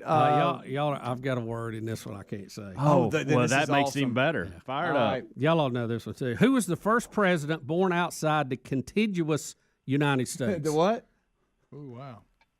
Contiguous. Well, Obama was born in Hawaii, supposedly, so I would say Hawaii. You're correct. You're correct. If you believe I that. could have said continental John. United States, but that would have given it away, Yeah, right? yeah. So He was actually born in Honolulu, Hawaii, according to his birth certificate. So does he or win? one of them. Like, does he? That's like, a winner. Really? That's a winner. Yeah. That's the winner. A winner. And once he win, A Rick and Bubba prize pack. I It mean- could be some goodies out of the closet in there. It's what the Bubba. Yeah. Meat. He wants meat. All right, John. We're going to put you on hold, and Skunk is going to get your information, and then We'll get you something good together. we're going to shoot you over maybe a love package from the Rick and Bubba store. Okay. Love it. All right, John. Thanks Thank for you. playing, man. Appreciate you. John, our first winner in today's Know Your Presidents. Let's go to Steve. You want to keep going? Yeah. Okay, I know you're having fun. Just go to Steve at 866 We Be Big. Steve, what's going on? Not much. How's it going? Oh, hey, we're great. We're going to be playing Know Your Presidents. Are you ready? Yeah, but when we're done, I got one for you. See if Bubba can answer mine. Okay. I don't know if we're going to play okay. like that. No, Could get blown up. All right, before the 12th Amendment was passed into law in 1804, how was the vice president determined? The president and the vice president were voted on separately, or was he appointed by the president? There was no official vice president before 1804, or the presidential candidate receiving the second largest number of electoral votes became the VP. How was it? Wow. 5 seconds.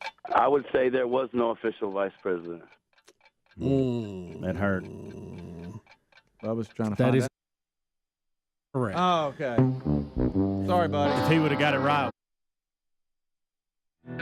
35 minutes past the hour. The Rick and Bubba Show. We're back. Your phone calls now. at 866-WE-BE-BIG. Love chatting with you. Speedy's on the phones right now. Have you got your Field of Greens yet? I know this product's exploding in the Rick and Bubba audience because of the incredible results that we are seeing. And why is that? It's really not, don't overthink it. What Field of Greens has done is they understand how the human body works.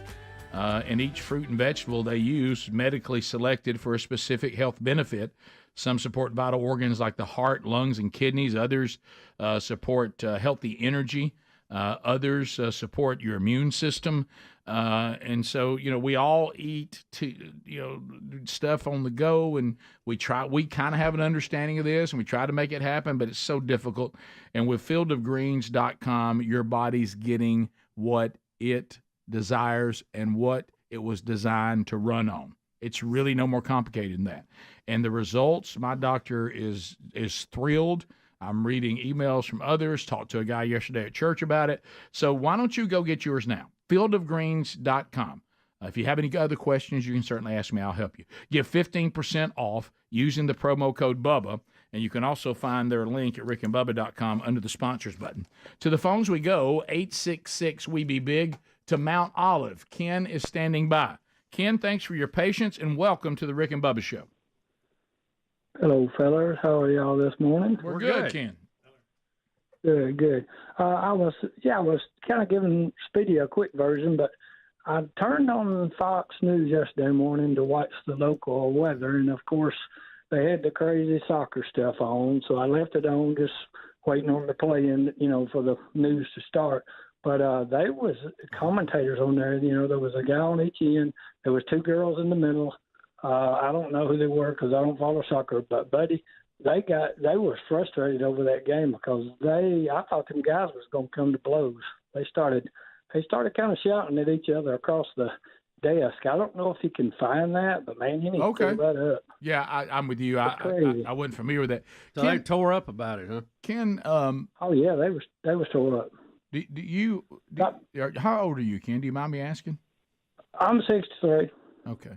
You can get weather, without having to sit and wait on it. Right. Yeah. I wanted to get kind of the. Okay. I wanted to see. I wanted to get the update of the news. Okay. I got you. You said you were looking for local. Yeah, I can get local weather here in about 30 seconds. Right. Yeah. I got the app, but I just wanted to see what the local news was. Okay. I ain't gonna watch world news. Yeah. Well, I'm coming to see y'all in 2 Fridays. All right. Good. Looking forward to it, Ken. And remember, I'm sorry that you had to be exposed to soccer. Rick, I know. God love you.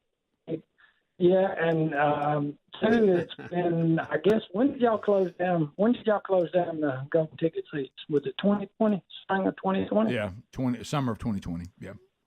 So, well, that's how long ago we had tickets, and we got closed. We didn't get to come the week. Well, you're breaking up, Ken. All right, we'll see you in a couple of weeks. Yeah. And thanks for the call. So we'll look to see you. Panelists fighting about the soccer game. I always enjoy watching the local news to see who's illegally dumping something.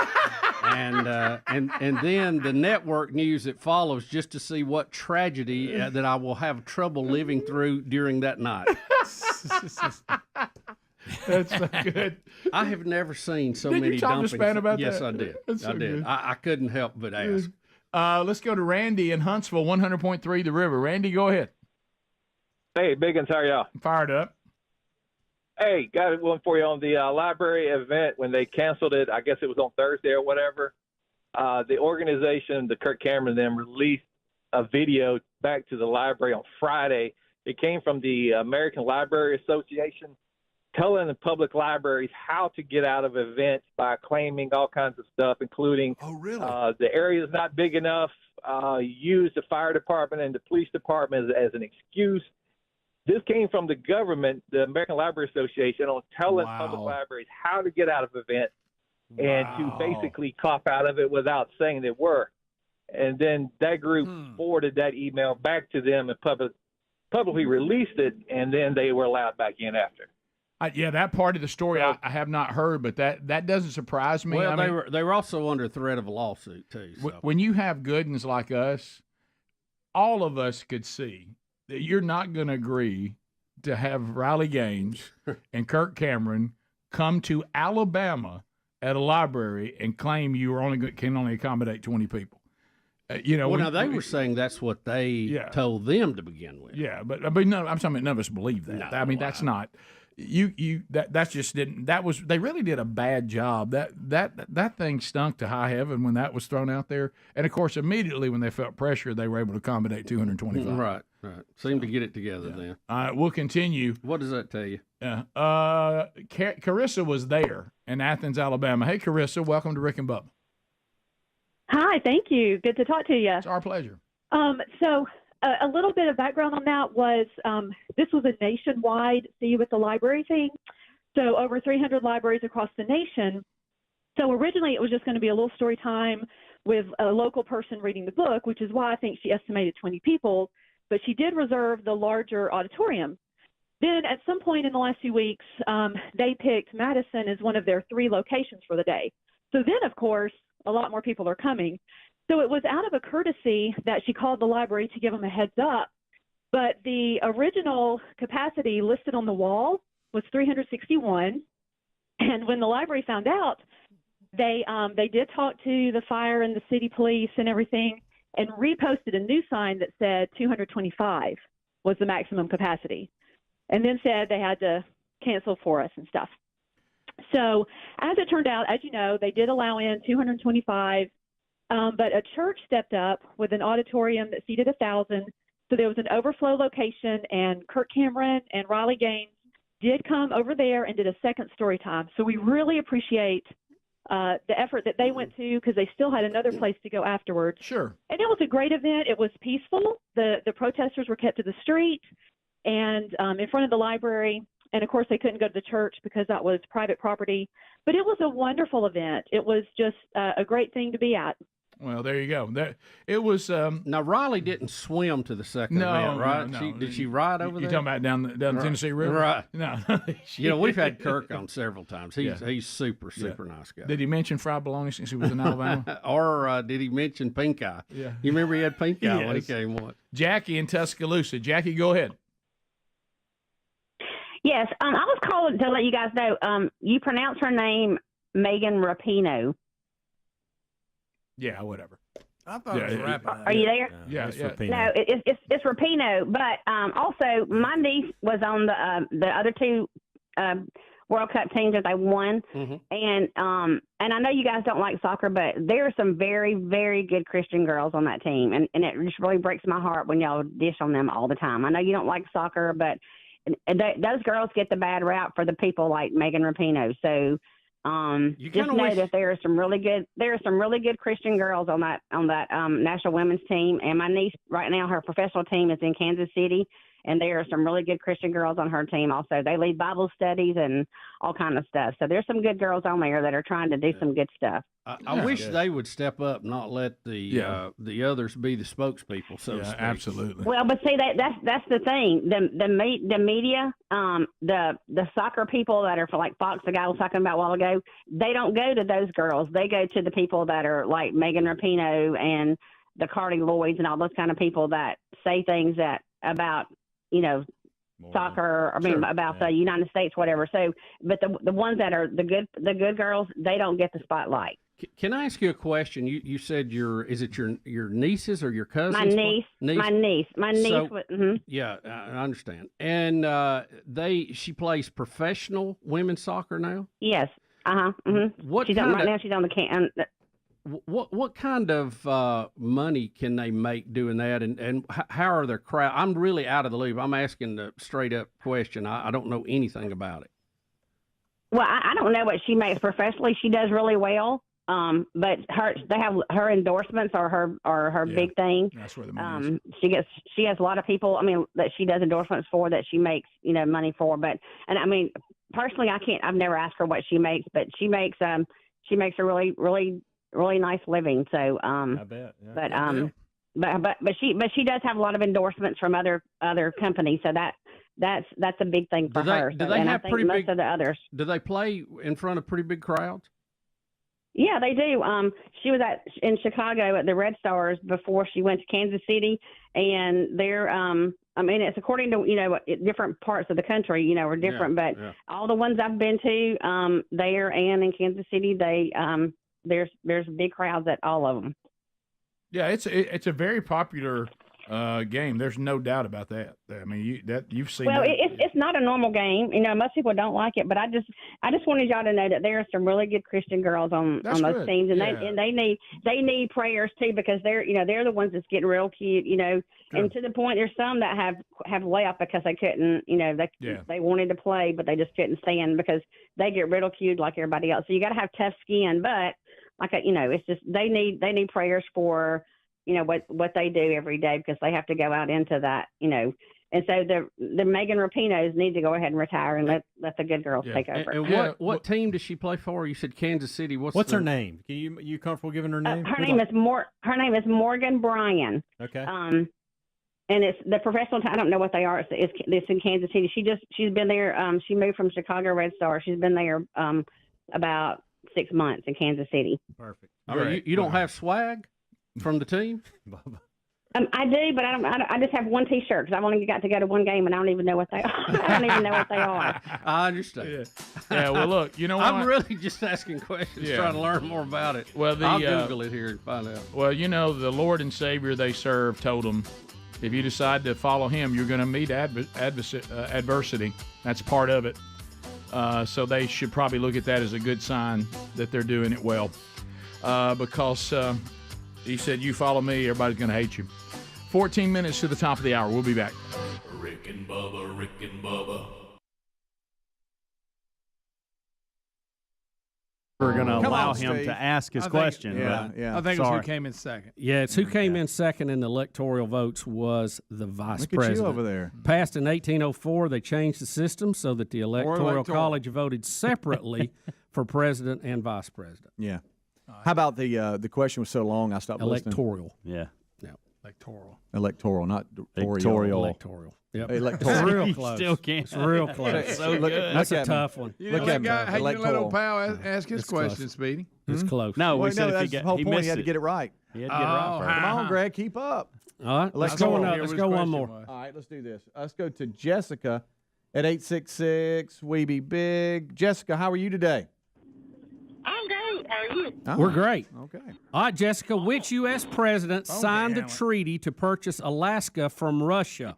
And I don't know if you count this as collusion or not. Andrew Johnson, Ulysses Grant, Andrew Jackson, or James Buchanan? 5 seconds. Buchanan. No, I'm sorry. The purchase of Alaska from Russia in 1867 was Andrew Johnson's most important foreign policy action. Wow. Are you answering the questions as you go? Yeah. And yeah. Okay. Yeah. I was wondering what the delay was, so you're answering it, and then it's telling you whether. Okay. Right. Yeah. I enjoyed. I enjoyed this, Bubba. Well, I did too. You want to play it again for the day? We could. I would like to. You never know. Can Bubba. we got a few more. Can we change the name to Know Your Electoral College? That would be awesome. It is President's Day, so we're playing Know Your President. I'd like to see us do it more throughout the year, though, not just on President's Day. Well, I think, this kind of draws attention to it. It's kind of a focal point today. It used to just be Washington's birthday. Right. We've got more to it now. We this weekend we had the Daytona 500, and I walked by TV literally when the big pileup was. And really? I think it was live. It may have been a playback. I don't know. But, wow. What was it, 18 cars? Yeah, 21. It's 21 car crash with just 10 laps left, and Helmsy has a little bit of that for us. Here comes Kyle Busch with a push from Boyer on the inside. It's a lot of cars, guys, in a little area. Voice of Jeff Gordon there. And everybody. Good. Oh, no. Are you kidding me?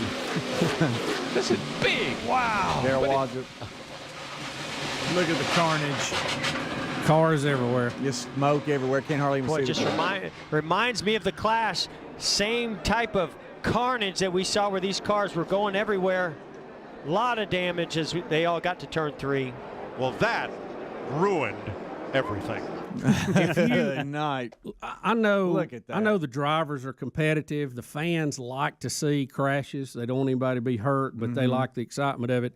Do you think the chief mechanics and all those guys and the bookkeepers who are trying to keep these teams profitable, do they just absolutely hate that? That is a lot of money spread out on that. Oh, me. After hearing the audio, but also seeing the video, hard to believe no one was seriously hurt, but they weren't. I think that speaks to the technology and how they've improved so much of that. Yeah. Still dangerous, though. You got to be careful.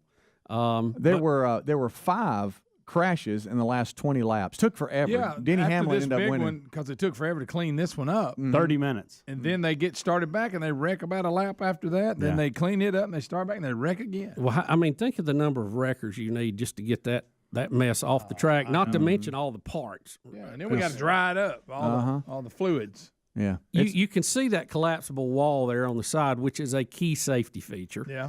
But it takes a little more room off the track, doesn't it? There's a lot of cars in there.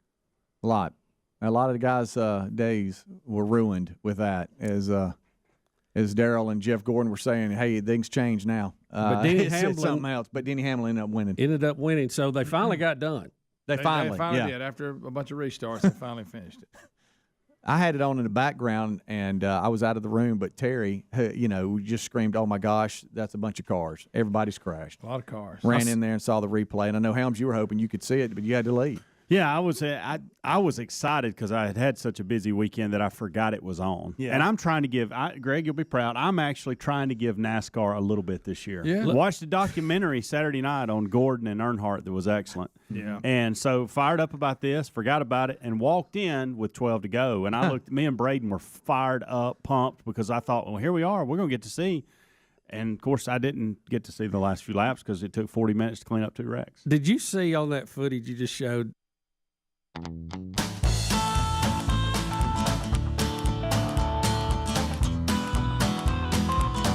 The Rick and Bubba Show, 866-WE-BE-BIG is our number.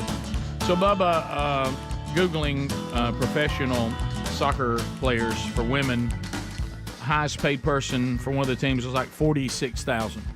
That's the highest paid player. The average salary is about $40,000. The low end's $25,000. The upper end, they said, could be $80,000. They have a salary cap and all that. So they said $46,000. What I can tell is the one getting paid the most. And that's the why Kansas City Current is their name right there, according to Google. So if we the could, current is moving, Greg. If we could quickly, could we talk about football? Yes. So college football. We talked about this earlier in the kickoff hour, but if you were not part of that, so college football, big-time college football, continues to – the conferences continue to move and become more confusing than ever. Now Big 10 and Big 12 are going to have 18 and 16. How many teams? Rick, these Big conference names so many teams. The Big 10, let me be sure I got this. The Big 10 now has 18. 18? They're going to have, in 2024, they'll have 18, yes. And we're the Big 10. And the Big 12 has how many? They'll have 16 in 2024. And the Pac-12 has 4. Right, I got that right. Currently, yes. Okay. I just want to be sure I got my numbers right. By the end of the day, that may go down. And we had breaking news. The Pac-12 has now invited Troy and Jack State back to join. A lot of folks don't know all the way that. across the country. A lot of people don't know that. Yeah. God. So I heard y'all talking about all the problems that come with all this. So who's in each conference now? I mean, seriously, I don't know. So it changes like every hour, doesn't it? So a conference called the Big 12 is going to have 16 teams. Who are they? And a conference called the Big 10 is going to have 18 teams. Let's start with the 16 members of the Big 12. Who are they now? That don't even make sense. Like currently, or who are they adding? Yeah, who will it be when it's 16? I don't know. All right, so let's see here. We'll go through them here. All right, so in the Big 12, you currently have BYU, Baylor, Cincinnati, Houston, Iowa State, Kansas State, Oklahoma State, TCU, Texas Tech, UCF, and West Virginia. Now, you're hearing some names in there that you don't normally hear. That's because those are the new ones, too. Right. And then you'll have the additions to what we just discussed in the Big 12, which are Arizona State, Utah, And it was at Colorado. Where's yes, Colorado? So, and he said Texas and Oklahoma, so you can remove them. Right. In 2024. I'm talking about right now.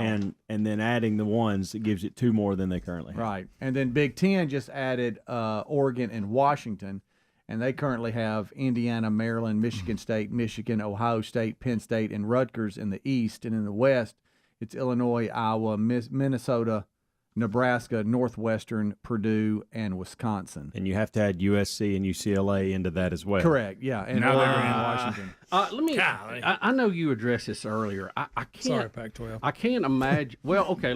Can we start with them for a minute? What is the Pac-4? What is the Pac-4 going to do? Yeah, they're going to play each other twice. Who are they going to bring in? They're changing it to the Quad Conference. So did you mention who would are be they left? bringing in somebody from Alberta? Or what are they going to do? You got California.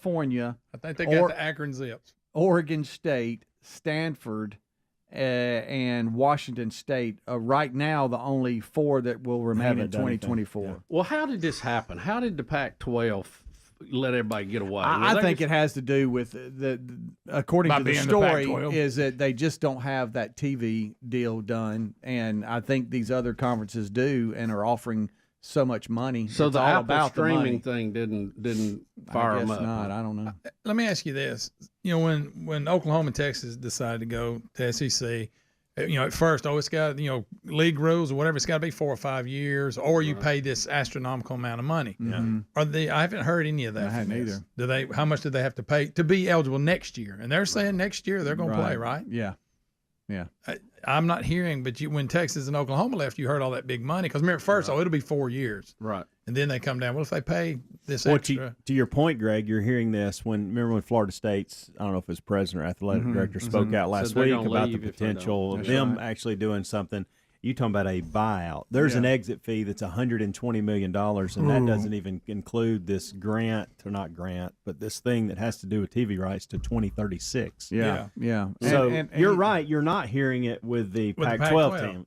12 teams. And I don't know about USC and UCLA if because of their delay they will receive money, but Oregon and Washington will not receive full shares of the Big Ten revenue right away. According to ESPN, the 2 schools are going to receive around $30 million annually when they join the conference, which will increase $1 million each year until the end of the current media contract, which is 29 and 30 athletic season.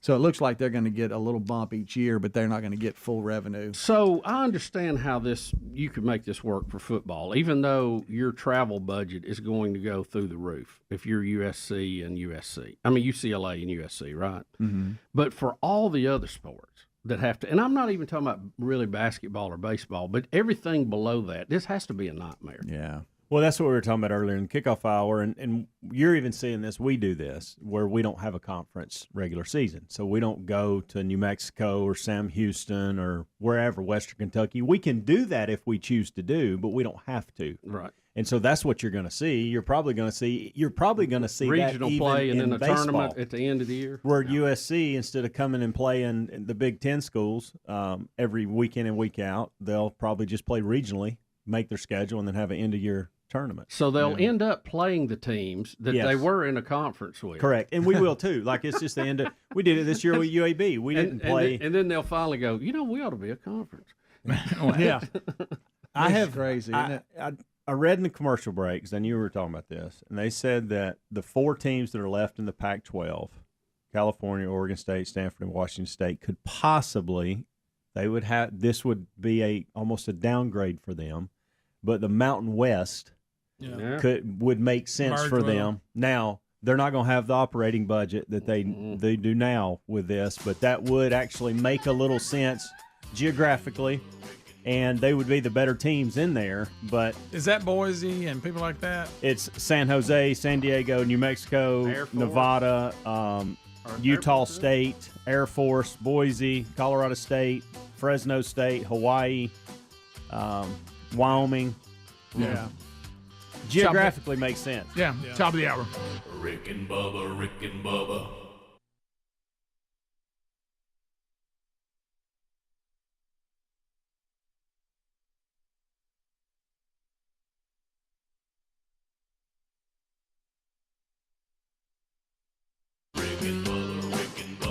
This is the Rick and Bubba Show. Watch more at blazetv.com/Rick and Bubba.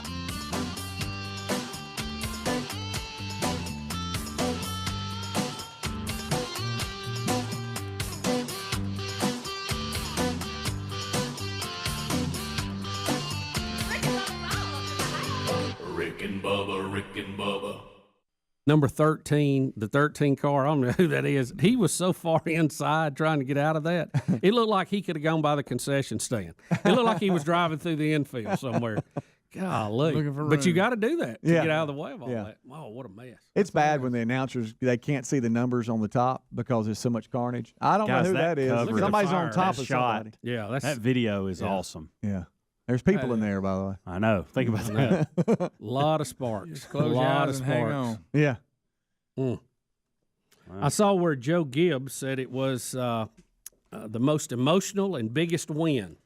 They were really pumped up because Denny did not win a race last year, and then to come back and win the Daytona, that was big. You know, his son passed away. Was it last year? Yeah, during the off season, he actually ran the racing part, and I'm Joe sure Gibbs, who we're talking about. He died at 49. I want to say it was cancer. Some kind of terminal illness. Yes. And I imagine that. And didn't they finish 1, 2, 3? They did. So they honored him at lap 11, which was pretty cool. And then they finished 1, 2, 3, which hadn't happened since mid to late 90s with the Hendrick team. So, which Dale Earnhardt was a part of. Mm-hmm. And he just barely won, right? I mean, it was it was a good 0.01 seconds. That's pretty good quick. finish if you got to see it. Well, yeah. You can wait around for it. Well, when did it finally? What on. time did it finally wrap up? I don't know. You know, I don't know what time. Was it right around? It was probably we went through an entire 6 small and group 7. while they were cleaning up. Between 6 and 7, probably. Did anybody watch the basketball? Anybody into the All-Star weekend? Dunk competition or anything? I didn't get to see that. I've been hearing about Anthony Hamilton's rendition of the national anthem. But I don't even know who the players are now. Well, you know Steph Curry, LeBron James, the Kevin big name. Durant, In the dunk had the contest, MVP. they usually You're right. anybody. Yeah. It's been tough since Spud Webb won, hasn't it, Greg? It has. Well, that's when him and Dominique, Spud, Jordan from the foul Dr. line. J, too. He was involved in that in the early years. You talking about the good old days? I think when Blake Griffin jumped over the car, that was pretty good, too. Yeah, I have to put that up there. And then So the then guy who jumped over the mascot that year. And then somebody jumped over Shaq this year. Is that the guy that won it? He jumped over Shaq. I saw it on the highlight. Well, he jumps over Shaq, jams it, and holds himself up and rips his shirt open. He's got the Superman thing on. Now see, while hanging from the rim. Well, that's pretty good. I believe that was your winner. Yeah, that's I just good couldn't stuff. see all of it. There was just too much going on. Yeah. But coming up with something new, and you just said when you described it's new, but that would be tough if you're trying to, choreograph some type of new dunk. Yeah. I can't imagine that being able to be in the air that long to where I can just do all kinds of things. Oh, but, I know. I've took plane flights not that long. But that's creative to go over him and then hang and have the Superman. Yeah, I talked Pretty Shaq cool. into participating, I guess. Yeah, which he's well, you got to find he's fun. something bigger and stranger to jump over. That guy going over the mascot was pretty funny just because it was standing there, it had that mascot face on, they all have. Oh, yeah. And it did that after it went over, it went. Yeah, like, oh, no. They have to do that. Hey, I got to tell you, I had That's no their idea that one Terry Wilburn loves mascots. I had no idea Cocky was at the baseball game, the JSU I mascot. would think by now you'd know that she loved mascots. Well, no, How long I you didn't been know married? she lit up. She lit up, and she just thought it was the funniest I know thing. Cocky made the baseball game. Oh, yeah, he was hopping around doing all kinds of stuff. He's digging that new stadium. Yeah, Was he doing baseball stuff? Yeah, acting like he's doing signals. San Diego chicken? Yeah. That's good. Did he run and slide into anything? But I didn't know. I mean, she just followed him around, videotaped him. Didn't know that. I said, That wow, is honey, you funny. really lit up the Cocky, the mascot. 29 minutes after the hour of the Rick and Bubba Show. We'll be right back with more. Don't you go anywhere. That's the name of the mascot. Buddy, we know. Okay, well, He's we got Cocky, all right. Rick and Bubba, Rick and Bubba.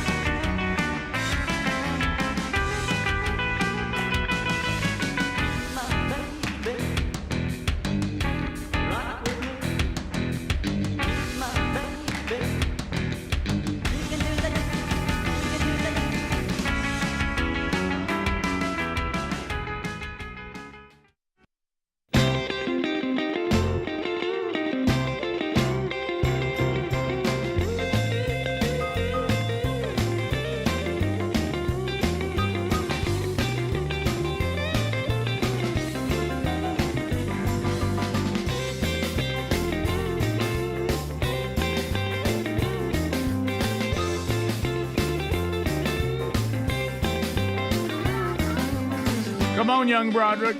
6 minutes past the hour from the No Name Studio, living out on the bleeding edge of technology. It is the Rick and Bubba Show, coming to you from Sweet Home, Alabama, and then going out to the world on all sorts of platforms. Your choice, live and or archived. Speedy, the real Greg Burgess, Helmsy, Eddie Van Adler, all here today. There's Bill Bubba Bussy. Rick, glad to be here. Thank all of you for letting us do what we do. We make it happen, Bubba. We talked a little bit about this past weekend's podcast.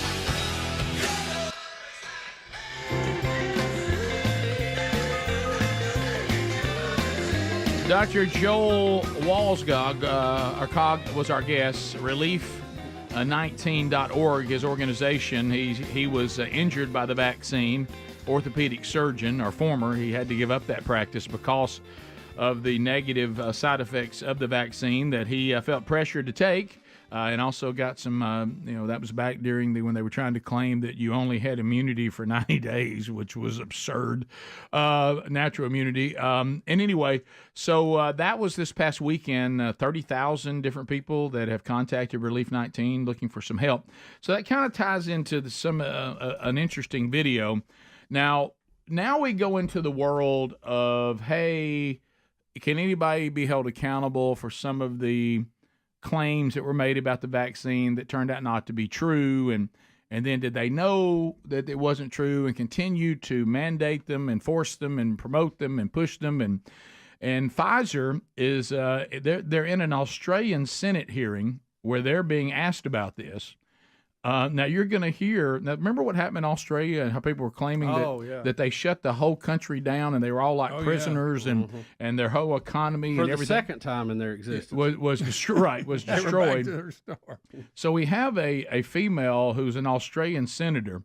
Now the Pfizer rep is going to claim that no one was forced to take a vaccine. Now we locked you in your home. Right. So listen to this interaction between the Pfizer rep and an Australian senator. Here we go. No one was forced to have the vaccination. Who made the comment? Was it Dr. Thurin? Senator, I believe I made that comment. You made that comment? Right. You were in Australia during COVID-19. You must have been fully aware that people, nurses, doctors, people to have their jobs, to keep their jobs, were forced to have the vaccination. Now, do you retract your statement that they were not forced? Senator, no, I believe firmly that nobody was forced to have a vaccine. Mandates or vaccine requirements are determined by governments and health authorities. I believe everybody was offered an opportunity to get a vaccine or not get a vaccine. I don't believe that anybody was forced to take a vaccine. A lot of Australians will disagree with you on that one. Yeah. He's playing games. He's playing games. Word game. He said, well, a mandate. No, that's different. That's not forced anyway. You could have just lost your job and not gotten Yeah, one. that's my point. The question should be, was I forced to quit my job or get a vaccine? No, I wasn't physically held down and vaccinated. Tackled and shot. that's what he said. But listen to the wording, because this is going to be their defense in all the lawsuits that are coming up. Yeah, you could have just lost your job and been, thrown out on the street and have nothing, live under a bridge. But nobody made you. Yeah, right. Yeah. I mean, that was the alternative, but you weren't made. You realize if That you was walk, simply your choice. if you walk in and your boss comes in and says, our company is mandating you all get a vaccine or you no longer work here, well, it's not forcing them. It actually is if they want to feed their family. Yeah, you can't live without income. The military if you are forced them. threatening me with my job, then I'm being forced to get it. Ask the people in the military. Ask the military if they were that forced. were forced retired when they didn't get it. We have a strong listener to the show who had terrible health effects and was injured by the vaccine and was absolutely forced to do it in the military. Yeah. So, but you hear Pfizer. This is showing their hand. I don't know. We didn't force anybody. Yeah. Those mandates were made by the government. Granted, we were giving them bad information. Sure. So that's why they did that. Right. And they gave us a sweet deal that people were having to take our vaccine left and right, and we were all benefiting from that. Well, and then we started talking about the politics that were played. We found this older video. Now, watch how concerned Bill Gates is about this rush to market vaccine and people taking it and feeling pressured to take it. He's against it when Trump was still president. All right. So catch this. He was considering a commission to look into ill effects of vaccines, and somebody, his name is Robert Kennedy Jr., was advising him that vaccines were causing bad things. And I said, no, that's a dead end. That would be a bad thing. Don't do that. So he was talking about the when Trump was president. Now, don't miss either. Bubba's made this point 1,000 times, and it's accurate. You can research it yourself. Kamala Harris was leery of the vaccine when Trump was pushing it. But suddenly, the same vaccine. Mm-hmm. By the way, Trump wasn't in the lab mixing it up. No. Okay. No. Became the thing to have the day they won the election. Mm-hmm. As soon as it got there, it was still in the lab. It hadn't rolled out yet. Right. Yeah. COVID took on a whole new personality once the Democrats got in charge. The vaccine and all that, it was a different game. When Trump was wanting to do it, it was a tyrannical government trying to force unvetted vaccines on you. Yeah. But then when they got in charge, the vaccine was the greatest thing that ever happened. And if you don't take it, you're the evil one. Yeah, you're causing it killing to keep people. spreading. Yeah. It's a pandemic. If you just take this thing, you could have your life back. Yep. But if Trump was wanting to form a commission to look into the ill effects of vaccines, and Bill Gates is going, whoa, let's not do that. That's a dead end. Don't do that. Right. That's kind of strange. It is. Seems like we'd want to know. I mean, that's no politics involved. Wouldn't we want to know everything? No, we should probably check it out. We just came up with this. Yeah, RFK's looking better better every day. Yeah, that's right, he is. He's not sounding better. He's looking better. Why do we think Bill Gates is an expert on anything in medicine? Number of medical degrees he has, same as me. Zero. Yeah, right. Thank you. Now, if we want to talk about an operating system that was meant to be on a desktop and never linked together, you got it. Let me say he's this. Expert on that. Yeah, let me throw this out there, and everybody, please take a note of this, okay? Everybody take a note on this. When it comes to your life, this is extremely important. When it comes to your life, powerful people who don't know you at all, that believe that our world is overpopulated, and if we could reduce population, our resources won't run out. Now, they're wrong. We are not overpopulated. We were talking about the vastness of just this country, that if you were to, you could literally take our entire population. If you forced us all to go to one place, we could hold the population and have plenty left. We've spread out and we're congregated in some areas. We do not have issue with room, and we don't have issues with resources. But these same people, when they get on the bandwagon that they believe the world is overpopulated, don't let them play games with your life. Just because they think we have them to spare. They're extras. Correct. Yeah. It's like a spare tire in the back, you know. Right. Yeah, we can Yeah. or whatever. It's like you saying, I talked yesterday and I talked to this guy, and we're gonna put him in charge of the chicken population, and somebody says, "Now I think that guy's a wolf." You know, you just wouldn't do that. So people who believe the world is overpopulated, don't let them have a say on things that could kill you. You don't want that. So that's not good. As a matter of fact, Elon says we're underpopulated. Or have a say that you never get to leave the womb. You don't want those people. Yeah. You don't want those people. Yeah, their view on that becomes more clear, doesn't it? It really does. And the people selling the vaccines, make sure they're not the ones regulating the vaccines. Yeah, right. You don't want that either. Yeah, you don't want that either. That's bad. 15 minutes past. Rick and Bubba, Rick and Bubba.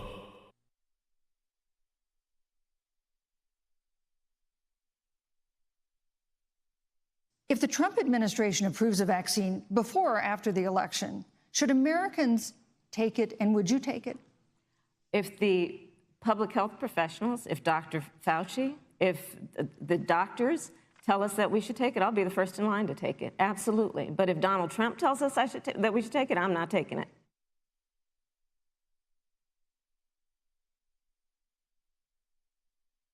Bubba Show, thank you for being a part of it. It is President's Day. We hope you're having a good day if you're off, or some of us are out here working today. Yeah.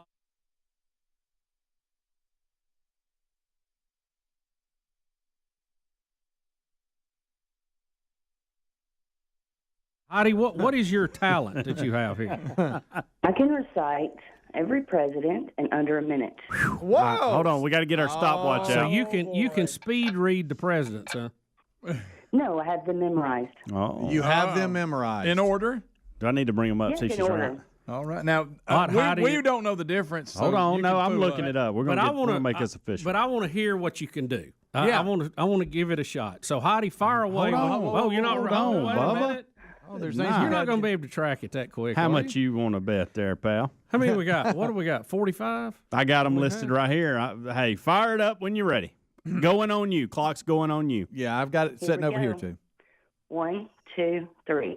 Wash a Jeff Man, Money, Jeff Van Her, Top of Tape, Bill, Pew, Pew, John Grant, Hayes, Gar, Kuzak, Cleve, Ken Rose, Taffel, Harku, Who, Roast Your Rise, King John, Nix, 4 Car, Ray, Bush, Clint, Bush, Obama, Trump. What the? Ma'am. That was No. 11 seconds. Ma'am. No, ma'am. that you did. You missed. Did you think you needed a whole minute? No, wait a You minute. could have said Wait, 20 wait, seconds. She didn't get them all. I just heard Bush Obama.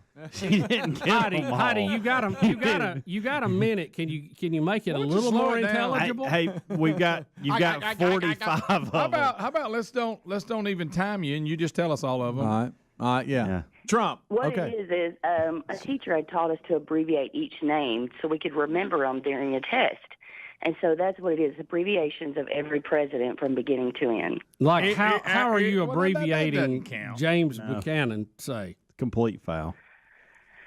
I have to go through the whole list to find his name. It's the first 3 letters, maybe, or the first 4 letters, Well, maybe. that's of not- each So you're just name. calling This him is not Buck it. then, huh? Yeah. Can I reciting- at least hear that really slow down so we can understand you? Just start from the beginning. Don't worry about the time. Sure. All right, go. Just whenever you're ready. Wash, add Jeff, Mad, Mun, add Jack, Van Hair, Typo, K, Phil, Pew, Bulin, John Grant, Hayes, Car, R, Cleve, Hair, Cleve, Ken, Rose, Taff, Will, Harku, Who, Rose, True Eyes, Ken, John, Nix, Ford, Car, Ray, Bush, Clint, Bush, Obama, Trump. Yeah. That was 15 seconds, and I got them all then. Yeah, but you're not saying their name. No, she's not. That's what threw me That's off. gonna be a to problem begin with Greg, ma'am. Sorry. Yeah. But hey, that's very impressive, though. Can you say their that's- last name? Can you? Or No. have you just learned it by those sounds? I've learned it by the sounds. However, I can track it down into the little saying there and know which one it is. Right. I could see for memorizing it where that would help, but for as listening to it, it's not. Clack, clue, clay, clonk, clay, Yeah, yeah. I thought your phone was cutting out there. I Hey, don't know Obama what- Trump. Obama Trump. Bush Obama Trump. I teach my children all of the presidents, though, in the little thing. And it's cool at a little party, you know. Yeah. Oh, When yeah. they ask what the 10th president, they go, clay. Click, clonk. Clang, Tick, clang, tock, clonk, clonk, clip, clonk. clip. Clinton, Obama, Heidi, thank you for listening. That is good. Clinton, Bush. Great. Yeah, That was sorry. charity. I know. My wife can say her ABCs backwards, and it's just as convincing. I go, but I don't really know, but it sounds right. She can do it. Yeah. Is there, It's amazing. other than doing it, is there a reason you would do that? Or She is it said when just she was for- a little girl in school, they learned it. No, and backwards. she don't remember How do why. they do it? That she said the teacher had the little pointer, and they Right. went backwards, and she learned it. Yeah, so you learn it like a song almost. Yeah. Just make the noises. Well, Greg, I know CBA. this is something here you've been waiting on. You were just asking the other day about it.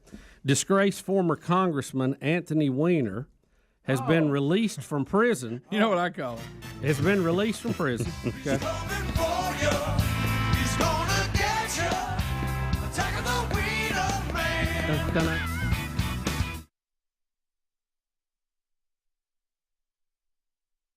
Didn't have enough excitement already. They're my friends. He's been released from prison and is now part of a federal reentry program as he is awaiting his full release later this spring.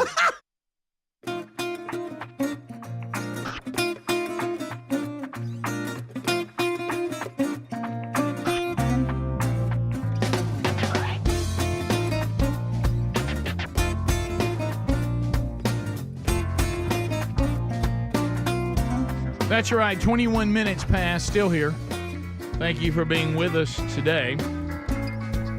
Well, Bubba, we laugh a lot, and I like what you've been saying, and I agree that we have to go and bring you news from the real world because everybody else seems to want to give you updates from a fake world. Another example here today. So, we've heard the term try to put lipstick on this pig. The Biden administration, this Bidenomics thing that they're running with, they've got all their talking points out to all their favorite libs. And we'll start with the vice president, Kamala Harris, who is going to let us know that, Bubba, everywhere she goes, people are just thankful for the Biden administration. You mean the 4 or 5 that turn out? Yeah. So here we go. The president's job approval numbers in Wisconsin in a recent poll show that he still has low numbers. Does that suggest to you that Bidenomics isn't working or benefiting everyone? Well, I'll tell you, I'm traveling the country, and I hear from everywhere I go, whether I'm in a rural town or an urban town, and I'm traveling all corners of our country. People are thankful. Except the border. Yeah, I travel all around this country, but I stay a little north. By the way, there is something. By the way, funny. I'd like to see her trips to rural America. Yeah. Right. I bet come she's on really. now. There is something funny about her being in charge of the border and artificial intelligence. Yes, it is. It really is. Bubba, everywhere she goes, it doesn't matter where it is. Everybody they're thankful. Well, you can tell right now, Rick. They realize their poll numbers are in the tank, and there is an all-out push. They're calling on media partners, get in here with us, run these reports, tell everybody things are great. Yeah, tell them it's great. Including The View. So here's Joey Behar. She wants us to know that we should listen to the vice president. Listen to what she says. Yeah, so let's just listen. Here comes the list. The economy is booming. Yeah. Inflation is down. The stock market is doing well. People are having an easier time putting bread on the table, etc. He doesn't seem to be getting the credit for that. Only 41% approval. Is it because they think he's old? Because I don't see anything else they can point to with him particularly. Oh, my goodness. Well, if you brought up old, how about the way he acts? Yeah, that is a concern. Of course, it's just like the guy, the who was it, former aide that worked with Kamala, claims that her ratings are low because she's a black woman. No. Just roll tape. Yeah. Yes, that's Nobody's mad because Kamala is a woman of color and Biden is old. Yeah, it has nothing to do with the it. economy. Where is this booming economy? There isn't one. Okay, because every time I sit down and talk to people about numbers, they keep telling me the economy. We're concerned about the economy. So where is inflation? It may be down from its highest point, but it's still up based on where it was before y'all got here. Right, Yeah. right. Yeah, that's where they get you. And the fact the interest rates keep going up. They were just raised last week. Yeah. Well, they're not going to do that if inflation numbers are coming down. Why did nobody say to Joy? But why are we raising the interest rates if the economy is booming? Why is that? That normally doesn't go together. Where's that question? Can nobody on the panel say that to Joy? Did somebody say it? Maybe we didn't hear it. We're having it should be so blatantly obvious you don't have to say it. People are having an easier time putting bread on the table. Easier. I don't. And she buy said that. because I think he's old. That was her stock market. Did you get your monthly thing? What does your retirement plan look like? It's booming. Mine looks like it's off. If this is a feast, it looks more like a famine to me. Okay, can't we look at it and go, I don't think that's right. I feel like she's the person that tells, again, it's that fake world. They're not in the real world. And if you don't believe that, 2C, Abner. So here is a senior CNN reporter talking about the economy right now. Okay, here we go. And I'll note the reason why that his approval rating is so low at this point is because it comes down to the economy. If you look at Joe Biden's approval on the economy right now, it stinks. It is well below 40%. You see it there, 37% approval on the economy, and that's the top issue in our poll. So I don't think it's much of a surprise if you are stinking on the issue that's most important to the American public, that your approval rating also stinks. Hello. That's CNN. Mic drop. Did you hear that? Do you realize what a contrast that is from what Joey Behar just said? Yeah, and it's CNN. I mean, it's like they're in two completely different worlds. CNN producers are like, go to break. Cut his mic. What's a different CNN now? I'll acknowledge that, but it's still CNN. They're letting They didn't have that big a change. They're letting a few things slip in there. Who knows what they got cooking? Can I tell you why? Can I tell you why? They're I starting think to turn. I think they've got new people and they want to make more money. That's one. Well, they got tired of being dead last in all the ratings. But can I tell you another one? I think some people, no matter what your persuasion is when it comes to politics. I think there's still deep down in most human beings, not all apparently, but some. I think some of us don't like to look foolish. I mean, you go, I'm not going to get there and say this. I sound like an idiot. Now, Joy Behar doesn't care because it's The View. But clearly it hadn't bothered her for a long time. Nobody in that studio audience is going to go, wait a minute. Hang on, Red. Wait just a minute. I got to disagree with that, Joy. It's going to be like, do we still get that our View hats? And she brought up age, but yeah, people are concerned when he can't find his way off the stage. I'm sorry, the leader of the free world, you don't feel very confident when he's up there staggering around. Right. Or stumbling on the beach. Ain't got a clue. The reason she brought it up is because it is so obvious. There's no way not to bring it up. Right, but that's bad. But I'll use Trump for an example. Hey, I wish the economy was booming. Yeah. I wish it was. I'll talk about Trump as an example. I can't tell you the number of people that say, the only reason I'm pro-Trump is because the way the economy responded to the way he did business. Yeah. I find him repulsive. Yeah. Oh, yeah. Yeah. I wish he wouldn't say some of the stuff he says, but I love that economy. They'd be saying the same thing about Biden. Look, he's obviously got Alzheimer's, but look at that economy. I know. It's I mean, I don't know who's doing it, but somebody is. Yeah. I mean, people would say I'm doing well. Yeah. Say, hey, he's hard to watch, but boy, the numbers are good. The reason why people don't want any part of Joe Biden, what happens is the way he looks starts to bother you more when the economy stinks. Yeah. Because you go, he can't get anything right. Right. You start drawing that line. And see, Joy missed that part.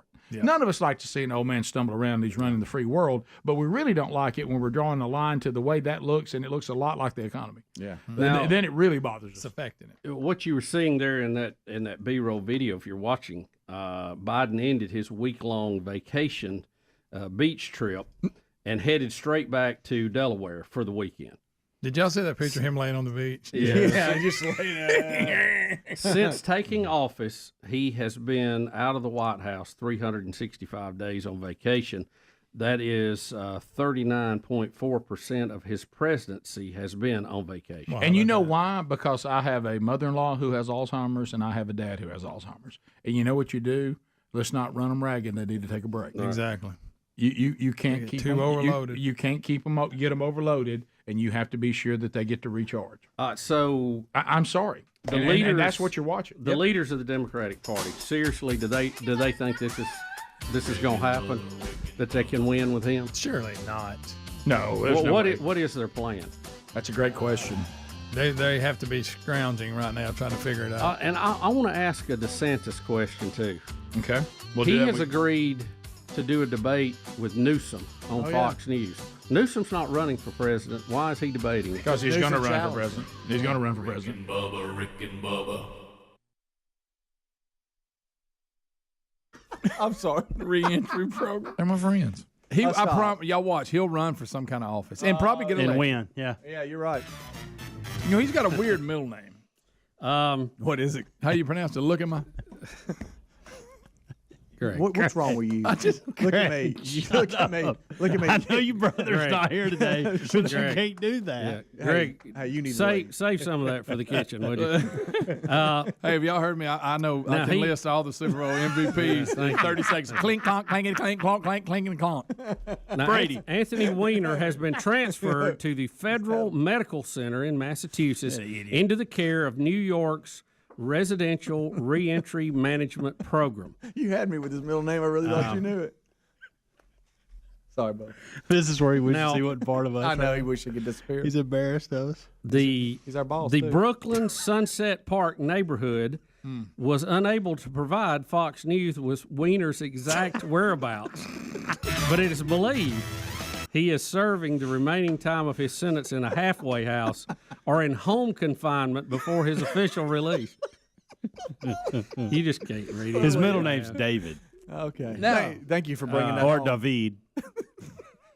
Guys, now do y'all realize that he had about 3 months shaved off his sentence because of good conduct?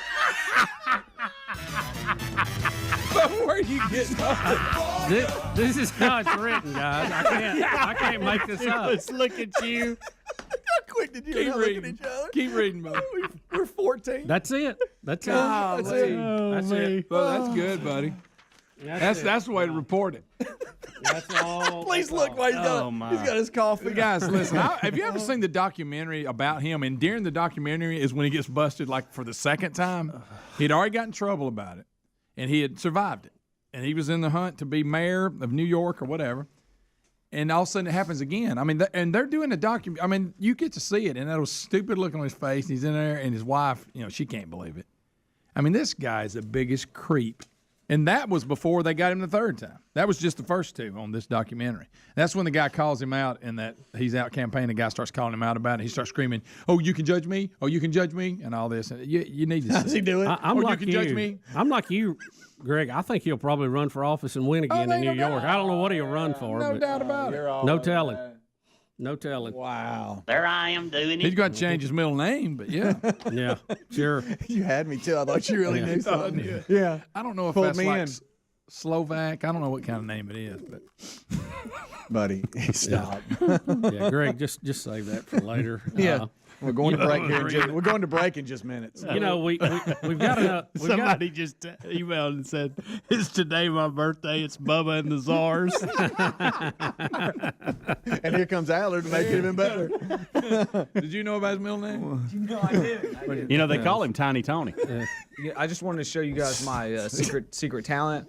I can do the entire national anthem in under 2 seconds. Y'all ready? Yeah. There you go. Yeah, that wasn't quite. That wasn't exactly what I thought it was going to be. By the way, I just hurt my neck. I think I got whiplash. All right. Now here's the alphabet. Were you as impressed as we were?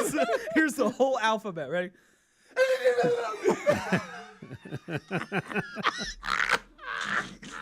This is where it's coming off the rails. It sounded like she was speaking in Klingon. It sounded like Klingon. Clang, clang, clang, clang. We made it the better part of 3 hours. You did, buddy. You really pulled it together. Here's all of Mr. Roboto by Styx. Said it real fast. Did the whole thing. That's so good. It's on my left side here. I think I did something. Took time to call, too. You ever do that? You jerk your head too quick and it goes numb, and you're like, "Oh my gosh!" Wasn't ready for the middle name or that. No. Next time y'all around Lisa, I'm gonna make her do her ABCs backwards. It's really cool. Yeah. It sounds more legit than that and all that. Yeah, I've seen people on like Live PD or some of the old Cops reruns where they ask them to do that. Well, that's not and I'm fair. like, I couldn't do that. That's not fair. Sober. Yeah. I can't stand up. And that's when they bust you. Yeah. Sir, you just admitted that you're not sober. Yeah. Right. Look, I'm lit. I can't do that. I can't do that. Sober. My name is Greg. Well, we've still got a story we've got to get to today that's very tragic. He's trying to pull it together. What about Very Aunt? tragic. What about Aunt? This is what about when you leave a porta potty and it's on fire? Well, you dropped the load then. Yeah, maybe we don't need to do this story after all. No. We'll be right back. Rick and Bubba, Rick and Bubba.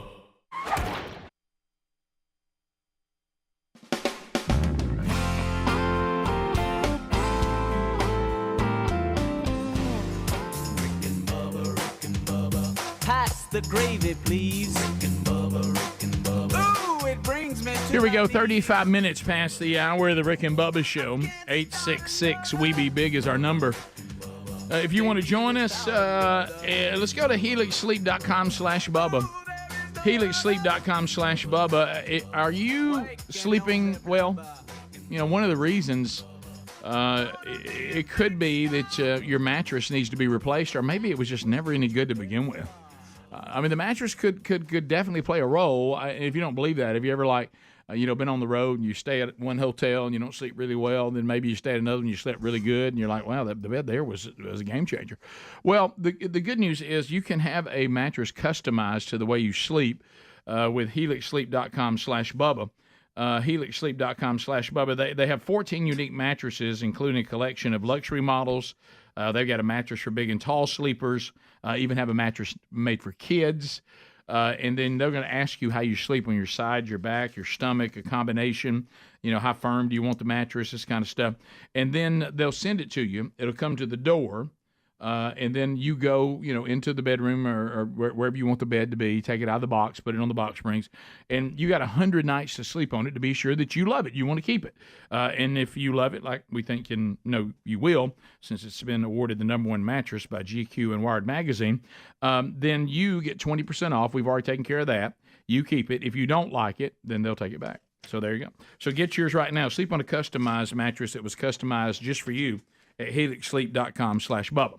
You want to join us on the phone calls now? You can at 866-WE-BE-BIG. So, Bubba, you asked going to the break, why is DeSantis going to go ahead and debate Newsom when Newsom, has he officially announced he's running for president? No, he hasn't. And, I'm just curious as to why DeSantis, who is running, is going to debate him, even though Newsom challenged him or whatever. Yeah, didn't this all stem from a Hannity deal? Yeah, Hannity it's going to be on Hannity show. I would moderate the debate if y'all do it. But the point being, why are you going to be fooling with Newsom when you're running for president and you're not even leading your own, your own group? I mean, he's way behind Trump. He needs to be focusing on winning the GOP nomination, not debating somebody who ain't even running.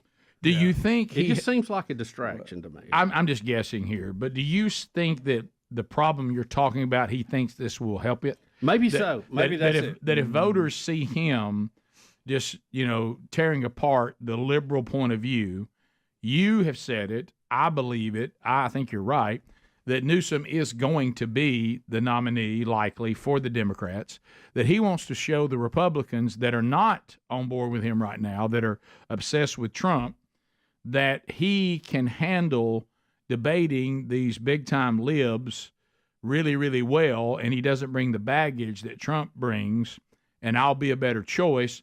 And then the B reason, which you mentioned in the break, y'all know that they're going to arrest Trump, so I'm going to be the guy anyway. Right. Is that the fallback? Probably. I don't know. Adler, what do you think? I think you guys are right. They both see this as an opportunity to make a splash. Newsom and DeSantis, and DeSantis needs it. He really does. Yeah, he does. And, Hannity was talking about the heads of a blue and red state. I'm talking about, let's go and let's see how they're both ran, the policies behind running each state, the differences between them. And you got California and Florida, and then it would be a politically motivated debate, of course, but that's kind of how he's setting it up. Do you think maybe DeSantis feels like he's got to do something because he's he's well behind Trump? And he needs his name back. So what's going on with DeSantis right now? Because he's not grabbing any ground. It's like he's not sticking. Is he falling victim to what I call the Jeremy Pruitt? We love you as a coordinator, but we don't want you as a head coach. I don't know. His camp is saying that he's doing extremely well at live events, but the media's not covering it. Well, I'm talking about, but his numbers look terrible. Yeah. Well, you know the media does not want him to do good because most of the polling, at least initially, suggested he would match up against Biden better than Trump would. Now, Trump is showing a lead now. I mean, Rick, let's face it. Anybody that shows up with a pulse is going to have a better number than Biden is right now. Well, that goes back to, of course, that poll right there would be against what they think. There's also this underlying strategy that the Democrats want Trump again, right? And they're doing everything they can to be sure he is the nominee because they beat him and they think they'll just beat him again. The anti-Trump vote is so strong. Yeah. The anti-DeSantis vote is not that strong. So are the Democrats picking who they want? I think they would. They normally do. I mean, that's pretty usual in politics. But do you agree that Trump would get beat again? I think it would be tough. What Trump lost last time was that 5 or 6% we've talked about, the toss-up voters. Yeah. And can he get them back? Those were the people that didn't like him name-calling and being a bully. Are they going to go back because Biden looks incompetent? Well, I don't know. I don't know if that's true or not, but I don't know if you've seen it. You know how we get these things on these reels. Oh, yeah. Now they just tell you. I saw Rob Snyder doing his stand-up routine. Now, I don't know if he's dirty or not. But he is definitely the ones I saw is funny. He's politically in line with. What I saw was not dirty. I don't know about his act, so I'm not endorsing it. But he took on what you were just talking about. You know, he's married to a Latino woman, and he said she got so mad at him when he voted for Trump. And he's like, I'm sorry, I'm voting for the better economy. We need a businessman like we did. And she was furious with him because she was then rolling the stuff back to him about how he, you know, about the border and he tells my people the word, but and even though that's not true. That's not what and he said she was really mad. And he goes, we had a conversation the other day, and he goes, and I asked my wife, she was mad about something going on with the country, and I said, so who are you going to vote for that time? She said, I'm voting for Trump. And so are there some of them, and he did it funnier than when I'm doing it. But do you think there's some of those that go, all right, you know what? I got a taste of the other. I didn't like him, and I didn't like the way he acted. He made me uncomfortable. He even made me mad, but I sure did like his economy better, and I like this one. Yeah. You know, can some people overcome it because it's been so bad? But is there enough? I got my feelings hurt, but I sure could. But food sure did cost less. Yeah. Gasoline cost less. We were using our own resources. The climate cult was not ruling the world and destroying my livelihood, raising prices on everything. They weren't giving me inferior products that cost more. You know, we had somebody that could block all that, and of course, the guy who can block all that usually is a person that probably hurts your feelings and doesn't have a whole lot of couth, as my mama would say. You know. Yeah. So I don't know. Yeah.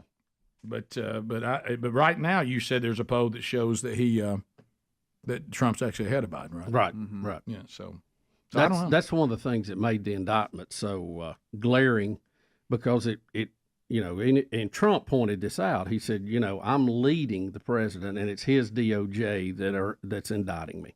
So it looks very banana republic. It does. Rightly so or not. It has that look to it.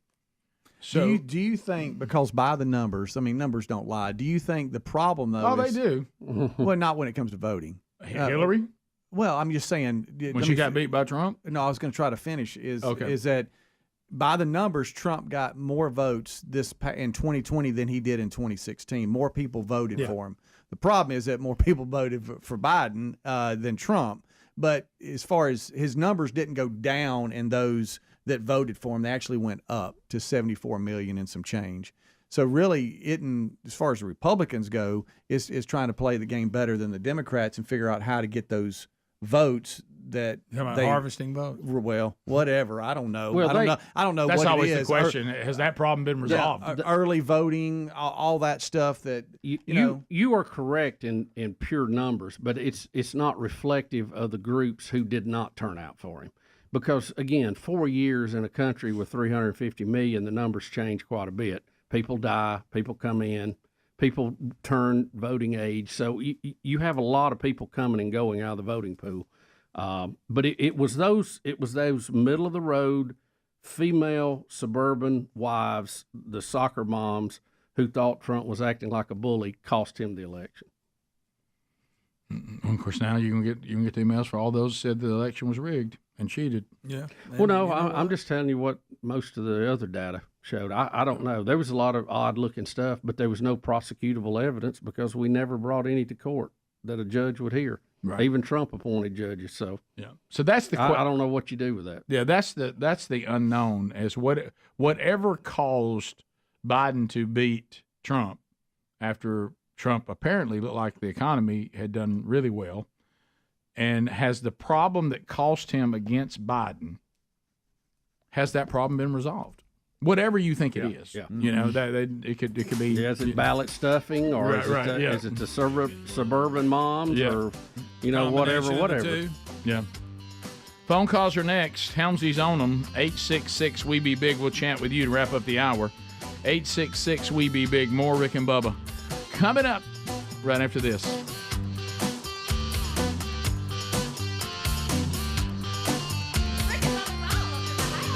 Rick and Bubba, Rick and Bubba.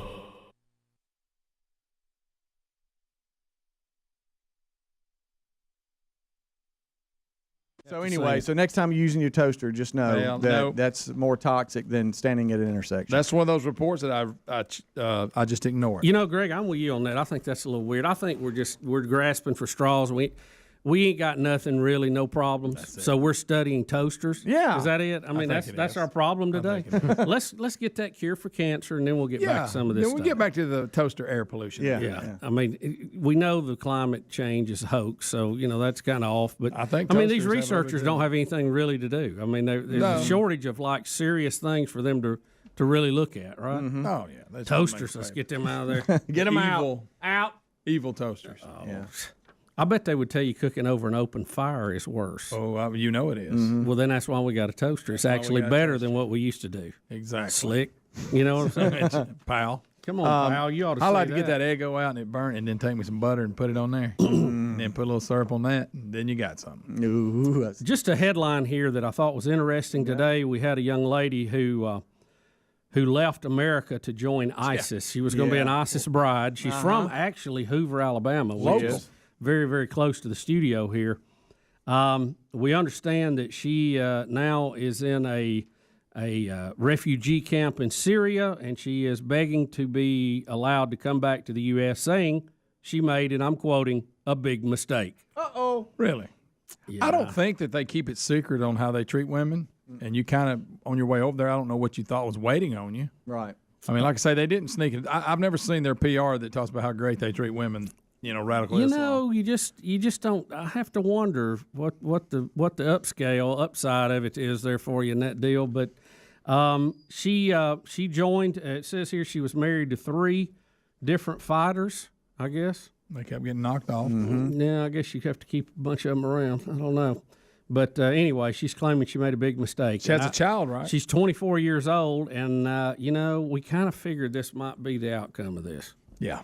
Because I remember the story when she left, because being local. What are you thinking? What are you thinking on that? That's bizarre. Well, let me ask you this. What do you think? Should she be allowed back or not?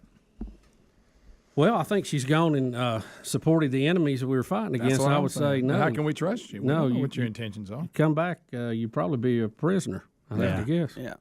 Some type. Yeah. And Greg, I know you were fired up about this story here today. We got time. We're against the break. A little bit.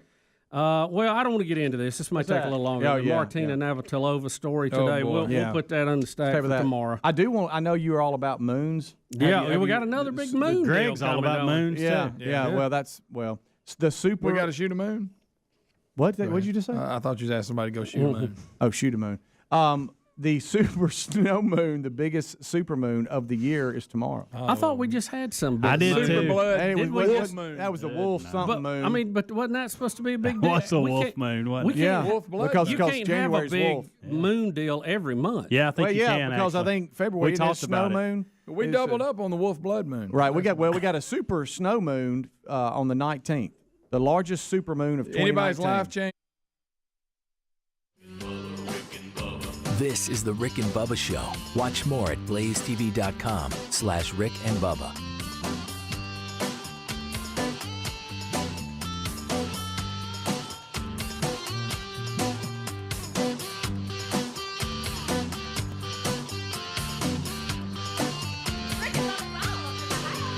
Rick and Bubba, Rick and Bubba.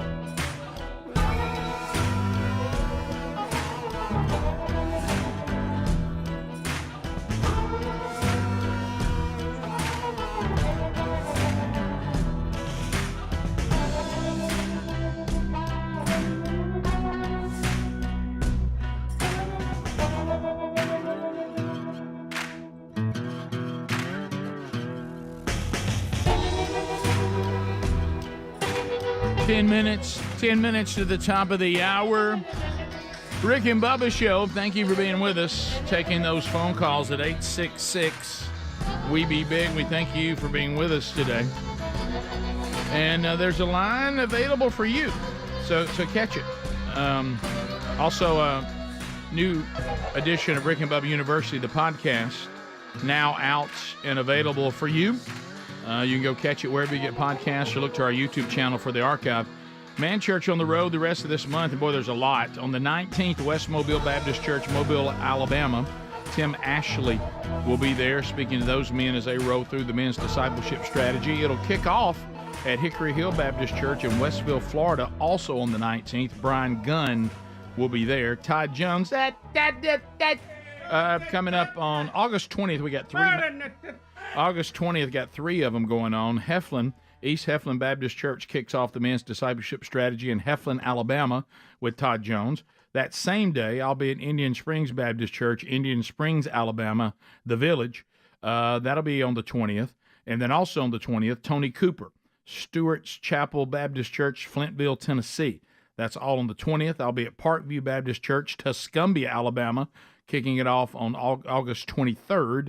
And then Lee Moore, Calvary Baptist Church, Union City, Tennessee, on the 31st. That's all August. You can find that at themanchurch.com under upcoming events. Bubba, to the phones we go. Let's get started. We'll go to Columbus, Mississippi, 96.1. Denise is standing by. Denise, go ahead. Good morning. Hey, Denise. Just a couple comments. I love the Trump economy. And I think if he wants to pick up a lot of the never-Trumpers, he needs to talk about legalizing medical marijuana federally. I think that would do a world of good for him. Just my opinion. Okay. That wasn't the issue I thought would turn it, but Denise, thank you for. He may lose some on that too. Then you're gonna have a hard time. Now it seems like that the evangelicals give him a pass, but I'm not sure they'll give him that one. Yeah. So we'll see. David in Georgia. Bubba, you may solve one problem, but you're going to create another one. Yeah. David in Georgia, go right ahead. Go Dogs. Yes, I'd like to say it's either Trump or nobody. DeSantis should wait to 2028. He might as well debate Bernie Sanders.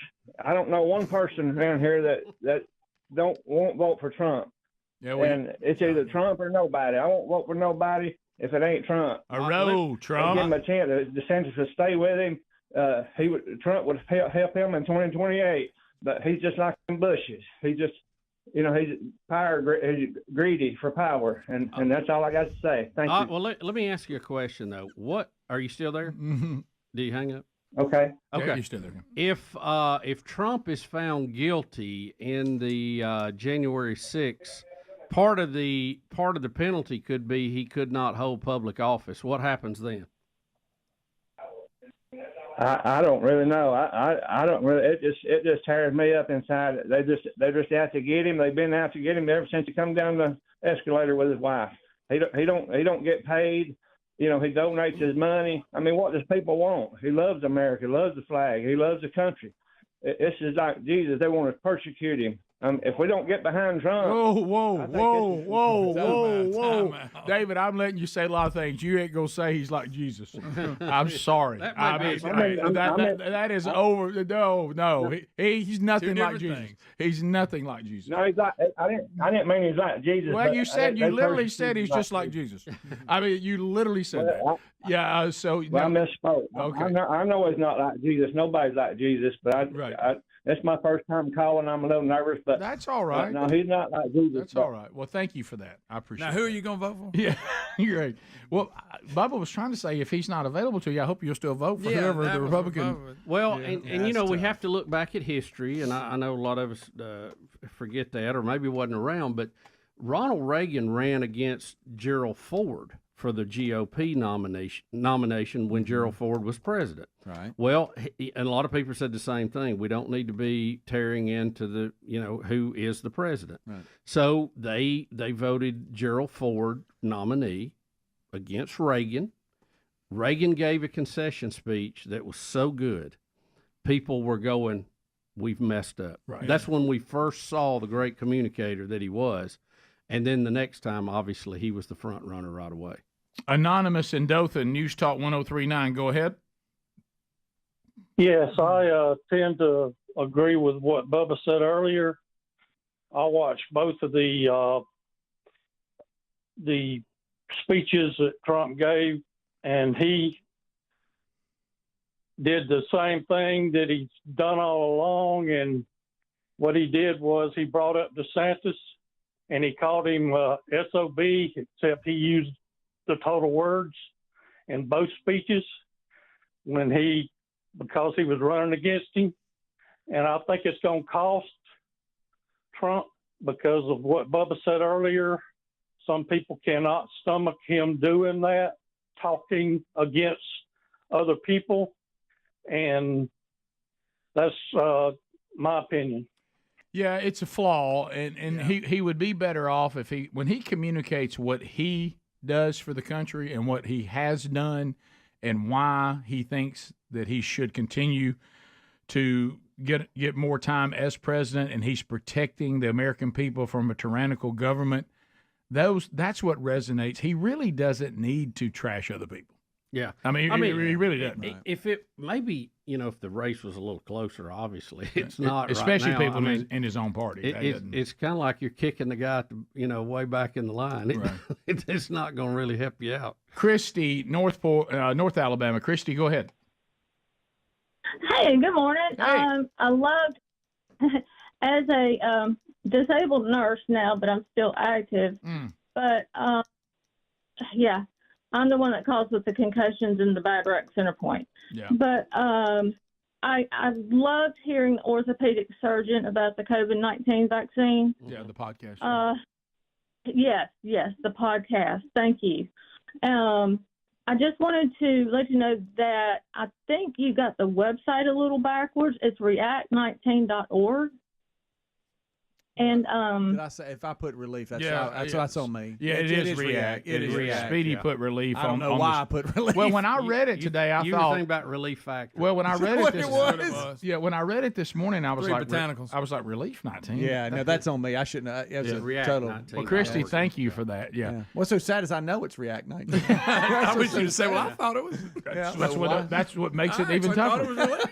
Carrie, Atlanta, Georgia. Carrie, go ahead. Study me, I guess. How's it going? I just want to let y'all know that y'all really do have an air traffic controller in Atlanta Hartsfield to listen to the show. Were you the one that got me the shout out when I was going to France? I'm the one that got you the shout out. That was fantastic. Let me tell you something. Delta One, y'all can fly me anywhere on Delta One. Delta One. I mean, I can live on Delta One. I don't want to make light of I don't want to make light of Bubba's situation with the lake house, but heard your story and thought you were going to do a little rough patch and thought you could get a little pick me up out of that. Well, it really did pick me up, and we had a great trip, and that was kind of you to do that. And I will say this: I flew with you guys really on a tight schedule this past weekend to Austin and back, and it was flawless. You are a lucky one, man. You are a lucky one for this weekend. We've had some weather. Well, I think that was I really think the power of prayer had a lot to do with that because none of that affected me. Absolutely. It was a travel healing. Yeah, it was really good. Well, Carrie, that was very, very kind of you, Carrie. and it did make my day. I'm glad you enjoyed it. And I was I'm stressed. glad you enjoyed it, man. And I was stressing, so it really put me at ease. Thanks, buddy. See you, man. Rick and Bubba, Rick and Bubba.